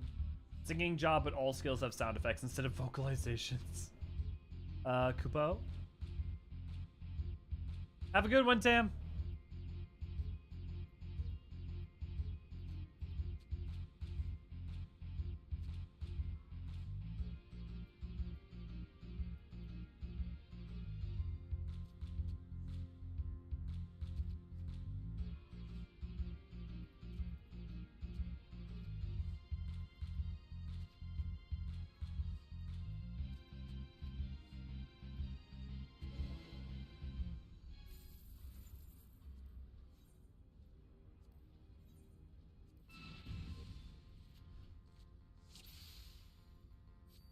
There literally is a sound effects pack for Final Fantasy XIV, like an official one by Square that they put out. I've used it for videos.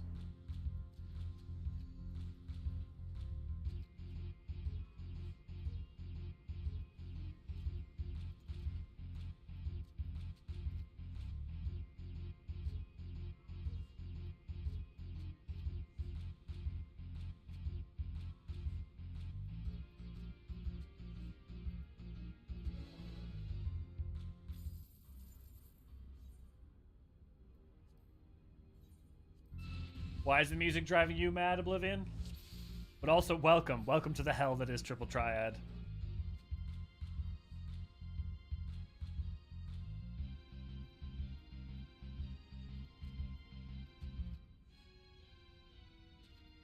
That was an unnecessary use of...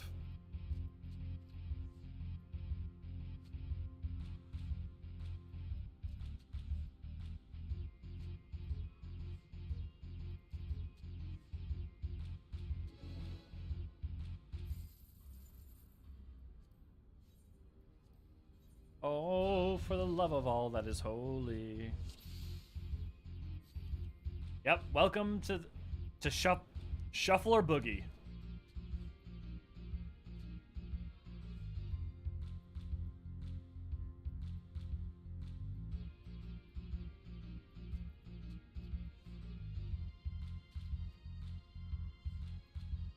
Yeah, the song kind of gets in your soul if you spend a lot of time doing this, frankly.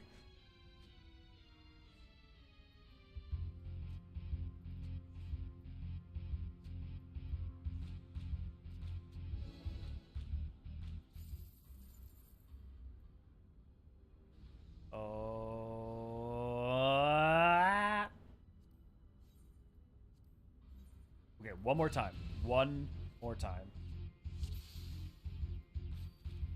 This is the first time you've literally never played Triple Triad? Like, ever?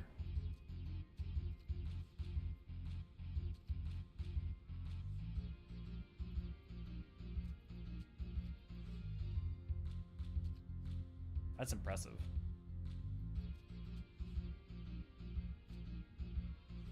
I was hoping to... That's a draw.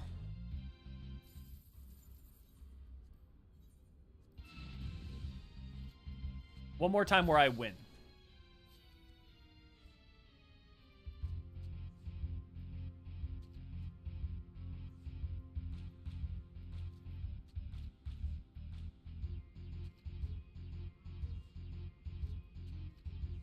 Oh yeah.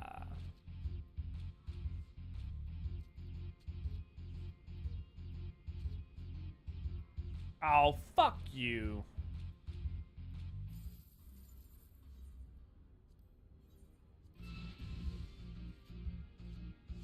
I didn't even know the Gold Saucer existed until embarrassing late in the MSQ. Might have even been post MSQ. Lordy.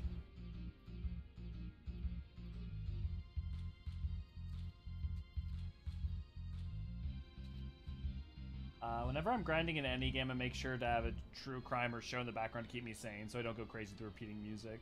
I know people who didn't even had it until unlocked until Shadowbringers post MSQ and then being blocked from all pre-Shadowbringers card drops. Wow.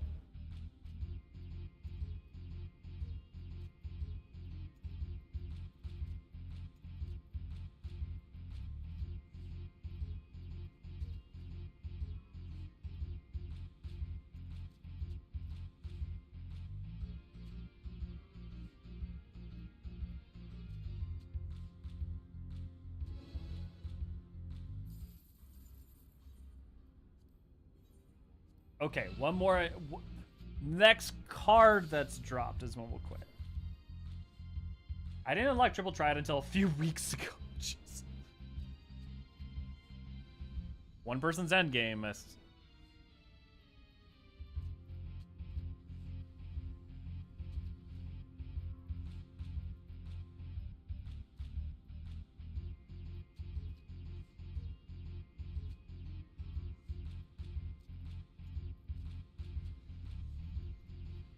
It literally doesn't matter what I put there.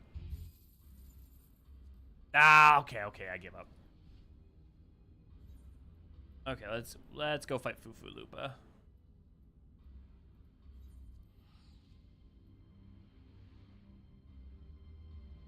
Red and try cards the most annoying thing in the game, in my opinion. Winning and not getting cards is horrible.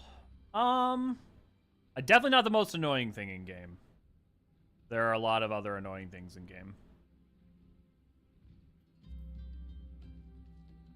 I think the only problem is just not having a pity. And also, it was much worse before. Like, for instance, it's annoying when you have to farm a card. I mean, it's annoying if you have to farm a card, but from like an EX. I mean, you can farm a normal, but the only way, but there's no pity for that. Like, I feel like that's worse. Which I get is farming a card. I mean, I'm quick to say that no, there's not something worse, but I don't have something off the top of my head, but my brain's not working very clearly right now, so. Books. Books are annoying. Because this I can do while watching YouTube or talking to you guys. Give me Thancred. Here, there you go. Now it's quiet. There's no noise. There's just the... Here, I'll put on something.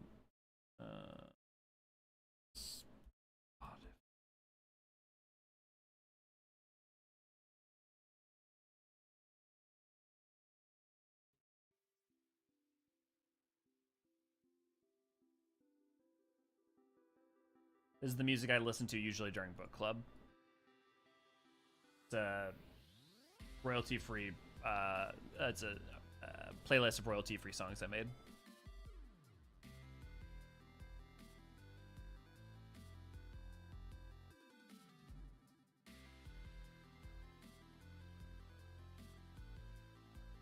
Little bit different. Hey, thank you already.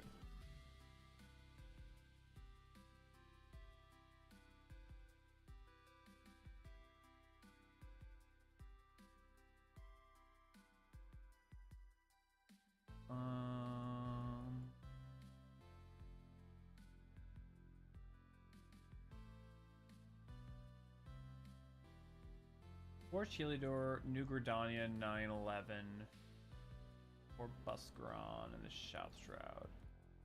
Let's do Buscaron first. Or actually, let's not. Let's do the Lady with 4. So we want New Gridania.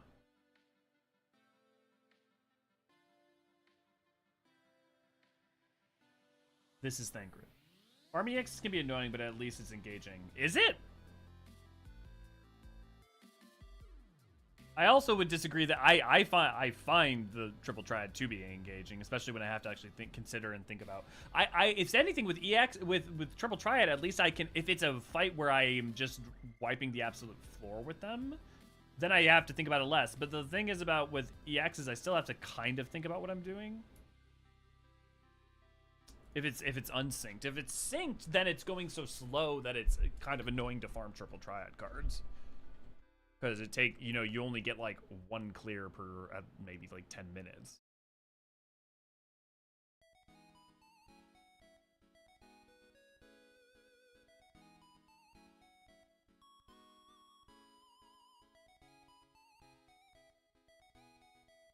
Okay, she's got 4, so after we kill, and I've got all the other cards, so I want to go do Buscaron after her.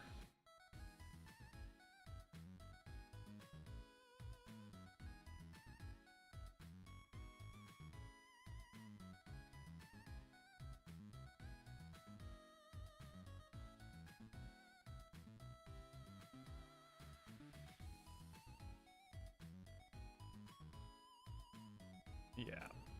Okay, we want Buscaron because I got a better chance of actually getting the card that I want. Should be there. But if a hot take, I think that Alticia is better than Limsa. After also a better restaurant than the bit. Alticia, you mean like as in like Final Fantasy 15? Because if so, I feel like it's kind of a false comparison, if only because Alticia isn't actually a city in any meaningful way. Like, doesn't actually get really used. It's more just a background set dressing. I mean, like, if you mean just, like, aesthetically, I mean, yeah, Alticia is fucking gorgeous.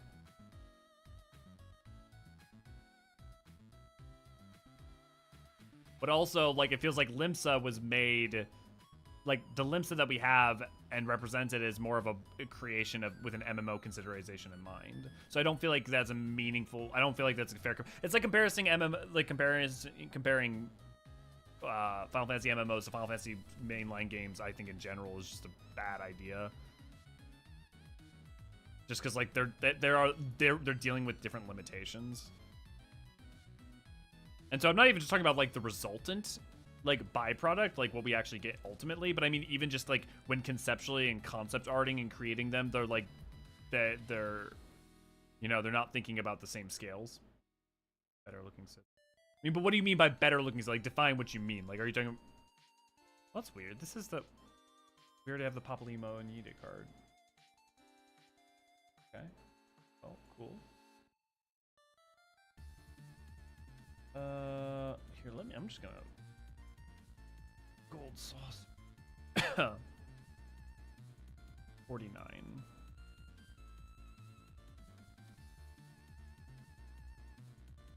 Okay, Stoll has already got. I need Odin. Odin is what, 52? I can get him from Landiel, or I can get him from Earths. Should be able to just unsync Earth. Let's see if I unsync Earth.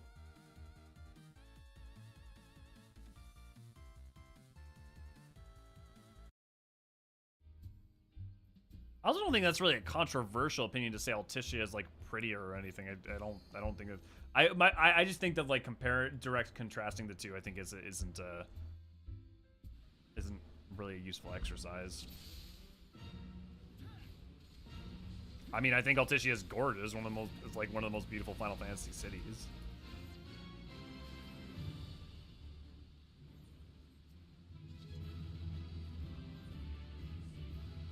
I just wish that you actually got to use it, like it actually got used meaningfully. Did they ever add anything or change it up for,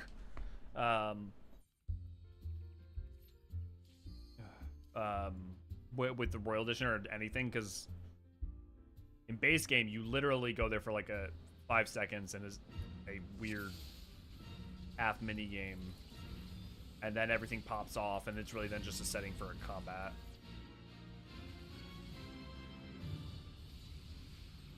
It's really more set dressing than anything. Ooh, okay, I can die.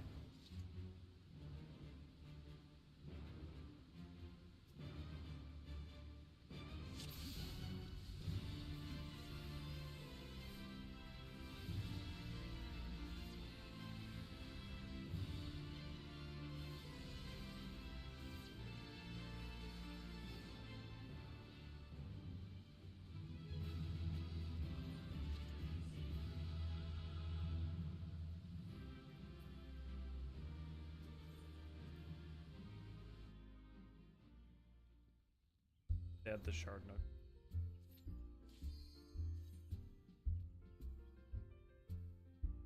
Expensive food for. I mean, that's not a. My point is that at least in the base game for 15, Altitia was set dressing more than anything else.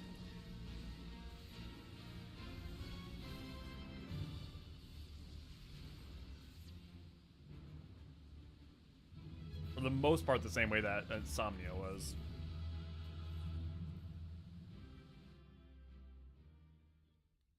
Think they can bring back Odin for Echoes of Vana'diel? I mean, it depends. Or do you mean like Final Fantasy 11 Odin? Because it depends, I think, grossly on whether or not Echoes of Vana'diel is a representation of actual 11 or just like what they did with Ivalice.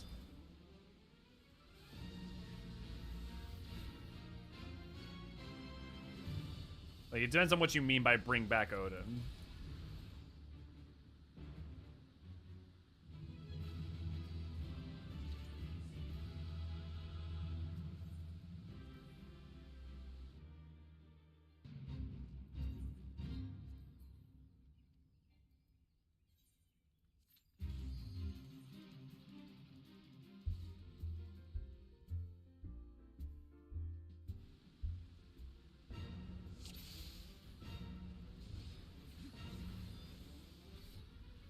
Oh, I'm gonna die.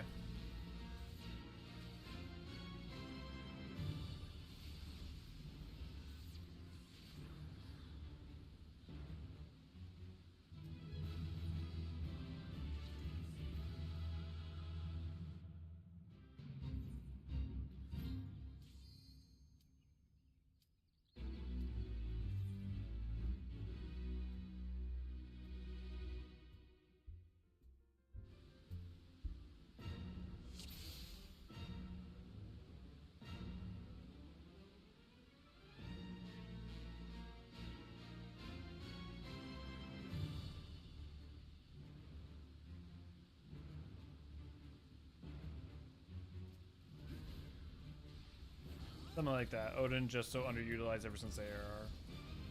I don't know. I mean, the man got his own like trial. I wouldn't say that Odin's necessarily that underutilized. I mean, he gets his own story. It's tied into Eureka Orthos. It's tied into Eureka. I mean, we get a Dark Divinity of him in 5.55. Would they bring back Aroha for the 11 raids? It's a good question, right? Right, because of the way that the event works, it seems like that kind of implying that it's clearly actual her. But she also says that she wasn't going to return, that she's going to go around on an adventure. It would make sense if they brought her back. What's interesting about that is that that would kind of go with the idea that the Echoes of Vana'diel would have been actual Vana'diel, not just like a recontextualized history. So would they? I think it totally depends on whether or not they're going to go with which they're going to go with. He was referenced in Eureka and Eureka Orthos. Yeah, I mean, not only just referenced, but like really tied in meaningfully. Last I recall, he was referenced in Stormblood. I don't mean... Yeah, I mean, he's a major part of Eureka Orthos, 5.55. And I mean, he's also ambiently even referenced in some other places.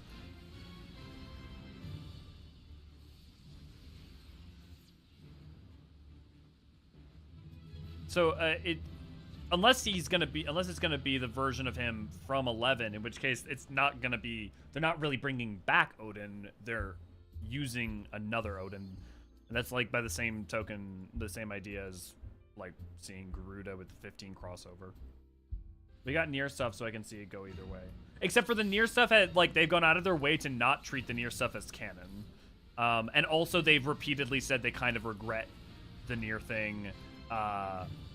Like making an entire thing that wasn't like actual 14 lore. So I don't think the Nier is actually good evidence. I think the Nier is actually stronger evidence to suggest that it would not be a direct 11 crossover, but it would be like Evilise where they recontextualize it.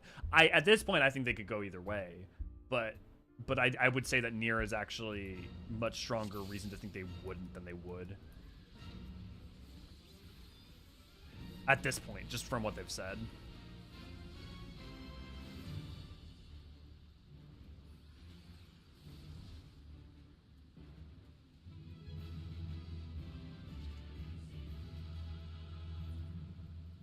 How most people feel about Nier lore?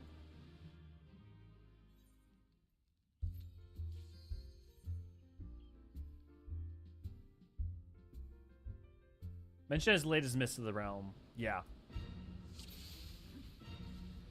When did they mention him in Mist of the Realm? Is it when you're going through the Shroud with Byragot, Nafka, Menfina? Wait, why are people regretting Nier lore, though? I'm not sure I understand.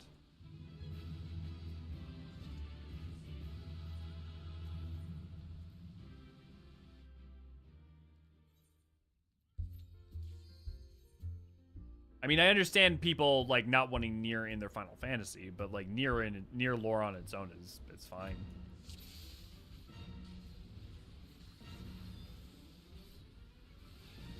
I've already forgotten, despite just having recently done Mist of the Realm on... And did they mention him?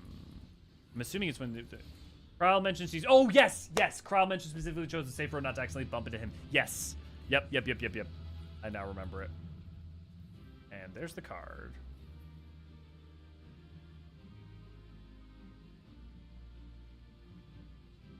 See, like, I don't see, like, farming Odin like that, I don't find it as particularly more engaging than actually fighting the, like, dueling.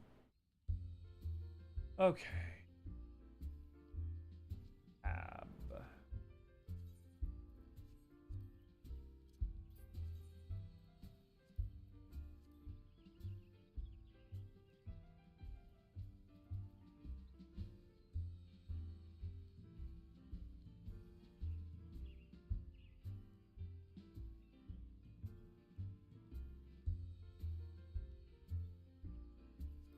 $62. Okay. Southern Hydaelyn, 2441.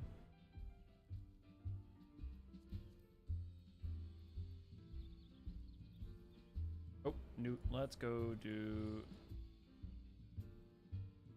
I mean, 80-90 fights where you have to do something. Earlier ones are at least quickly. See, but I found 80-90 really frustrating because that takes forever. Because then it takes forever just to get one run done. So I can't go fast. It takes a bunch of time. I'd rather just be able to, like, enjoy, chill out, and farm the card I need. I'm not saying that that's in any way kind of, like, objectively better or anything. I'm just saying that, like, for me, I don't think... I definitely don't prefer... having to farm triple triad. Like, one of the things that I don't tend to farm triple triad cards in current content.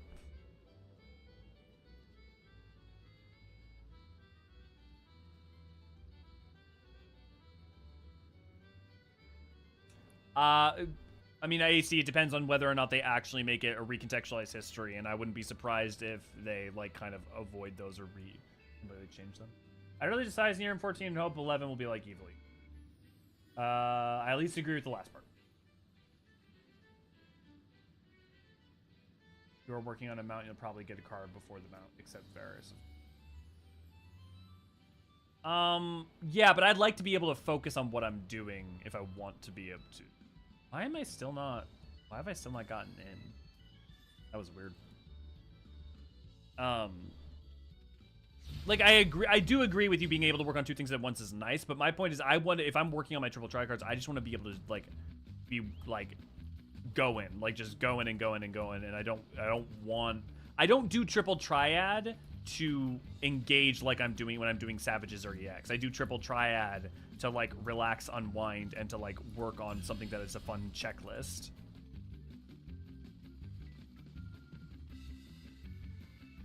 There's different pleasures. I specifically do it so I can like do something like put on YouTube or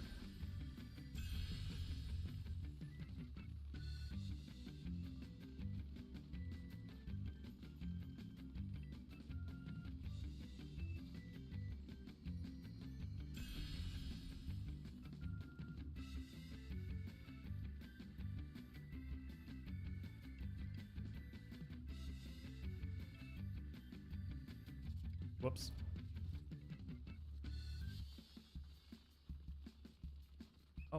Oh, because I had sprint on.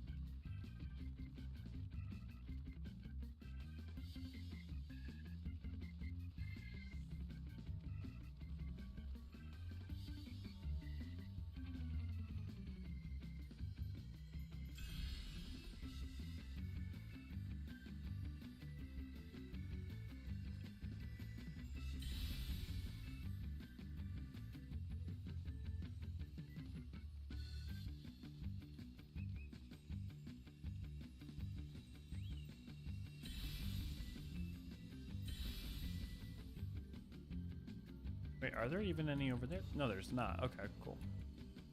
Okay. Nope, copper. Okay, cool.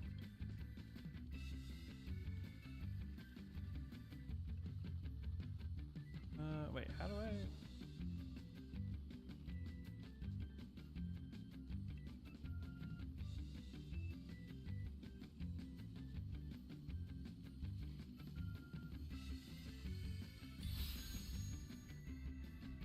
So much easier than the self one. Yeah, good enough so you can EX while watching YouTube. I mean, I do usually still do EX while watching YouTube. My point is that it's still, you have to have focus. Your spell's spending focus and, you know. And I know you're joking, but I'm just saying, like. To be fair, the comparison between Hydaelyn and Zodiac is uncanny, not one-to-one, but still, though, arguable that it's been the case in a ton of F games.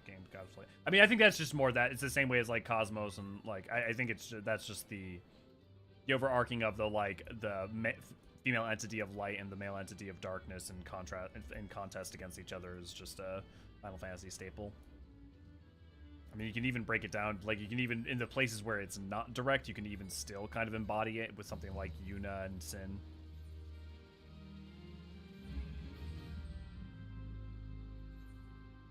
10 very much less so than anywhere else, but... There's a Dest.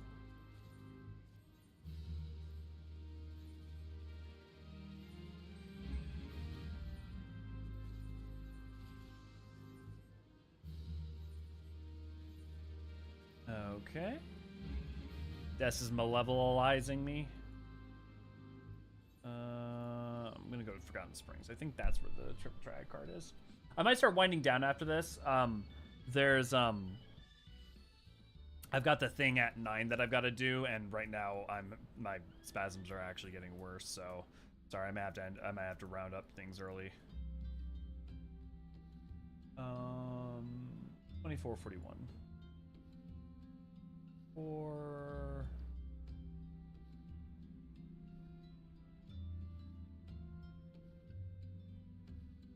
should be here, but it's not, which probably because I need to get further in Hildebrand.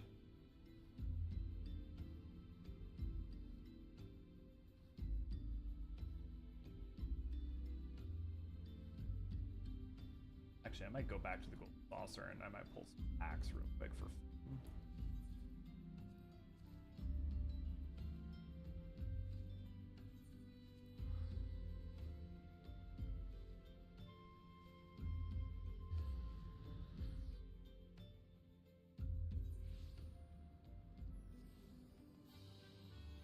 Mithril, gold, Mithril, gold. Not gonna worry about Titania. I can always farm her later. Gold. Platinum, but that's a sword. I don't know. I can get that. I can get that from fighting. Wrong. Problem. Just some golds and mithrils. Let's buy.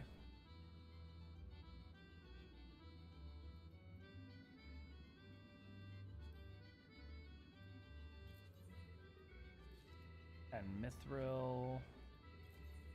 And gold. Open the packs, just like Magic the Gathering. Hey, Gilgamesh and Enkidu. Oh, of course I get the Odin card.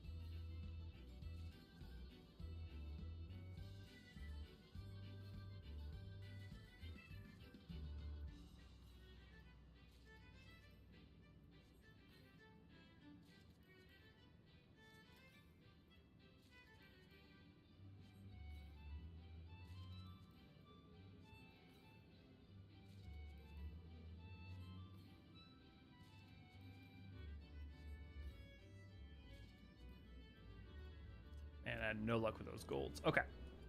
Gilgamesh and Enkidu.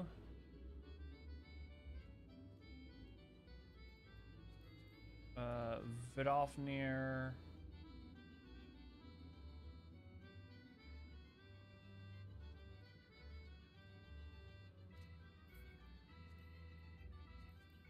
Brachiosaur. And Proliga Gina.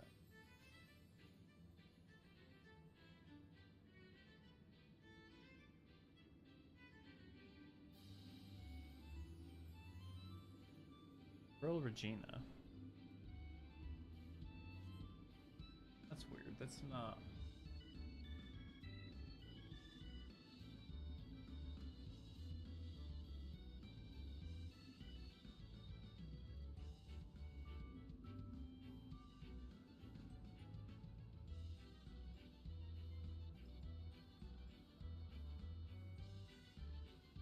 Here, I don't know why that wasn't popping up.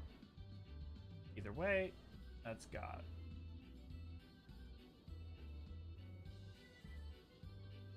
Okay. I am currently 41% done on Elio.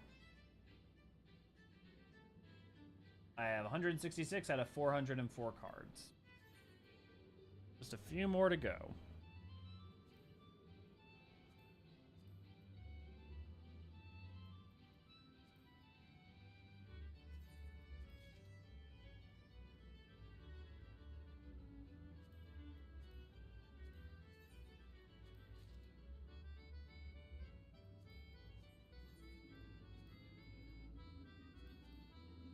Lease and Heaven's Word Thancred.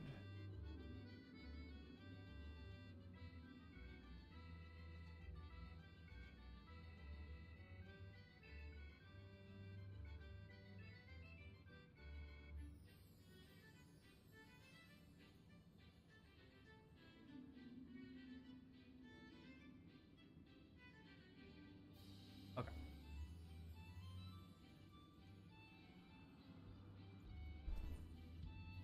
I also think there's some I need to buy.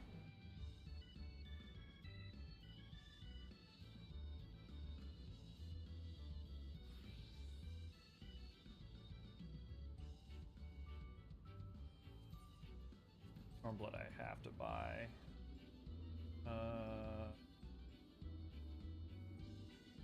William Manderville.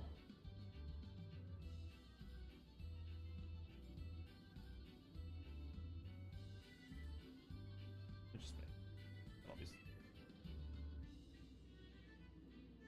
okay.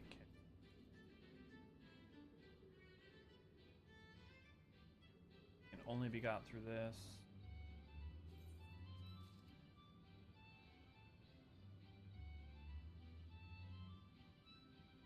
Lugus. This can only be got through this.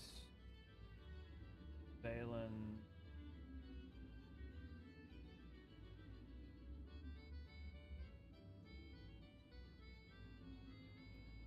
Hydaelyn's only be got through this. Or if written.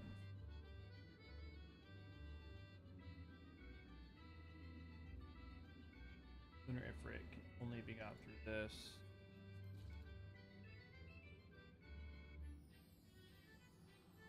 Then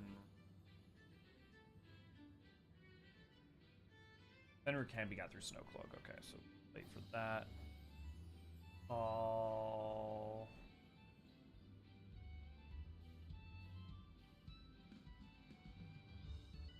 S.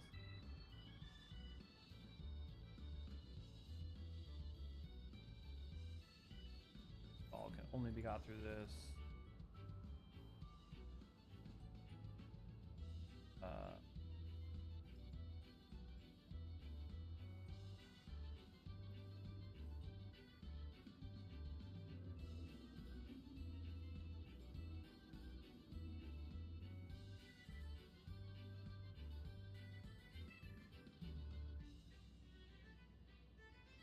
Ocean has to be got through this. Ah.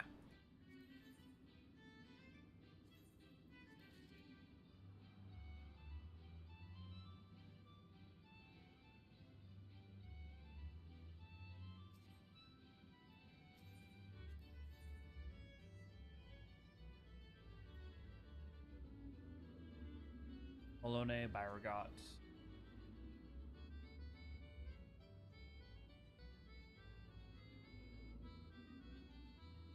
Malone has to be got through this.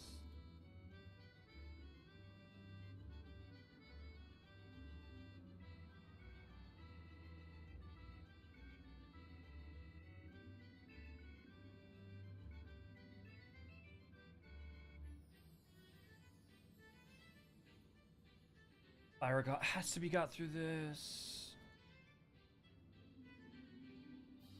Edensinger has to be got through this.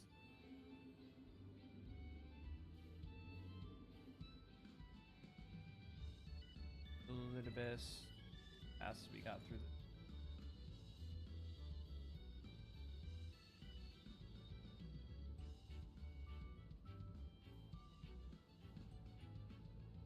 Robon and Pippin has to be got through this, but also holy shit, that's a lot of MGP. GG has to be bought through this.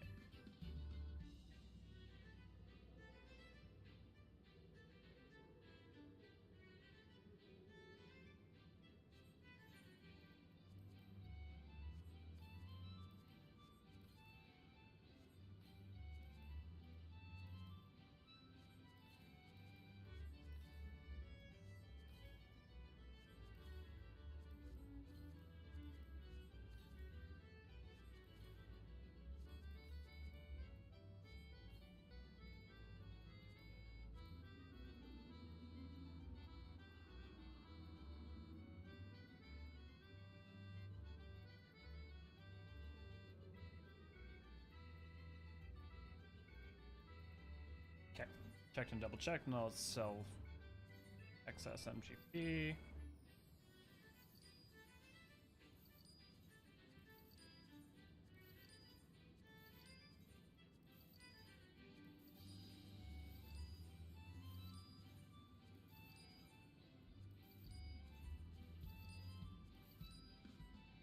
Okay. Sweet. Yeah, 3 minutes until a gate. So I think we'll end on a gate. I'd love to see more 9. There's not a lot of 9. I mean, we literally have Final Solution 9 and Viper coming up. I mean, there's already like quite a bit of 9 seeming to be in Dawntrail, so. Plus there's the boat, the mount.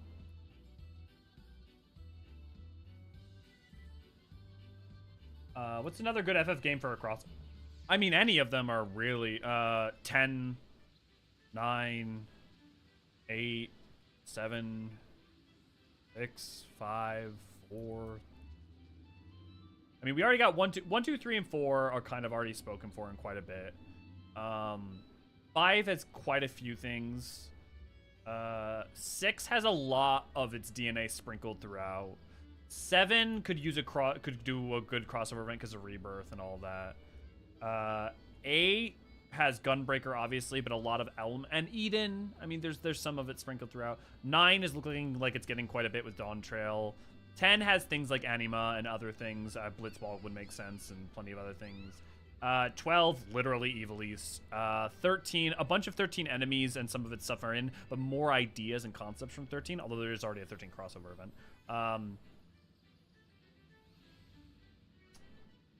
Yeah. Mystic Quest. Are you going to do MSQ as a Viper? Yes. I always do MSQ as whatever the canonic job is.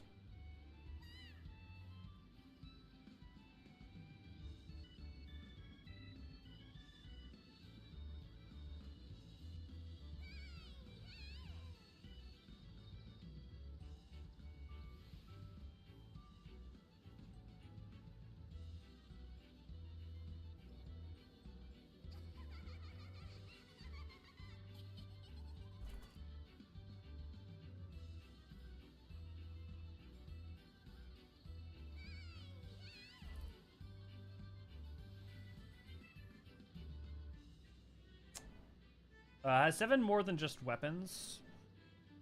Weapons, meteor, like everything around 1.0 with the 7th Legion and Nail and obviously the Meteor project. I mean, Garlemald really is more in line with 6 than it is anything with 7.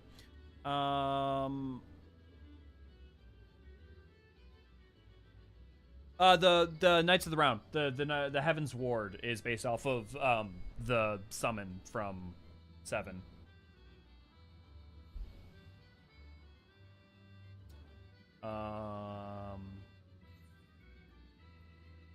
Materia in 14 is a version of Materia from 7. There's some musical themes, some enemy designs. We even have Braver and the Buster Sword for a limit break. Yeah, that's another good one. Another good call. Golem is more than 2 and 6 map. Maybe. I see more 6, but I mean, it's neither here nor there. I feel like the Empire is so illy defined in 2 for the most part that it's I mean, like, literally all, like, Magitech and dealing with, like, primals and, like, ultimately defeated by, undermined and defeated by a backstabbing betrayer. Oh. Wow.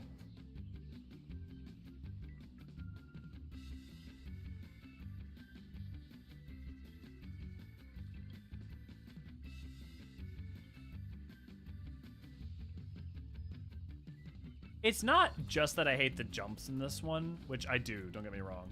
Oh my god. It's not just that I hate the jumps in this one, which I do. I wish they had just done floating platforms. The fact that they have vines in them makes it so much worse. Because, like, you can't get a good view. But it's also that it punishes you for any... Oh,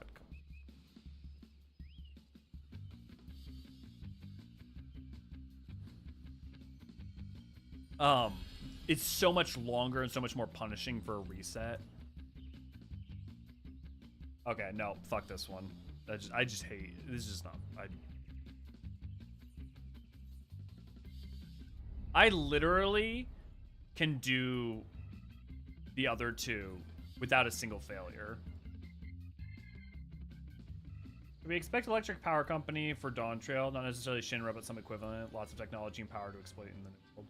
I mean, to some extent. I mean, clearly Ceruleum... Like, honestly, the relationship between Ceruleum and the rest of the world is not so dissimilar, I think, from Mako. I definitely wouldn't put... I wouldn't take that... elements of that, for sure.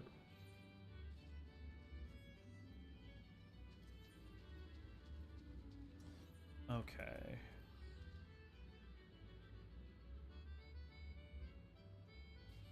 Impossible on male aura. Oh.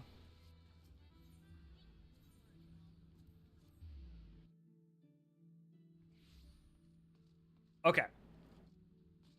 I'm gonna wind down. I need to give my muscles a break because I've been having to force myself to not spasm for a bit, and it's painful.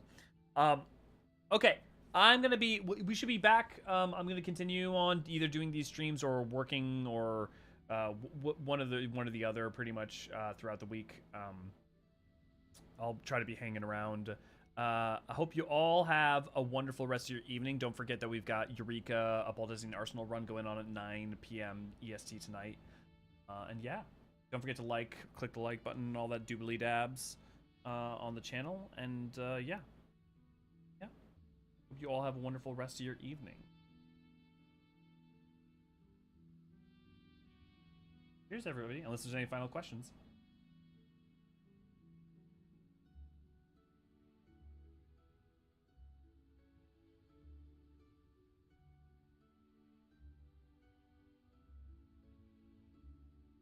Can I have a cookie?